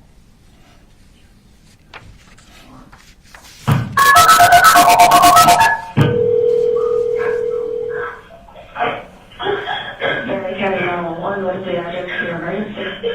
There's a shooting. There's a shooting. There's a shooting at the Largate High School, please. It's sitting. What do we do? What do we do? What do we do? Please, he's sitting. Okay. He's right outside the door. He's outside the door. He's shooting. He's shooting. Oh my God. You hear where they're coming from? What did you say? Where are you? Where are you in the school? We're at Appalachian High School. Okay, where in the school are you? Listen, what's your name? What's your name? Okay, stay on the phone with me, okay? We're getting lots of help on the way, but I want you staying on the phone with me. Where in the school are you? I'm in K-Hole in the back. K-Hole in the back. Is anybody in your room shot? And everybody's okay. Is everybody okay? Stay on the phone with me. If you have to put the phone down, put it down, but I want you on the phone with me. Do you understand? Yes, ma'am. Everybody is okay. Everybody. Okay, do you know what classroom number you're in? What classroom number? Yes, it's clear. I don't know the numbers. Do you know where the shooter is? I don't know if he was in our shooting board or the numbers. Who is the shooter? His name is Cole. I don't know his last name. Alright, spell your name for me. J-A-R-Y-N. Okay, listen. I'm gonna stay on the phone with you, okay? I'm staying on the phone with you and take a big deep breath with me. Okay, Jalen, my name is Terry, okay? I'm gonna stay with you. Okay, I got you. Okay, how many people are in your room, Jalen? How many people are in the room? How many students are in the room? At least like 130. Okay, what's your last name, Jalen? Elira. Spell it for me. D-E-L-I-R-A. Okay, alright, I'm gonna stay on the phone with you, okay? Yes, ma'am. Do you hear anything? No, I don't know where he was. I don't know where he is. Okay, is your door locked? I think so. Okay. Alright. Take a big deep breath for me. You're doing a great job. You're doing a great job, okay? Okay. You're doing great.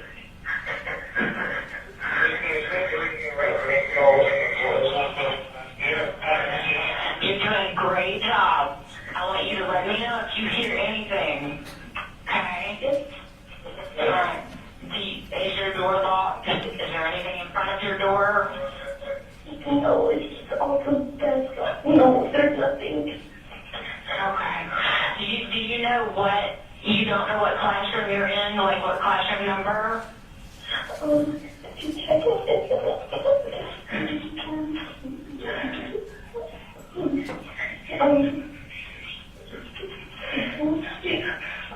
It is room 2.151. 2.151? Okay, is your teacher in there with you? Yes.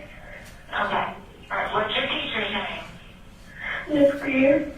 Miss Greer? Okay, where is she at right now? Is everybody hiding? Yes. Okay. I got a whole lot of people coming and I got a whole lot of people there. But I'm staying on the phone with you, okay? I'm not going to go anywhere. I'm going to be right here with you. Okay. You're doing a great job. I want you to let me know if you hear anything at all. Okay. Do you know what Colt looks like? There was like dyed blonde hair. Dyed blonde hair? Glasses.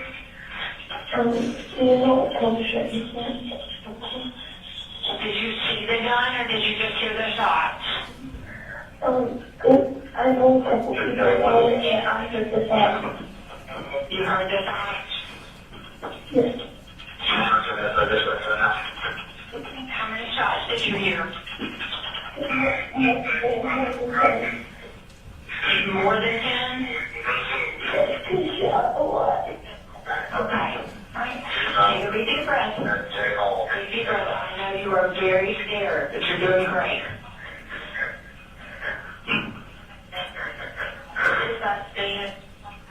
Alright, you're doing great. You're doing a really good job. How old are you? 14. You're 14? Okay.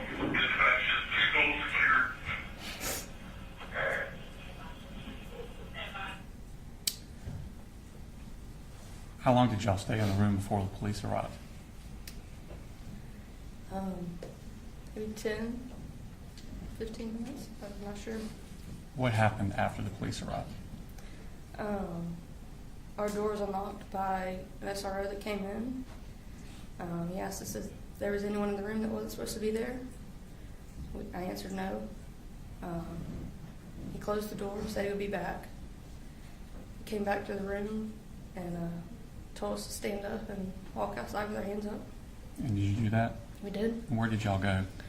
We walked out of J Hall up the hill, I guess to like just a lawn area. Mm-hmm. And then I guess once more classes started to come out, we walked towards the stadium. Okay. Did y'all go to the football field? We went to the football field. What was the scene like on the football field? I just started helping make sure kids got into the bleachers, and then it became chaos pretty quickly with lots of families coming looking for their kids. And how long were y'all out on the field? Hours. At some point, were you interviewed by law enforcement? I was. Okay. And they asked you about the same type of questions I asked you? Yes, sir. Did you answer them about the same type way? Yes, sir. Just a second, please. I have no further questions. They may have some for you. Cross? Yes, Your Honor. Good afternoon, Ms. Greer. I just have a few questions. If I ask a question that doesn't make sense, please let me know and I'll rephrase it for you. Yes, sir. Okay. So it looked like from the video we watched that Colt Gray was sitting at a table or a group of tables where there were several other students. Correct. Kind of like, is it like a station? Just- What do you guys describe it as? Just groups, how I had my class desk. Okay. So is it fair to say there were about 4 desks that were pushed up against each other, and there were 4 kids sitting at that station? Correct. And Colton Gray was one of them. And then it appears that Colton Gray was one of the other students that was there as well. Correct. Okay. And going back to the day you mentioned in August, you said you walked Mr. Gray to the counselor. I did. In that type of situation, is that the policy for you to walk him to the counselor? Or is that what you're told to do? We're trained that if a student appears suicidal or they're speaking in that manner, that we should walk them. So not necessarily if they say crisis counselor. Okay. But I just felt like he said crisis counselor and I didn't want to walk alone. So he said crisis counselor, he didn't mention suicide or No, anything no. like that. Okay. Thank you very much. That's all I have. Thank you, Judge. Any rewrite? No, Your Honor, I should be excused. All right. Thank you, ma'am. You approved it.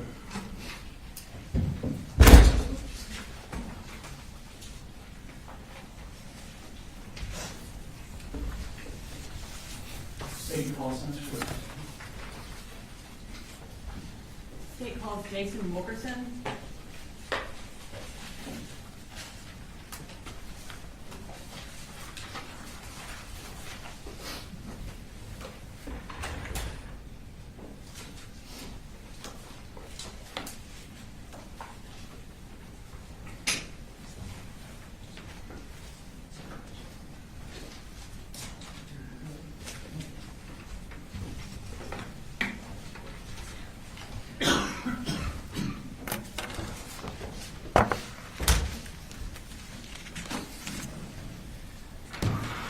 Go ahead and raise your right hand. Do you swear to tell the truth, the whole truth, and nothing but the truth to help you God? Yes, ma'am, I do. Can you introduce yourself to the jury? My name is Jason Wilkerson. I'm a lieutenant with the Bexar County Sheriff's Office. And what are you the lieutenant over? Persons Crimes Unit, the ICAC Task Force, our Digital Forensics Lab, and K9. How long have you been employed by the Bexar County Sheriff's Office? About 18 years. And were you in that role as lieutenant over persons crimes in September of 2024? Yes, ma'am. I'm going to draw your attention to September 4th of 2024. Did you receive any notification that there was an active shooter at Appalachia High School? Yeah, I had turned my radio down. I was going to make a phone call, and Lieutenant Roberts come running in the hall saying there was an active shooter at Appalachia. And when you say Lieutenant Roberts came running down the hall, were you at the... I was at the Sheriff's Office, yes, ma'am, our main office. Okay. And is she the lieutenant over property crimes? Over property crimes, yes, ma'am. When she came running down the hall telling you that there was an active shooter, what did y'all do? We ran outside, got in our cars, and drove down there and got there as quick as we could. About how far away are y'all from Appalachia? I don't know how many miles. I mean, we were in excess of 100 most of the way. It took about 4 or 5 minutes to get there. Around what time did you arrive? Right around 10:30, I believe. What did you do when you arrived? I got there, got out of the car, threw on my vest, and we went inside and started searching. Okay. When you got there, who was already in the building? The SROs, there's a few of them in there. There's a few that went in ahead of me. Who all was in there exactly, I don't know. It was just go inside and try to stop the threat. When you went in, did you know that the shooter had been captured or if there were other shooters? Didn't know that, and we thought there could have been a second shooter. So with our training, if you don't hear gunshots, you start searching. So as I came across classrooms that were unlocked, I'd go in by myself and make sure no one was in there. So When you were searching, did you come across any injured individuals? yeah, so on the back hall, J hall, there's a student got my attention, and that was Miss Irma's classroom. So I go in there to see what was going on. There was a female laying in the floor. There's a lot of blood. The student that helped her, he had done a really good job. He had held pressure. Her bleeding had stopped. And I knelt down to try to help her out. And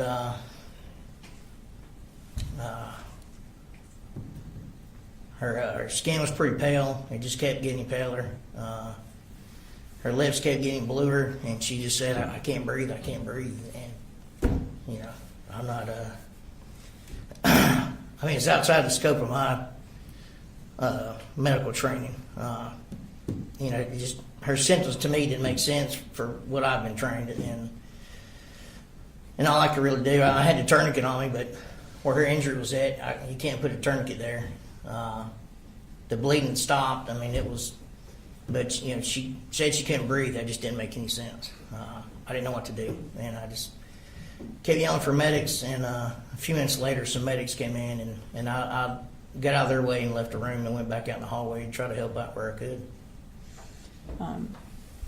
So with Miss Ieremy, you did everything you knew how to do and waited until EMS arrived? Yeah. I mean, like I say, she was talking, so her airway wasn't obstructed. You know, she was breathing. It was late. She had difficult breathing. Said she couldn't breathe, but just for her symptoms, it was outside the scope of my training. I didn't know how to help her. When EMS arrived and you kind of got out of their way so they could help her, did you become aware that she died that day? No, I had thought they left with her. I thought she made it. I didn't know they put her in the room across the hall. Later, I did the walkthrough with the GBI crime scene, and we found this woman in this room. It was the break room. There's no bullet holes in the door. It didn't make any sense. Like, why is she in here? And I was under the impression Miss Ieremy had been transported. So I just couldn't put two and two together. And later I did help place her in a body bag, and I did help the coroner remove her from the scene. And then at night, couldn't stop thinking about it. And next morning, I called the fire chief, and that's when I found out that was actually Miss Ieremy.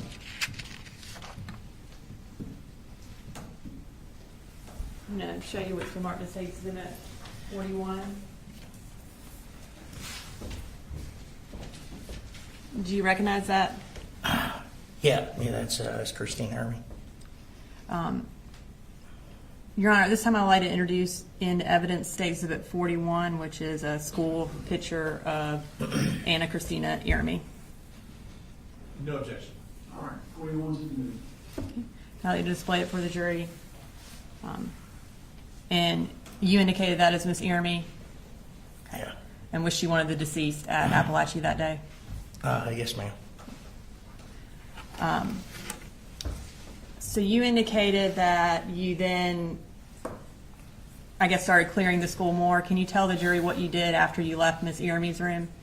Went out in the hallway. There was a Hispanic juvenile female that had a gunshot wound to the shoulder.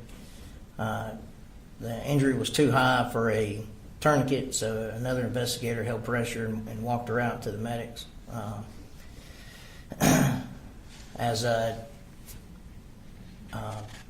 Once the wounded was evacuated, we started evacuating some students. At this point in time, the suspect was still in custody. He was still laying on the floor in handcuffs. So I moved him to an empty classroom.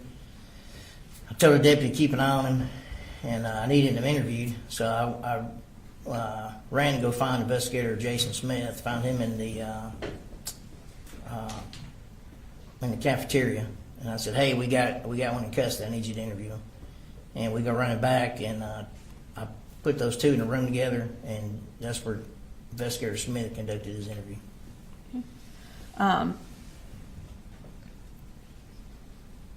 Did you eventually find out where Colt lived? Well, at the time, the deceased male in the floor of the hallway, I don't know if y'all have introduced everybody yet, but at the time it was unknown. Someone mentioned he was with the shooter and opened the door and asked the suspect if he was with him. He said no. Judge, we're going to check any hearsay. We'll move on, Your Honor. All right, I'll sustain the objection. So I did ask the suspect where his address was, and then called over the radio to the media center to have deputies go to that address and secure it for a search warrant. And as lieutenant over persons, were you in control of the investigation at that point? Yeah, I supervised the Bexar County Sheriff's side of it. Yes, ma'am. Okay. And who did you assign as the lead investigator from the Bexar County Sheriff's Office? Jason Smith. And did y'all call in the Georgia Bureau of Investigation for help as well?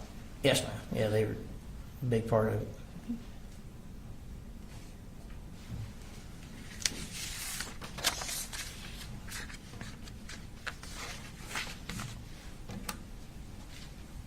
Nothing further. He may have some questions for you, though. Okay. Ross? No questions, sir. All right. All right, thank you, sir. All right, thank you.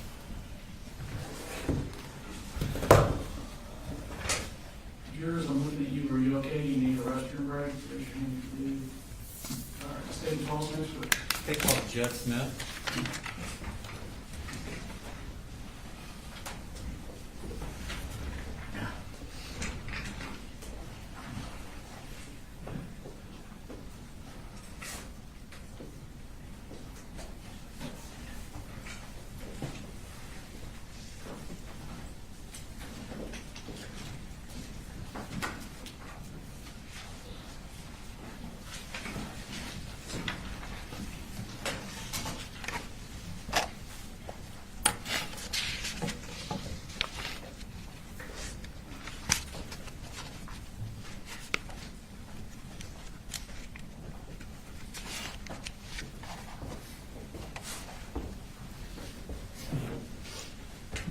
Swear the testimony you give matter now pending before this court will be the truth, the whole truth, and nothing but the truth, so help you God. So help me God, yes. If you could have a seat, and if you could introduce yourself to the jury. Sheriff Judd Smith. And are you the sheriff of Bexar County, Georgia? I am. How long have you been the sheriff of Bexar County, Georgia? I got elected in 2009.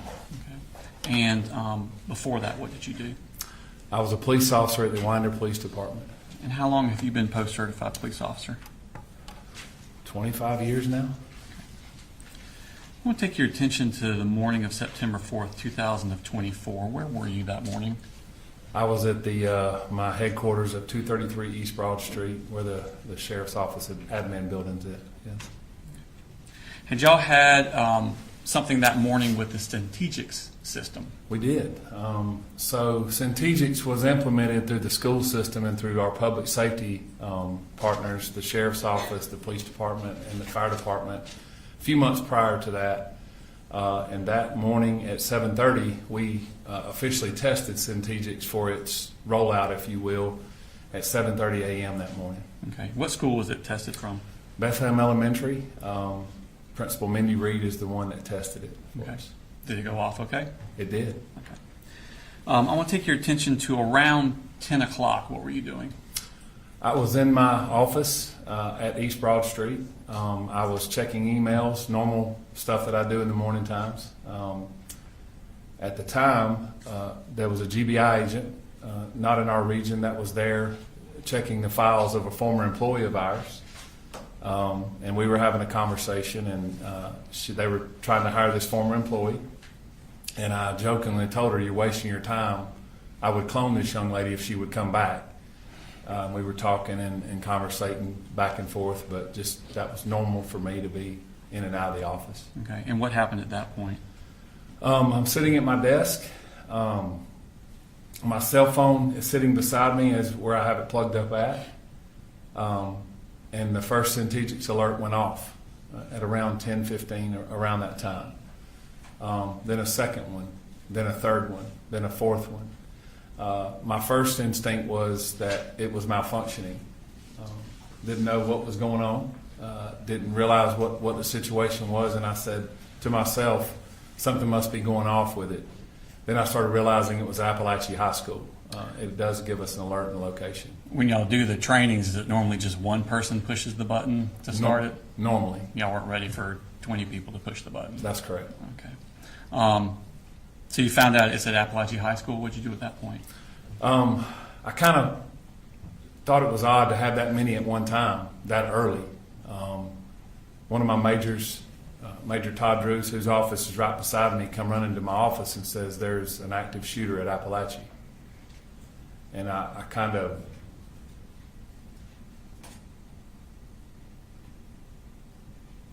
I said, there's no way. So I remember the GBI agent standing right there beside me, and I ran outside, put my vest on in the truck, and I don't really recall driving from 233 to Heyman Morris, where Appalachia was at. How far away is it? I'd say 3 or 4 miles. My phone was ringing. I do remember turning down Heyman Morris Road, and there was a line of blue lights and red lights from as far as I could see. And when I turned in, Appalachia has a circle drive, and I remember going to the left. I don't recall ever hearing on the radio where the location was at. Let me pull up the school map. Could you pull up States 3.1, which has already been tendered into evidence, Ron?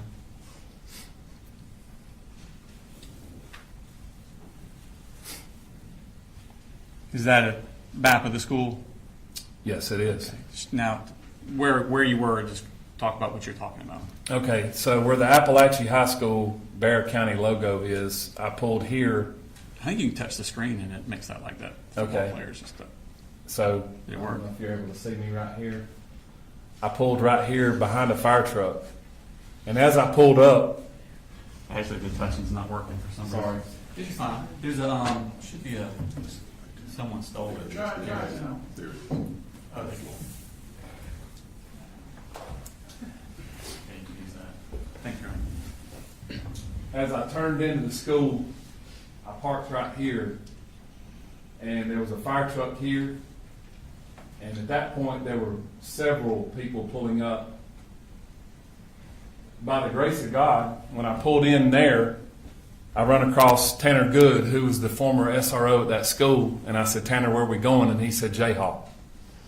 Tanner had gotten his patrol rifle out, so he and I intercepted in the middle in where the flagpole was at, and we started running that direction. And at that point, I couldn't hear anything. I don't remember or recall hearing anything of that, what the circumstances were. At that point in time, I intercepted Sergeant Schultz, and we had implemented what's called an RTF group, where our fire and EMS. Two of the firemen jumped off the fire truck, which was Jeremy Thayer, who's our captain at the time. He is still with the fire department, and Sergeant Mixon. They got their helmets on, their vests on, and they grabbed their bags, and they started going in the building with us. As we entered the building, we run down this side here, and Jay Hall is here. That's where we entered. I remember specifically giving them orders, because we didn't know if they start shooting out.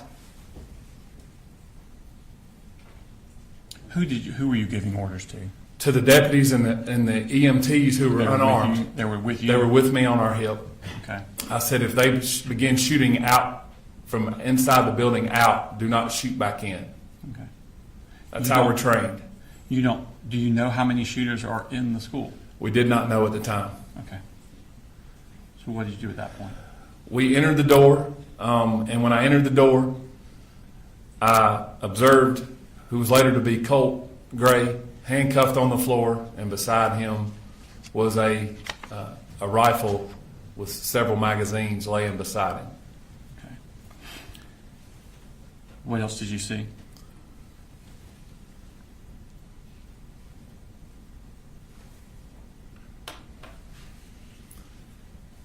Just beyond him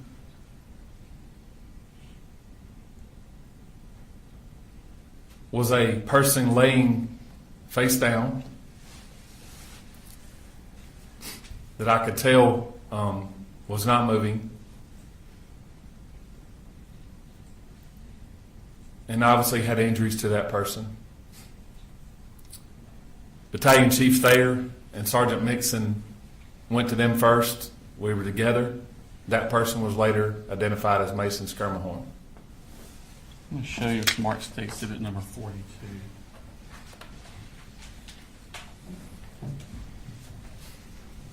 identify what that is? That is a picture of Mason Skirmahorn in the parking lot. On September 4th, 2024, was Mason Skirmahorn under the age of 18? Yes, he was. All right, this time I'd like to post state exhibit number 42. No objection. 42 is submitted.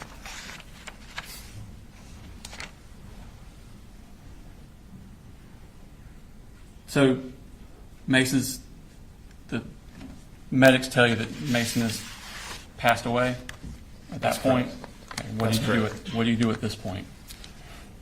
So myself and several others that were in the room or in the hallway, Tanner Good, Sergeant Schultz, Lieutenant Wilkerson, several others were starting to intercept that area. I heard someone say, Deputy King and Sergeant Boyd had already taken Colt into custody. I heard someone say there may be a secondary shooter. We weren't sure at the time. So we began clearing that particular area of J Hall, K Hall, I Hall, and those that intercepted that hallway. We have a map here, so you can show on that, probably easier, it's kind of zoomed in, it's a portion of the map you were looking at already. And when you say clearing, what's your objective? Our objective is to stop the killing and render aid, Okay. whatever that may be. Our job is to go in and intercept whoever's doing the damage and whoever's doing the killing at this point. That's our job at that point. So myself and several others were clearing the bathrooms to try to find out if other people were in the building. All right. Show us about where you're talking about. J Hall here. The bathroom is where we first started, workroom and bathroom area right here. This is J, Yeah. right here. This is where we went and started clearing, and we started clearing each hallway as best we could. Then we started fanning out, and what we use is what's called a bubble technique, Okay. where the bubble expands like a balloon. Okay, so instead of everybody just running down one hall, you're all kind of, We're fanning out, yes. okay. Do you have any difficulties getting into the rooms? Yes. Our teachers and our students and staff are trained that all the doors should be locked or closed and no access to those rooms. Okay. So it's very difficult. And at that time, during the chaos of what's going on, the teachers are trained, do not let us get in the room, even though they're asked to. What did y'all do to overcome that? We have keys that are able to let us in the doors after we are able to clear the building later on. So, in essence, the teachers and the kids are left to their own defense till we can go to the next room and clear it and make sure that room is safe. That's the difficult part.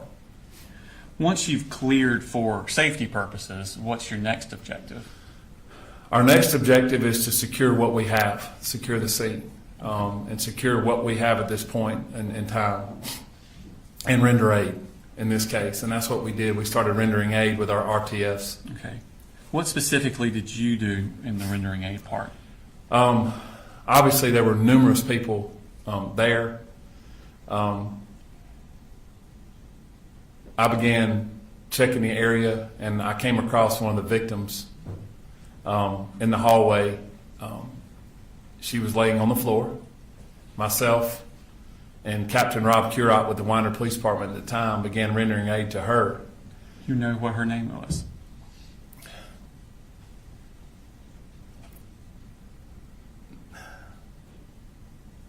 I'm drawing a blank. Tell me about her injuries. Did you see them? Yes, and I'll think of it in a minute. I'm so sorry. She had extensive injuries to her. She was bleeding in a lot of different locations that I could see.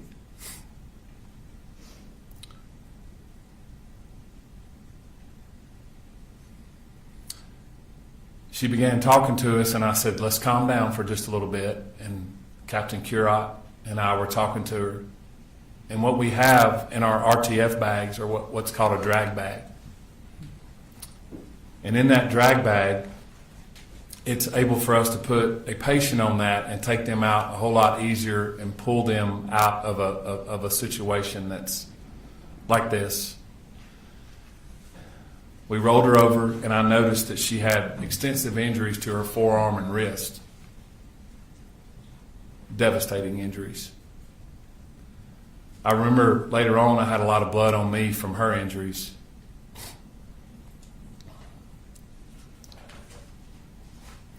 I was trying to calm her down, and we got her on the bag, and we started taking her out of the school, out of J Hall where we entered, myself, Captain Curat. Before you took her out and you're putting her on that drag bag, did she make any statements to you?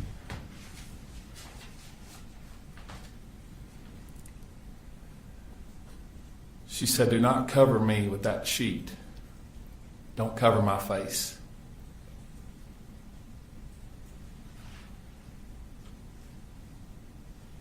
Please don't let me die.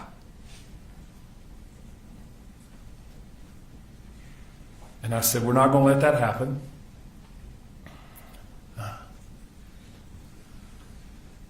And I remember asking her name, and she said, "Natalie." It's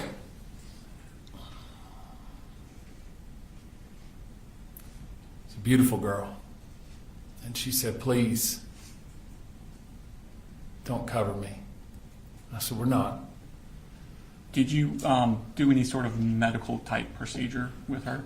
We did. So as we exited the building, Lieutenant Chad Norris had lined up about 4 or 5 ambulances right outside the door. And as we got her outside, I'm trying to calm her down. She's obviously very distraught. She's losing a lot of blood. I yelled for a tourniquet, and I didn't have one on me. And as we were lining up behind one of the ambulances, I yelled for a tourniquet, and Colonel Ham grabbed a tourniquet from one of the ambulances, and it was pink. I'll never forget it being pink. And I leaned down and I said, "Natalie, this is not going to feel good." She said, "What do you mean?" I said, "We have to put a tourniquet on you. You're bleeding pretty bad." And as I put the tourniquet up her arm, and Captain Curat did, I said, "We got to go higher." And we got it up to her shoulder. And I said, "This is not going to feel good, baby girl." And I grabbed her hair off of her face, and I said, "Just hold on for just a second." He tourniqueted it down, and she screamed extremely loud, and I said, "It's going to hurt, but we have to do this." We got that tourniqueted on, and at that point, she calmed down a little bit. I told her she's going to be okay. I said, "The next time I see you, we're going to talk." We loaded her in the back of an ambulance with another patient. Then I ran back in the building. When you were taking Natalie out, was Colt Gray still in the hallway? He was. And did Natalie see him? She did. Did she make any statements to him?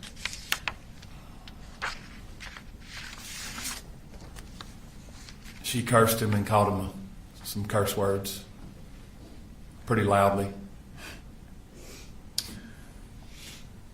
So Natalie is left in the ambulance. You go back inside. What do you see then? I began assessing the situation as best I could to try to locate. We had many RTF teams in there at that point, rendering aid to people. I walked just beyond the bathroom, and there was a copy room, if you will, and there was a victim that ended up being Miss Irmy in that room that was deceased. I walked down to the left, down, I believe it was K Hall or I Hall. Don't recall which hall it was, but I walked down and I located Coach A. By Coach A, who do you mean? Coach Aspinwall, I'm sorry. That's fine. Coach Aspinwall, we called him Coach A. Leaned down to try to find a pulse because I didn't know if RTF had found him, and he did not have a pulse. I then walked back down the hall. They were rendering aid to Coach Phoenix in an ambulance at that point. They had gotten him out. He was at the classroom beside where Coach Aspinwall was at. I went back down the hall and located the room where Colt had initially shot Natalie and the rest of the victims, and where Christian was laying. And Christian was deceased as well. Was Christian also on September 4th, 2024 under the age of 18? Yes, he was. Okay. What did y'all do at that point? We made the decision to try to evacuate the building as best as possible to get the remaining students and the teachers out of the classrooms as best we could. It was a very difficult decision. Probably one of the decisions that I regret is walking the kids and the students and the staff through that hallway. But I wanted to get them out of the building as quickly as I could and not have them in those classrooms where we had them locked in until we could get it cleared. What was your regret about it? We had to walk the kids to the crime scene. A lot of kids had to see things that I don't think children of that age should see. Teachers did not need to see that. But we had to get them out. I wanted to get them out of that building as quickly as possible. And where did y'all take them? We escorted them out of the building to the football field, where we did the unification with the parents and the staff as best we could. When did parents start arriving? Almost immediately. Were there parents there when you arrived? There might have been one or two there that had gotten there because the phones start going off pretty quickly. Parents start getting notifications that the school's locked down. When I exited J Hall after all that was done, I walked back out to the area where we had the EOC, which was where I parked at the flagpole. At the time, Chief Schumann was the fire chief. I saw him walking towards me, and I just stopped. I was overwhelmed at what I saw, at the people and the parents and the cars and the emergency response. Just completely overwhelming. He said, "Stop! Don't walk anymore. Let me walk to you." And he hugged me and said, "Are you okay?" And he noticed I had a lot of blood on me, and I said, "I'm fine." But we talked, and that's when I noticed that thousands of parents and people were showing up at one time, and we were trying to decide how we were going to manage through the school system getting parents and kids and loved ones together. Okay. Tell me about the law enforcement response. It was quite overwhelming. There was over 140, 150 law enforcement officers that responded, agencies from all across North Georgia, federal agencies that showed up, state agencies that showed up. And that's just well over 150 just in the first hour. Did you request assistance from the Georgia Bureau of Investigation on this case? I did. I felt that I could get, they could assist us in what we were going to deal with as far as the size of the crime scene and the timing. And so I called Director Hosey, the director of the GBI, and I asked him to show up. And he said, "I'll be there within the hour." And he provided unlimited resources. Okay. Was at some point after you finished doing what you're doing, did you retreat to, I guess what's best called a command center? Where was that located at? We decided to put the command center in the library, in the center of the school. We had a lot of Wi-Fi there, and we could separate everyone out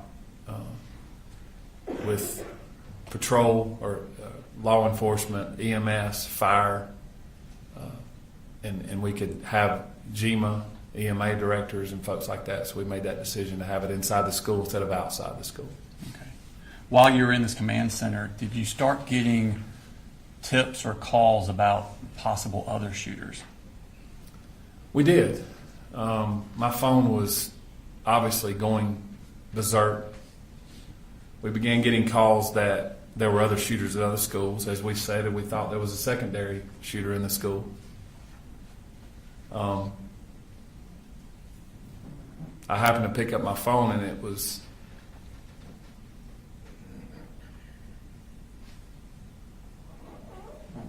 my daughter,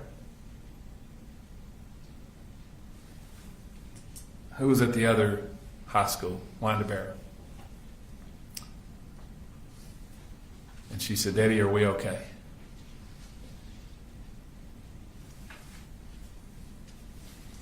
I said, "Your SROs are there with you, and you're okay." And she said, "Daddy, we're locked down, and they're telling us there's another shooter here."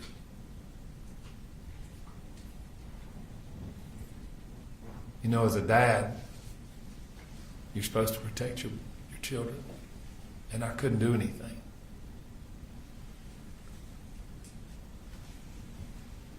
But I told her that the deputies were there. I turned over and I said to the Georgia State Patrol major, and I said, "Do me a favor and send some troopers over to the high schools." And they did. And they secured that for us as well. And I had multiple agencies coming up, and I said, let's dispatch to other schools because we're getting these other calls. So by the grace of God, those 150 law enforcement officers were able to be dispatched to other schools and ensure safety for those kids and those staff members and those parents when they got their kids. And were some of those officers dispatched also Bexar County Sheriff's Office employees? They were. Okay. And then Brandon Bazinet and I'm drawing a blank on his first name, Deputy Townsend, did they work for you at the time? They did. Okay. At some point, did y'all become aware of a home address for Colt Gray? We did. After doing some research, we did. And did you send deputies to secure that location? As immediately as we could, yes. Okay. At some point, when you're unifying with the parents with the children, did you have a task to do at that point?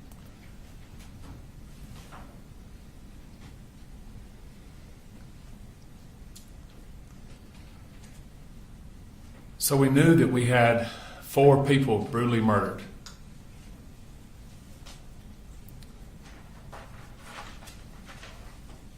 And I had to sit down and doing this 25 years, probably the most difficult thing I've ever had to do is tell 2 sets of families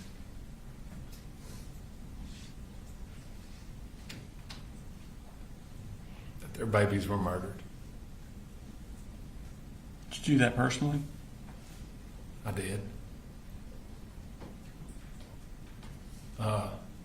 We set up an area with their families, and I met with Christian's family first. I recruited a couple of school personnel because there was a language barrier between myself and Christian's family, and I had to tell them that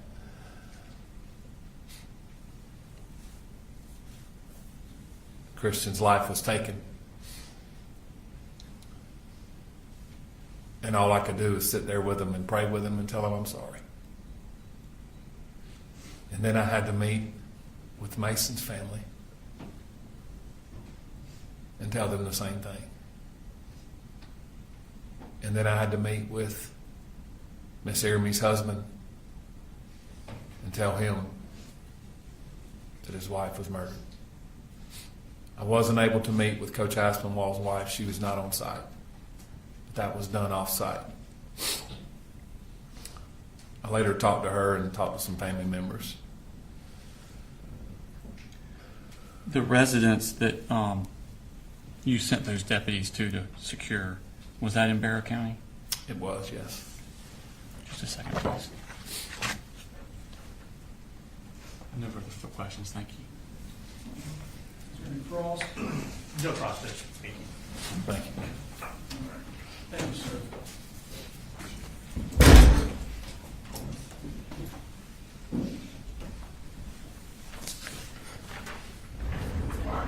take a 10 to 15-minute break. We'll discuss the case. Be in recess.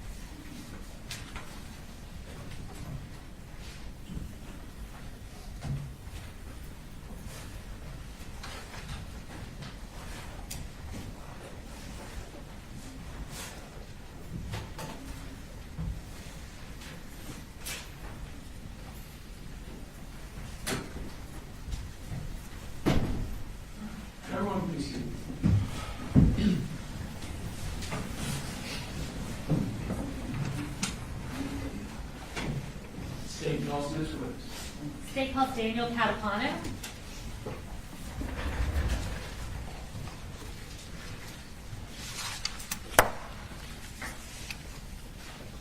All right, I'll have you go ahead and raise your right hand. Do you swear or affirm any testimony you're about to give in the matter now pending before the court is the truth, the whole truth, and nothing but the truth, so help you God? I do. All right, now if you can start by introducing yourself, I'm going to have you spell your last name for the court reporter.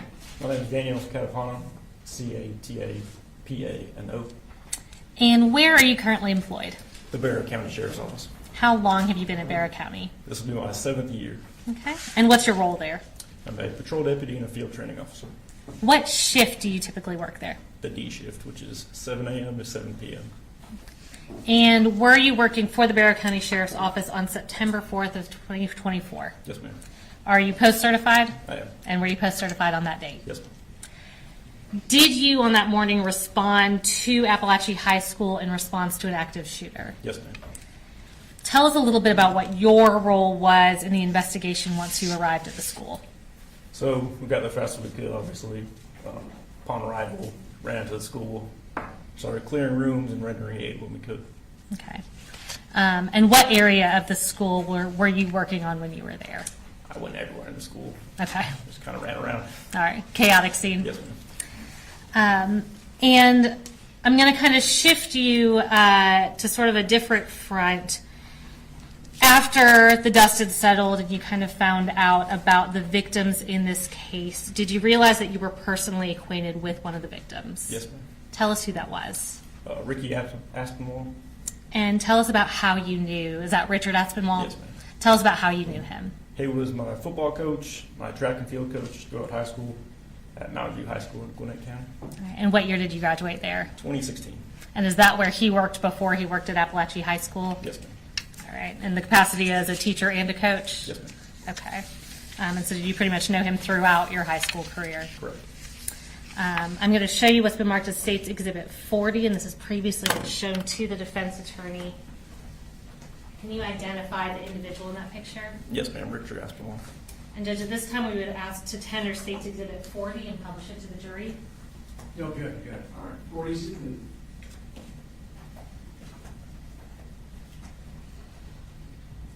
And is the individual in that picture Richard Aspinwall, who you knew as Ricky Aspinwall? Yes, ma'am. No further questions. The defense may have some questions for you. Good afternoon. Sir. Just got a couple of questions for you. I understand you are in charge of keeping the logbook. Crime scene log. I'm sorry? The crime scene log. Crime scene Yes, log. And tell us what you do to keep a crime scene log. What are you looking for? So you, basically it's a form that shows who came in and out of the scene, the time, the date, the time of the date they left the scene. Okay. So you kept all of the times that people came and left. Yes. Did you do any collection of any of the evidence at all? No, sir. Okay. So that was done by someone else. Correct. And I think you indicated that you initially got the call from someone else. Correct. Do you recall the time that you got that call? I do not. When you arrived, I think in the report you indicated you may have been the third or fourth car there. Yes, sir. So when you entered into the school, did you see Mr. Gray at all? No, sir. Okay. Nothing further. Thank you very much. Can you redirect me some cross? No, sir. All right. Thank you, sir. Thank you, sir. State calls Cassandra Ryan.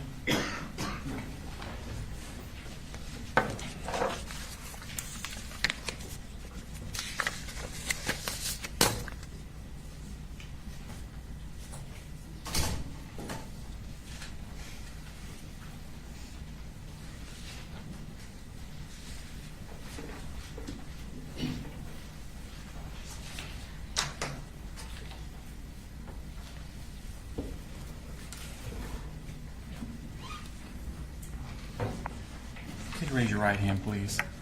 Swear the testimony you give in the matter now pending before this court be the truth, the whole truth, and nothing but the truth, so help you God. I do. Okay. If you could introduce yourself to the jury, please.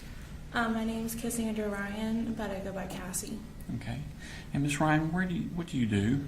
I'm a teacher at Appalachia High School. Okay. And how long have you been a teacher at Appalachia High School? This is my 4th year there. Okay. Were you a teacher there in September of 2024? Yes. Okay.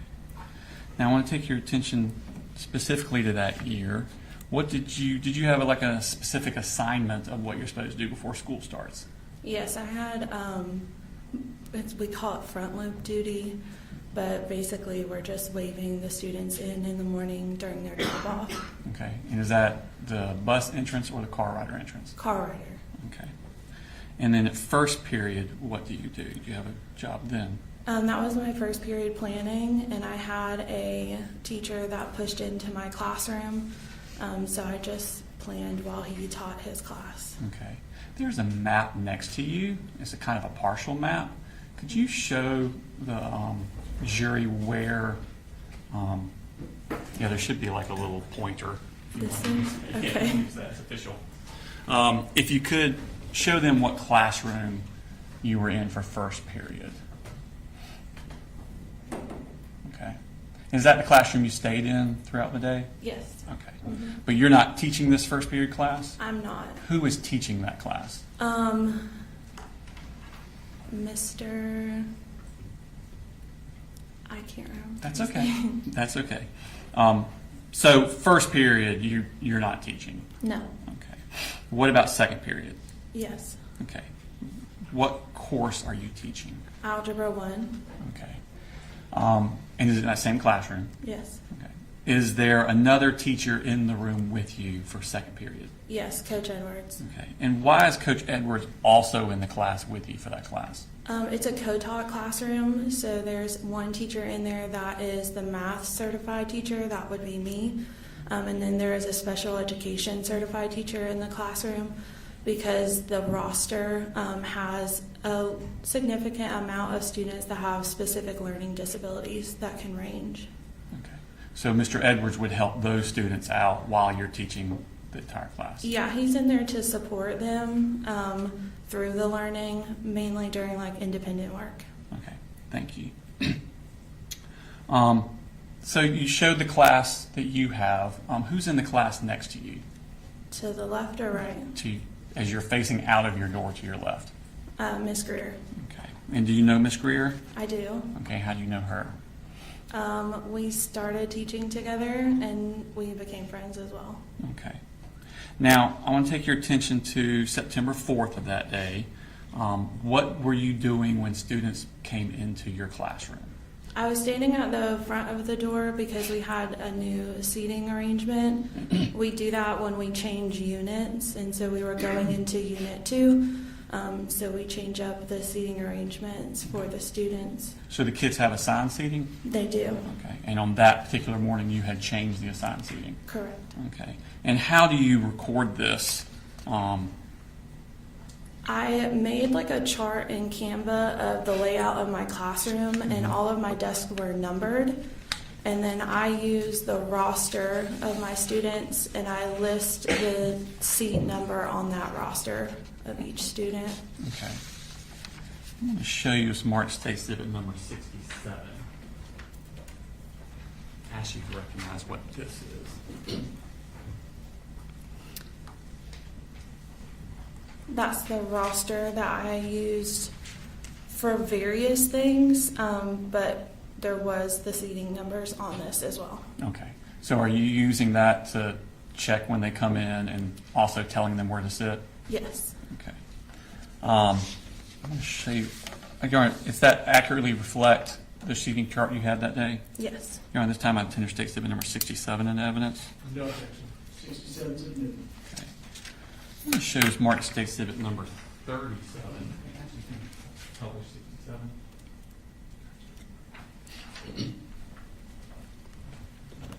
So the numbers on the left are the seating numbers, or the ones on the right? The numbers on the right. That would be correspond to a seat in your. Yes. Okay. I'll show you Smart State Exhibit number 37. Ask you to recognize what that is. This is a roster of my classroom. Okay. And were those the kids that were present in your classroom that day? September 4th, 2024? Yes. Okay. And were all of those students on that day under the age of 18? Yes. Was Stephen Edwards also in your room on September 4th, 2024? Yes. Okay. Your Honor, I tender State Exhibit number 37 into evidence this time. No objection. 37 is moved. Okay. Now I'm going to show you what's marked as State Exhibit number 38. Actually, identify what that is. This is the seating chart layout that I created of my classroom. Okay. Has names been added to the numbers? Correct. Yes. And are those names added to the numbers accurate as to where the children were assigned to be seated that day?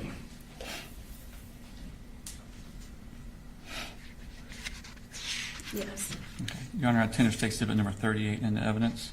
No objection. So as we're looking at 38 on the screen, if you could identify first where the front door is. Like the point. Yeah, that you can use the pointer Is that- behind you. Oh, okay. We used to have it where you could touch the screen, but that seems more difficult. So the pointer would probably be better. This is the door Okay. And where would you generally be teaching from? up here. Okay. And where would Mr. Edwards be? He wandered around the room, but this was his desk here. Okay. Is the other desk your desk? Yeah, like this is my desk, or that was my desk. This was his desk. Okay. And he just wandered to whichever child needed his help at the time? Yes. Okay. Just kind of observed. Did you, when the kids came into the classroom after you've assigned them their seat, do you do anything else with them as they're coming in? We do a warm up, and so that is on the board for them to get their materials out to get started on the warm up while everyone's coming in. Okay. And at some point, did y'all start class? Yeah. Okay. And what class again do you teach? Algebra 1. Algebra 1. Okay. How about was the class going that day? What's the structure of the class? So we begin with a warm up, and then we kind of structure into the beginning part of our lesson. And I set timers on the board for students to be able to know like how much time they have for each specific part of our lesson. And then we would do about a 30-minute lesson and then go into like an independent practice time. What's independent practice time? Where they work on problems on their own. But this particular day, it was structured slightly different. So they had like 10-minute intervals where we were working through kind of difficult problems. The beginning of a unit is always typically the hardest because it's the first time they're seeing the material. And so the goal was to work through like chunking pieces of the material. And when they're doing this individually? No, they're able, so the reason why the groups are together is they're able to work with the people around them. Okay. What are you doing while they're working on these things? Typically when they're independently working, I'm circling the room just to kind of see where they're at, maintain behaviors, making sure they're staying on task, and helping any students that need help. And is Mr. Edwards doing basically the same thing? Yes. Okay. Tell me about restroom breaks. Okay. How does that work? So you can see next to the door, there's a thing that says sign out. Okay. In the bottom left corner? Yes. That is where there was a chart where the students sign in and out to go to the restroom. But after the warm-up, students are able to ask to go. And typically Mr. Edwards would be the one, addressing who was going to the restroom. And they knew what order they were in. So once that person came back. I was about to say, is there only one at a time out of the class? Correct. And so they have to sign their name, where they were going, and the time that they left. And there was a pass that they would take when they left the room. Okay. Is there any sort of procedure about what to do with the door? when they left the room. Typically, the goal is to have them shut the door. So at Appalachia, we have a shut door policy, and a lock door. So when we open our doors in the morning, we're careful not to twist it to where it's able to be like opened from the outside. Okay. So when they came back, how would they get back in? Someone would have to let them back into the room. Okay. Now, at some point during that morning class at September 4th, did something happen that was out of the ordinary? Yes. Tell me what you first noticed. At 10:30ish. Sure. Okay. So I had just started, one of the timers had gone off. I don't quite remember where we were in the lesson. But I remember like hearing a loud like hit or something, and looking over. And Looking over where? toward the door. Is that where the sound came from? Yes. Okay. What did you see? I don't recall exactly what I saw, but I knew that I saw something that made me jump to the floor. So it was something disturbing. What? Was it something disturbing that you saw? Yes. Was it a person that you saw? Yes. Okay. What about this person was disturbing to you? He was holding a weapon. Okay. Do you remember what this person looked like? I don't. I'm sure you're not a gun aficionado. Maybe you are, but can you describe the weapon you're referring to? It just was a long gun. The only thing I remember about the person is that he had like unnatural bleached hair. Okay. But that's all I could see. Had you ever seen this person before? No. Okay. When you hit the floor, first off, on the thing about where were you on that chart? I was at the board in between this first L. So kind of in the middle of that L? I was speaking to Tyler at seat 21. Okay. And did you dive somewhere, or did you just drop to the floor where you were? I dropped to the floor where I was, and I remember being faced towards the door and coming up in front of a bunch of book bags. Okay. And what happened at that point? So at that point, there was gunfire that started happening, and I could feel like debris and bullets going over my head. What was happening inside the room? Inside the room, What were the other students doing? the students began to duck down. A lot of desks were moving around. And it was hard to hear because once the gunshots started happening, it kind of messed my hearing to where it just, all you heard was like ringing for a little bit. How many gunshots do you think you heard? A lot. Okay. And was it like a few and then a break and then a few and then a break, or was it? No, it was like a rapid, the whole thing. Were you able to see anything in reference to the shooter during this time? No. Okay. How long did the shooting last? Seconds. It didn't feel like seconds, but it was seconds. Okay. When you look up, was the shooter still in the room? No. Do you know how far he came into the room? I think he just stepped 1 foot in. Okay. Once he left, was the door open or shut? Once he left, I remember starting to get up, and I saw the door closing, and Ronaldo was throwing chairs toward the door. Okay. Tell me about what happened at that point. What's going on inside the room? So I remember seeing Ronaldo throw the chairs and then dart to the corner of the room. When I stood up, I was starting to walk toward the door, and then I heard Natalie say Mr. Hine had been shot. And when I looked at her and I looked down, I could see the pool of blood, and I could see her wound. Was that Natalie Griffith? Yes, Okay. What wound did you see? Where was it? it was on her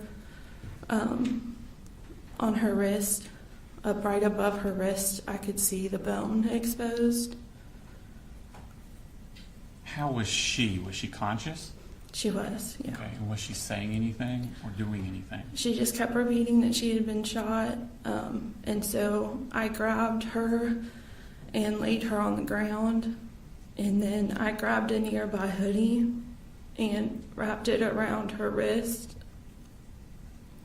to try to help the bleeding. And then I heard Melanie say that she had also been shot. Is that Melanie Delira Castaneda? Correct. Okay. Am I pronouncing that name right? Is it Delira? I think it's Castaneda. Okay. And did you see her wounds? I could see that she had been shot through the shoulder, and I saw the blood there, but I couldn't see the actual flesh of the wound. Okay. And how was she? She was very quiet. I think she was scared, but I've known Melanie for a little while before, and so she does have a very calm demeanor, and so she was very calm and quiet, and just grasping her shoulder. Did she appear to be in pain? Yeah. Okay. Did you notice any wounds to Nautica Walton?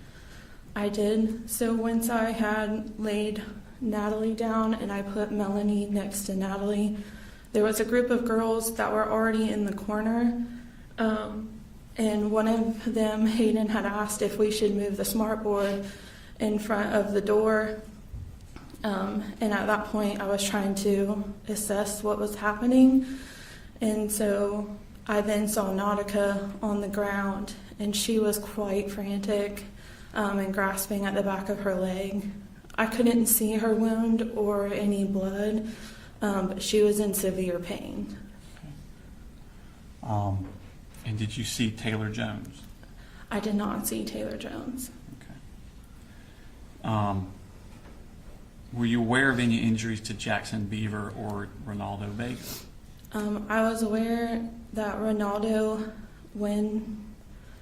after the police had come in, he had said something that he was also injured. And then when we had gotten out of the room and up to the top of the hill, Jackson had said that he asked me to look at the back of his leg, and he did have something lodged into the back of his leg. Okay.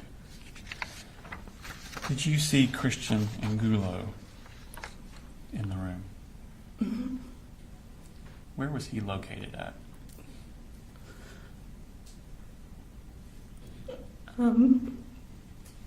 He was in front of the door.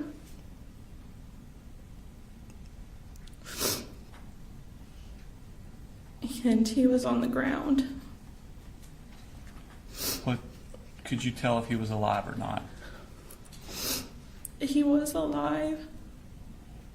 And Coach Edwards said that we needed to make a barricade around him after everything, all the shots had fired.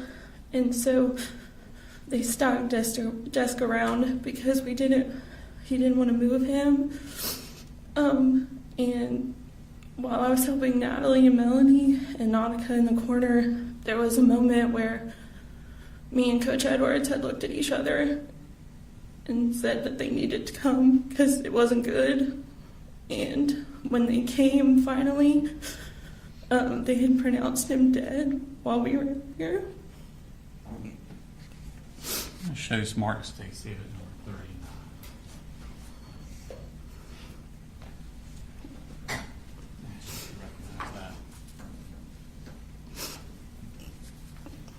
39. Yes, that's Christian. Is that an accurate representation of Christian Angulo? You are on Interstate Exhibit number 39 in the evidence. Yeah, objection. 39. Could you tell where he had been injured at? I didn't get close enough to him to see where he had been shot. How long did y'all stay in that room before the police came? It was quite a bit of time. I would say probably 20 minutes. Okay. How did they get in the room, the police? They had a key. Then they had to push through all of the stuff that they had piled up at the door. Y'all had barricaded stuff in front of the door? Ronaldo did.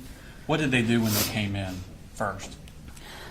They had their weapons drawn and were telling the woman to put their hands up, but I had stood up out of the corner and walked in front of the middle of the room and said, "No, we need help." Okay. And did medical personnel start coming into the room?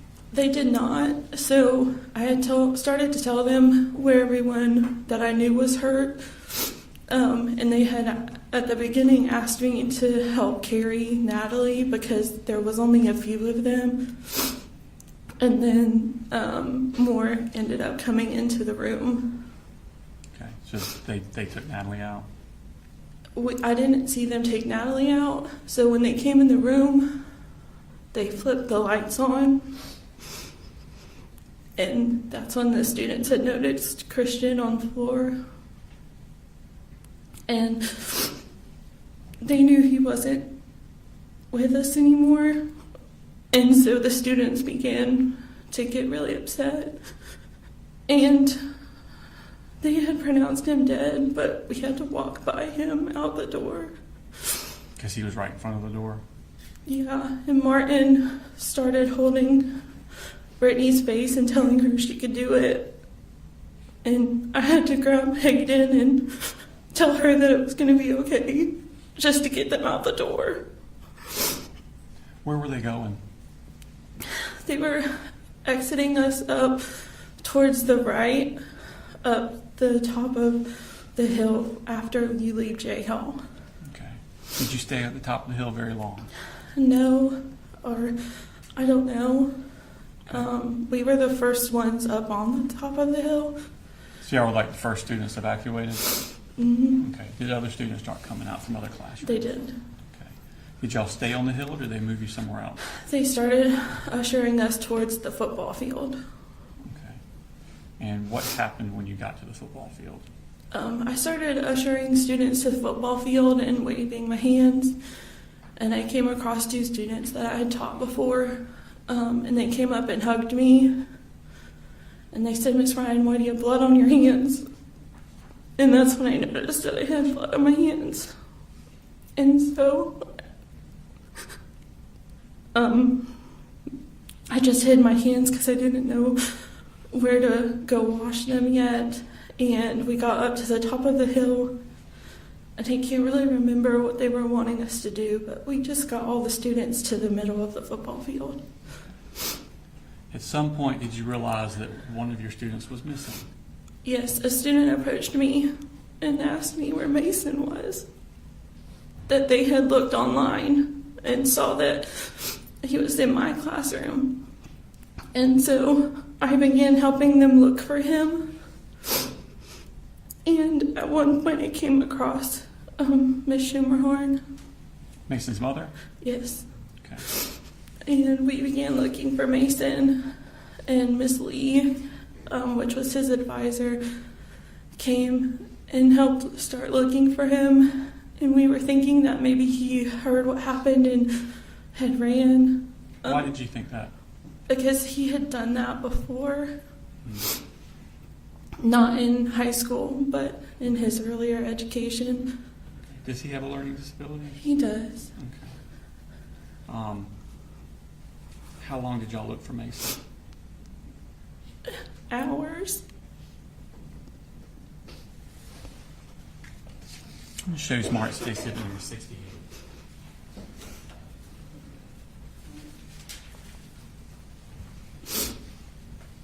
As you realize this.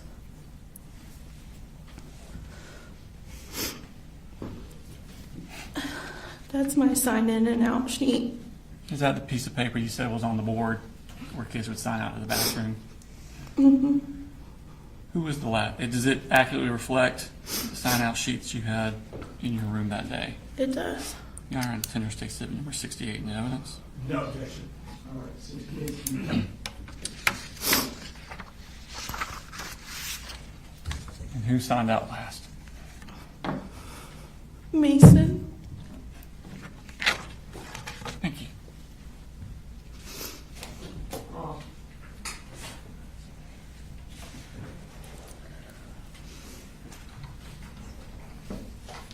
No question, John. Thank you, ma'am. Your comment. Thank you.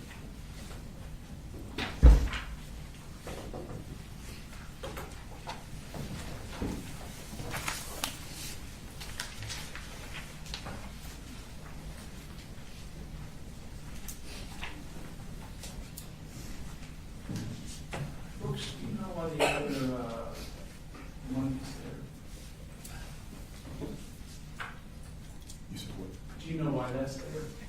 Yes, when they get up and point to the board. All right, state calls next witness. State calls Jacqueline Garcia.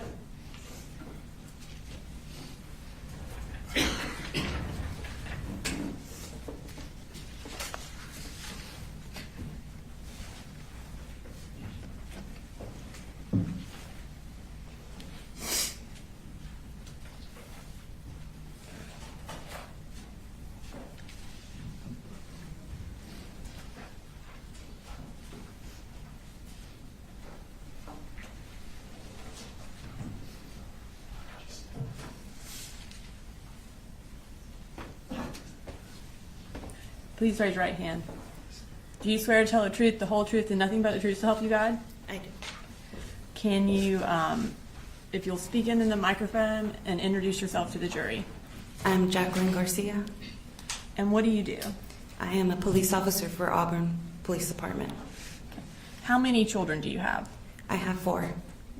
And can you tell us their names and ages? Madeline, she's 18. Melanie, she's 16. Jaylene is 15, and Anthony is 8. And for the 2024 school year, where were they all in school? Madeline, Melanie, and Jaylene were at Appalachia High School, and Anthony was at Yargo Elementary. Okay. And as far as your 3 that were at Appalachia High School, what grades were they in? Maddie was in 12th grade, and Melanie and Jaylene were in 9th grade. And is Fort Yargo Elementary also close to Appalachia? Yargo Elementary is right next door. Back in September of 2024, were you in law enforcement then? I was just starting. Okay. Prior to going into law enforcement, what were you doing? I was a teacher at Cadence Academy across the street from Appalachia High School. Okay. And I'm going to pull up State's Exhibit 3.2, which is an overview of the school. Okay. I'm sorry, 3.3. Can you tell the jury on there where Cadence Academy is in comparison to where the high school is? So it is And right there across. should be a pointer over there. Oh,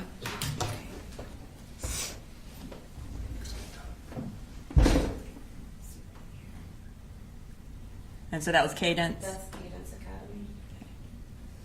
All right. And is, if you will then, that circle, is that where the entrance to Appalachia is?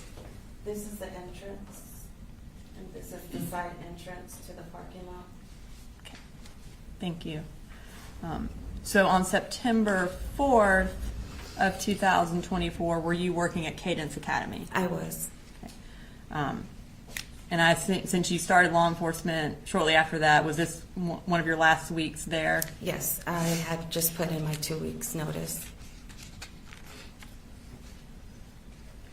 Were all of your children at school on September 4th? Yes, they were. For Melanie, who was her second period teacher? Coach Ryan. And who was Jaylene's second period teacher? Miss Greer.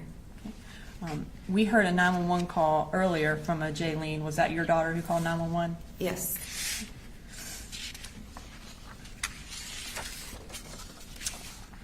While you were working that day, did you become aware that something was happening at Appalachia?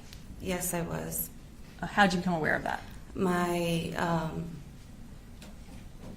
assistant director that day was, I guess, they were going on lockdown, and she was coming around the classrooms to tell everybody that we needed to get all the children inside of the rooms because we had kids on the playground. And then she told me that something seemed to be happening at Appalachia High School about somebody possibly bringing a gun. When she told you that, what did you do? I was about to go on lunch, and so I knew that there were previous fights at the school.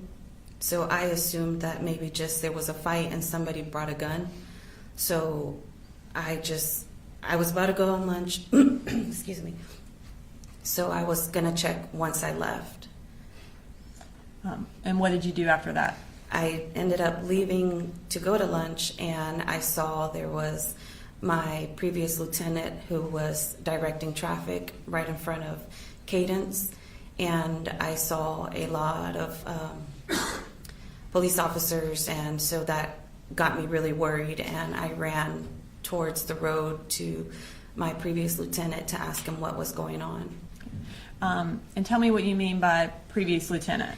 He was my lieutenant at Statham Police Department. So prior to working for Auburn Police Department, did you first work for Statham Police Department? Yes, I did. So I assume at this point he wasn't your lieutenant, but you already knew him because you were in the Correct. process. I was in the process. What did you do when you went and talked to him? I ran and I asked him because, again, he's from Statham and he's over here in Barrow County's district, so I was kind of confused, so that worried me a bit to see him there because he's from the city of Statham. So when I asked him what was going on, he said there was an active shooter, but he was contained. At that point, what did you do? At that point, I called my husband, I think, and then I started calling my girls. But in my mind, I was thinking, well, I just found out about it a couple minutes ago, so how much damage could have been done? He's contained, everything's fine. My girls are okay, the school's big enough. What odds would it be that one of my children could be hurt? And were you one of the first parents to arrive? Yes. As you're there, are more parents arriving? Yes, as I am there was actually one parent there first, but parents just started coming and coming and coming within seconds. Well, it felt like seconds, but more and more parents started to show up. What were they doing when they showed up? They were all trying to get past the officer to get into, I guess, the school to find their children. A lot of parents were upset. Parents were crying. Parents were yelling. I mean, it was getting kind of out of control.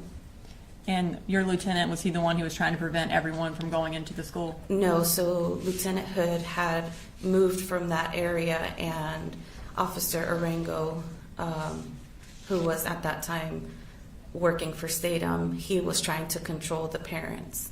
So I tried to help him because I worked with parents. I felt like everything was okay.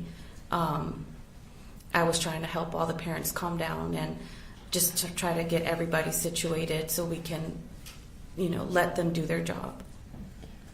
While you were there and trying to help kind of calm everyone down, were you able to speak with any of your children?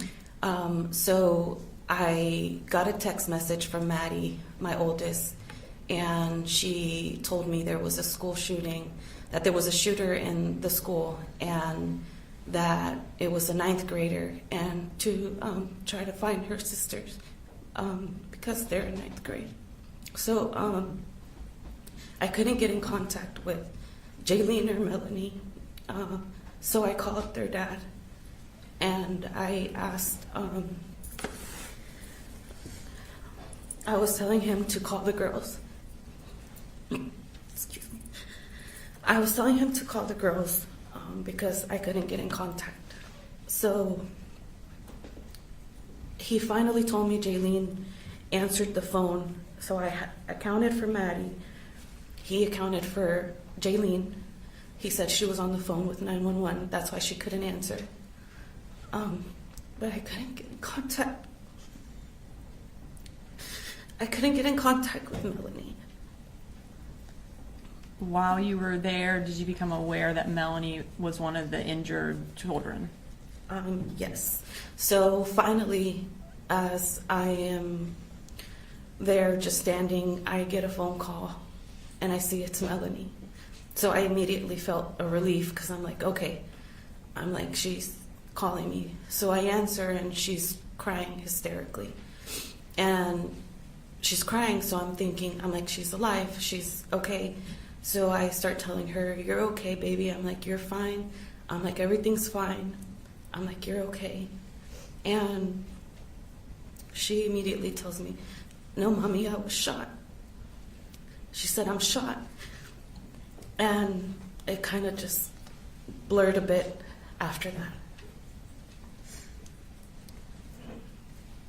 Were you able to, once you found that out, were you able to go try to find her? I tried to get through Officer Arango, but he wasn't allowing me. I just kind of remember a little bit trying to go past him, but he wasn't allowing me. I think he was apologizing, but I just was kind of yelling and trying to push him out of the way to try to go and find her. And I saw my Lieutenant Hood, and I remember just yelling. I just remember I was yelling Lieutenant Hood's name, and I don't recall what I said, but I know he ran towards me and grabbed me by the hand and started running. And I think I yelled him that my daughter was shot. And he grabbed me by the hand, and then we ran towards where all the ambulances were to see if I could find her. At that time, were you able to find her in one of the ambulances? No, I wasn't able to.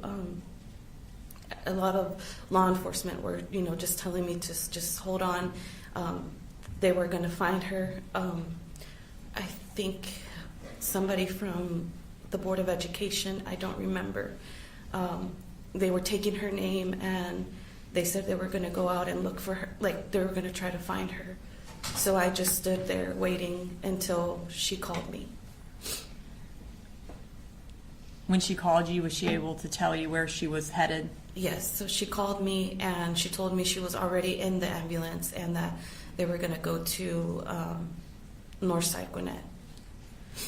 After that, did you go and locate your other children?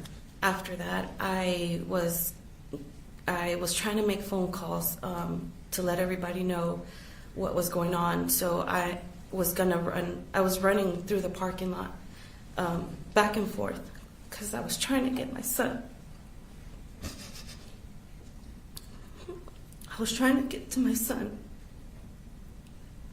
and make sure he was okay. So I was running in the parking lot, just back and forth. I didn't know where to go, so I called his school and they said they would keep him.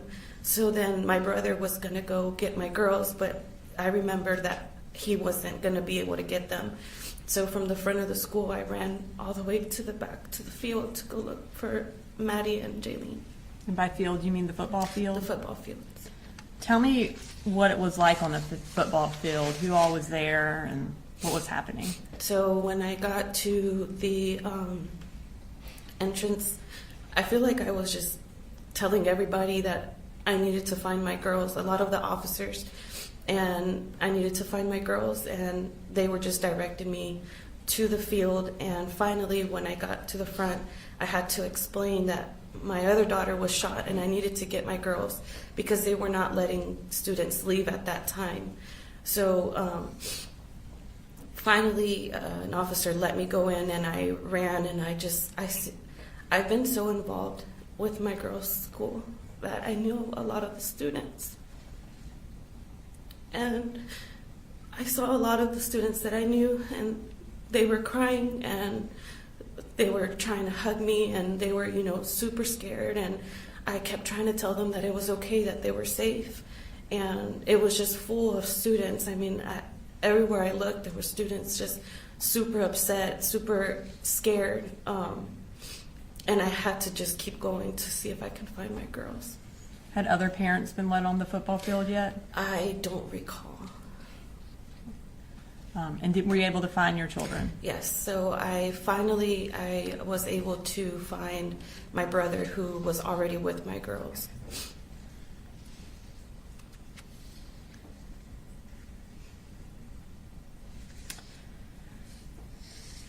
So you mentioned that there was Officer Arango who was present at basically the entrance to the school where you originally went. Yes. Did he have a body camera on at the time that you were there? Yes. Have you had an opportunity to watch that body cam? Yes. Okay. And is it a fair and accurate recording of what happened when you ran across the street from Cadence up until the point that you left to go find Melanie? Yes.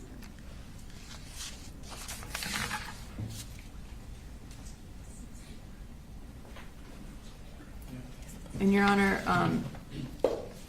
State's Exhibit 69 is the clip of the body camera from Officer Arango that Ms. Garcia has viewed and has identified its authenticity. So at this time, we would ask that it be introduced into evidence. No objection. All right, 69. Your Honor, at this time, we are going to publish that. I believe it is about a 10-minute clip. Is this all the portion where she's with Officer Arango? This is the portion where she is present, and you can't see her the entire time, but she is there walking around and present for it, and then we end the clip when she leaves. All right.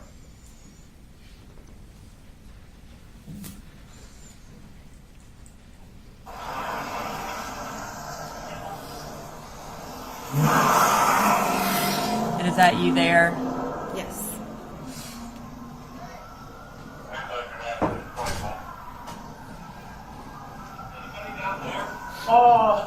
No, go over there.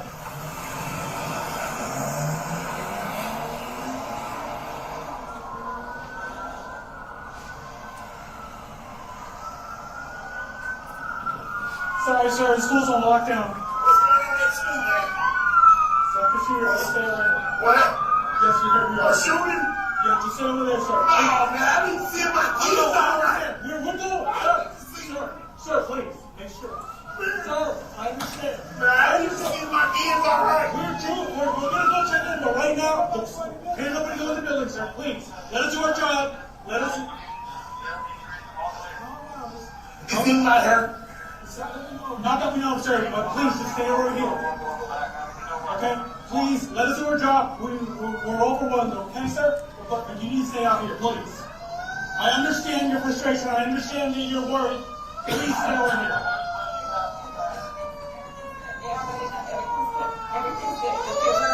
Just please, go out of the way, please.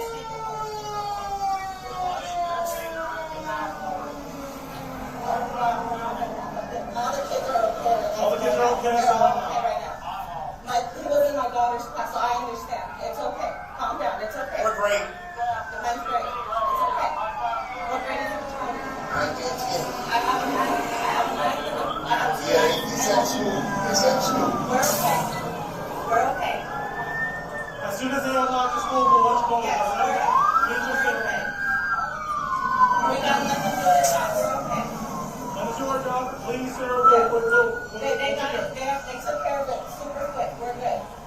My daughter's texting me right now. She's inside of the class, and he was in her class, so everything's okay. I got 3 in there. Trust me. Okay. I understand. I got 3 in there. We gotta stay together. It's okay. You got it. If you guys want to stay over there, please. Let's just. I understand your frustration, sir, but I need you to listen.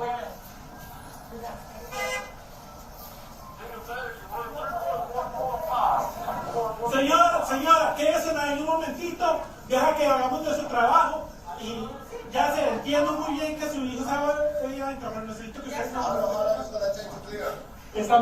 tenemos más de 100 oficiales allá. Déjanos hacer nuestro trabajo. Por favor.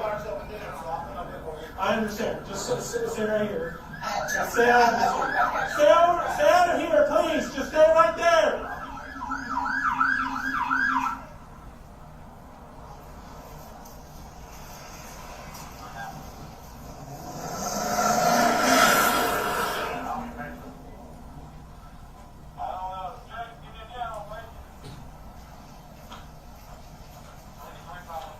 Okay, sir. I understand you want to go in and make sure it gets off out there. Let us George out first. We're clearing everything. We got one. We don't know if there might be any more. Just let us George out, please, okay? I understand. I understand you guys are scared. There's kids in there. I understand. But we have over 100 officers in there. We want to make sure everything's safe. And once as of right now, we don't know. Ma'am, I understand you're. Okay, I understand you guys are scared and everything. We have over 100 officers in there. We all responded very fast. But please stay over here for right now. Yeah, it's controlled right now. As far as I know, there might not be. Just as long as it gets controlled. Yeah, it's controlled. We all have. Ladies, gentlemen, please pay attention to me. Stay over here. I know you guys are scared for your kids. Just stay over here. We have over 100 officers in there. We're sweeping the halls. Let us just do our job, okay? As of right now, I don't know if anybody's hurt or not.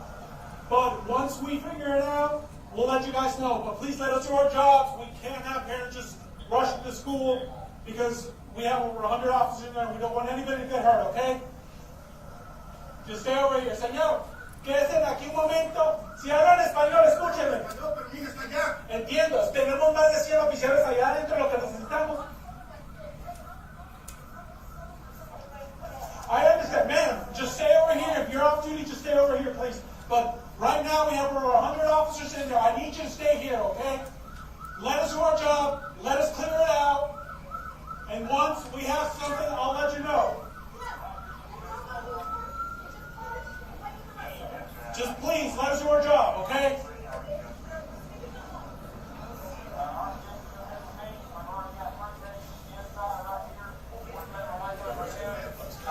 Say this right now, we're here. I'm probably thinking you're going to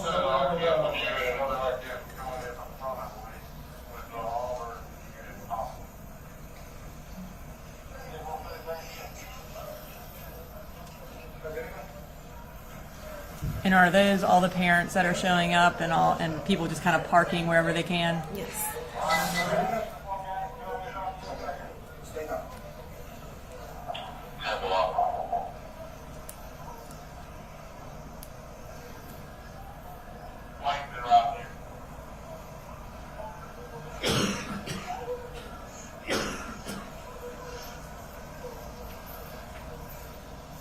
I got it controlled.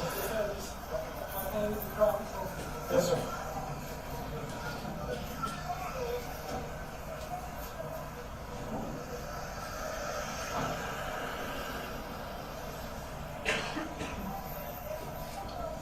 Yes, sir.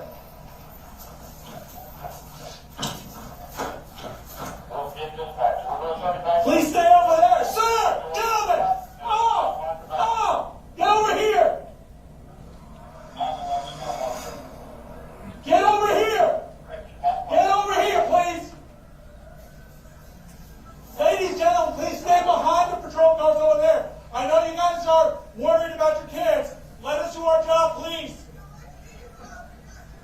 Okay?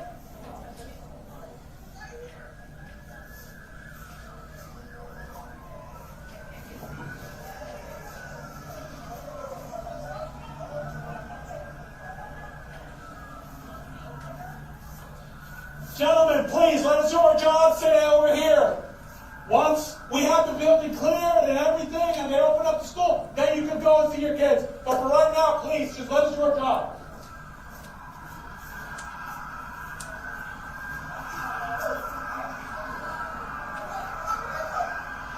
Right now, you can just stay over here, keep over here.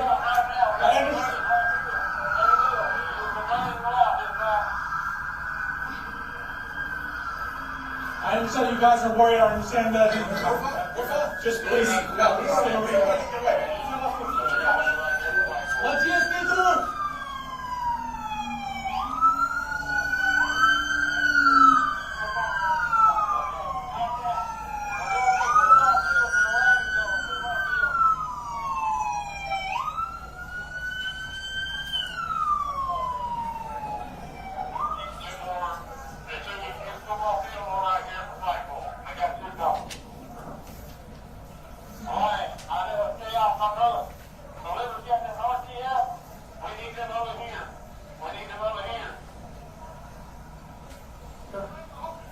Yes, sir.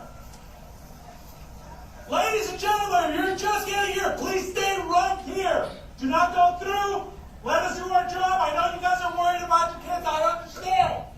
We have over 100 officers in there. Let us do our job. Once we clear everything, once we get everything locked down, then we will be able to let you in and see your kids. But please do us a favor. Stay right here. We don't want anybody else getting hurt.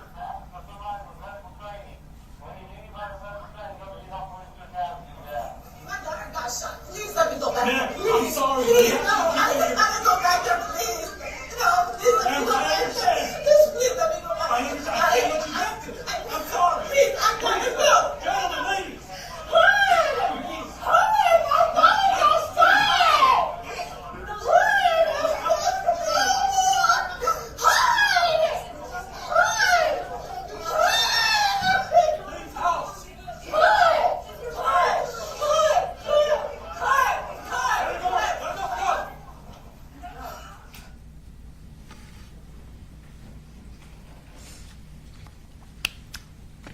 After you found your girls in the football field, did you eventually leave to go to the hospital? Yes, Did you see any other parents as you were driving to go to the hospital? I did. And did you recognize any of them or know any of them? At the beginning, I didn't. As I was driving off, I remember there was one person in particular that I saw as I was driving. She just looked so scared, and she was running, and she looked scared. She was crying. She was running, and just her face would just stuck with me for, I don't know, she just looked so scared. And after that, I ended up finding out that was Natalie's mom. Natalie Griffith's mom? Yes. And when you say she was she running down the street to try to get to the school? Yes, she was running down Tom Miller because they were no longer letting people park. They had closed off the streets, and I don't know where she parked, but she was running down Tom Miller, but she just had the most worried face. And I remember when I passed by her as I was driving, I just thought, I don't know, her face just embedded in my memory. She just looked so scared. You indicated earlier that Melanie first went to Northside Gwinnett. Was she eventually transferred to another hospital? Yes, so she originally was at Northside Gwinnett, and then she was taken to Children's, I think it was Emory or Decatur, I don't recall. But the Children's Hospital in Atlanta? Yes. Where was your daughter injured? She was injured in her left shoulder. While she was at CHOA, did she have to receive surgeries? Yes, she did. And how many? I think it was 2. How long was she in CHOA? She was in CHOA, honestly, I don't even know. I think it was a couple of days, maybe 3-4 days.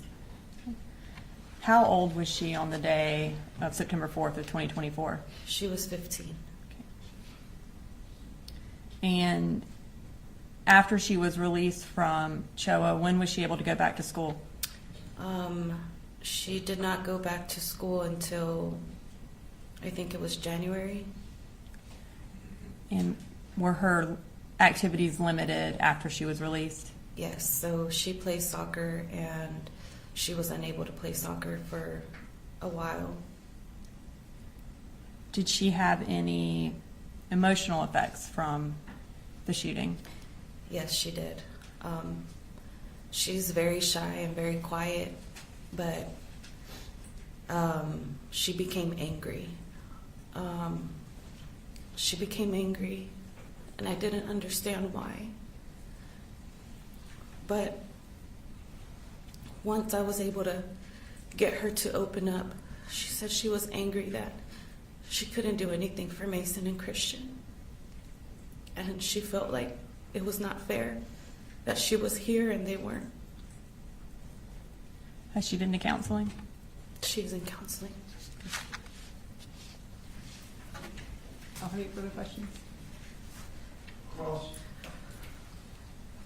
No questions, Your Honor. Thank you, Andrew, for your What is the state's witness situation to approach 4:30? That was our last witness that we have scheduled for the day, Your Honor. All right. Ladies and gentlemen, as I indicated to you all during jury selection, we were going to attempt to stop around 4:30 most days.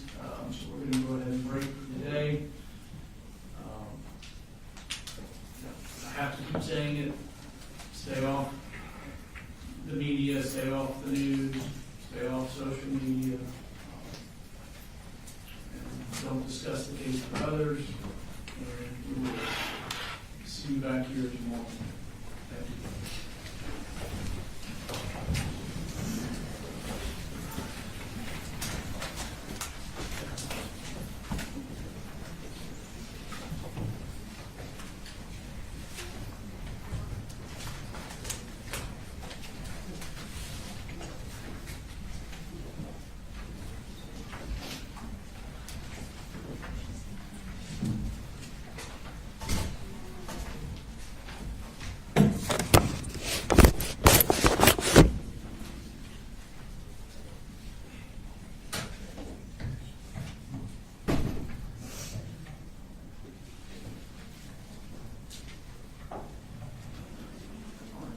Is there anything we need to address?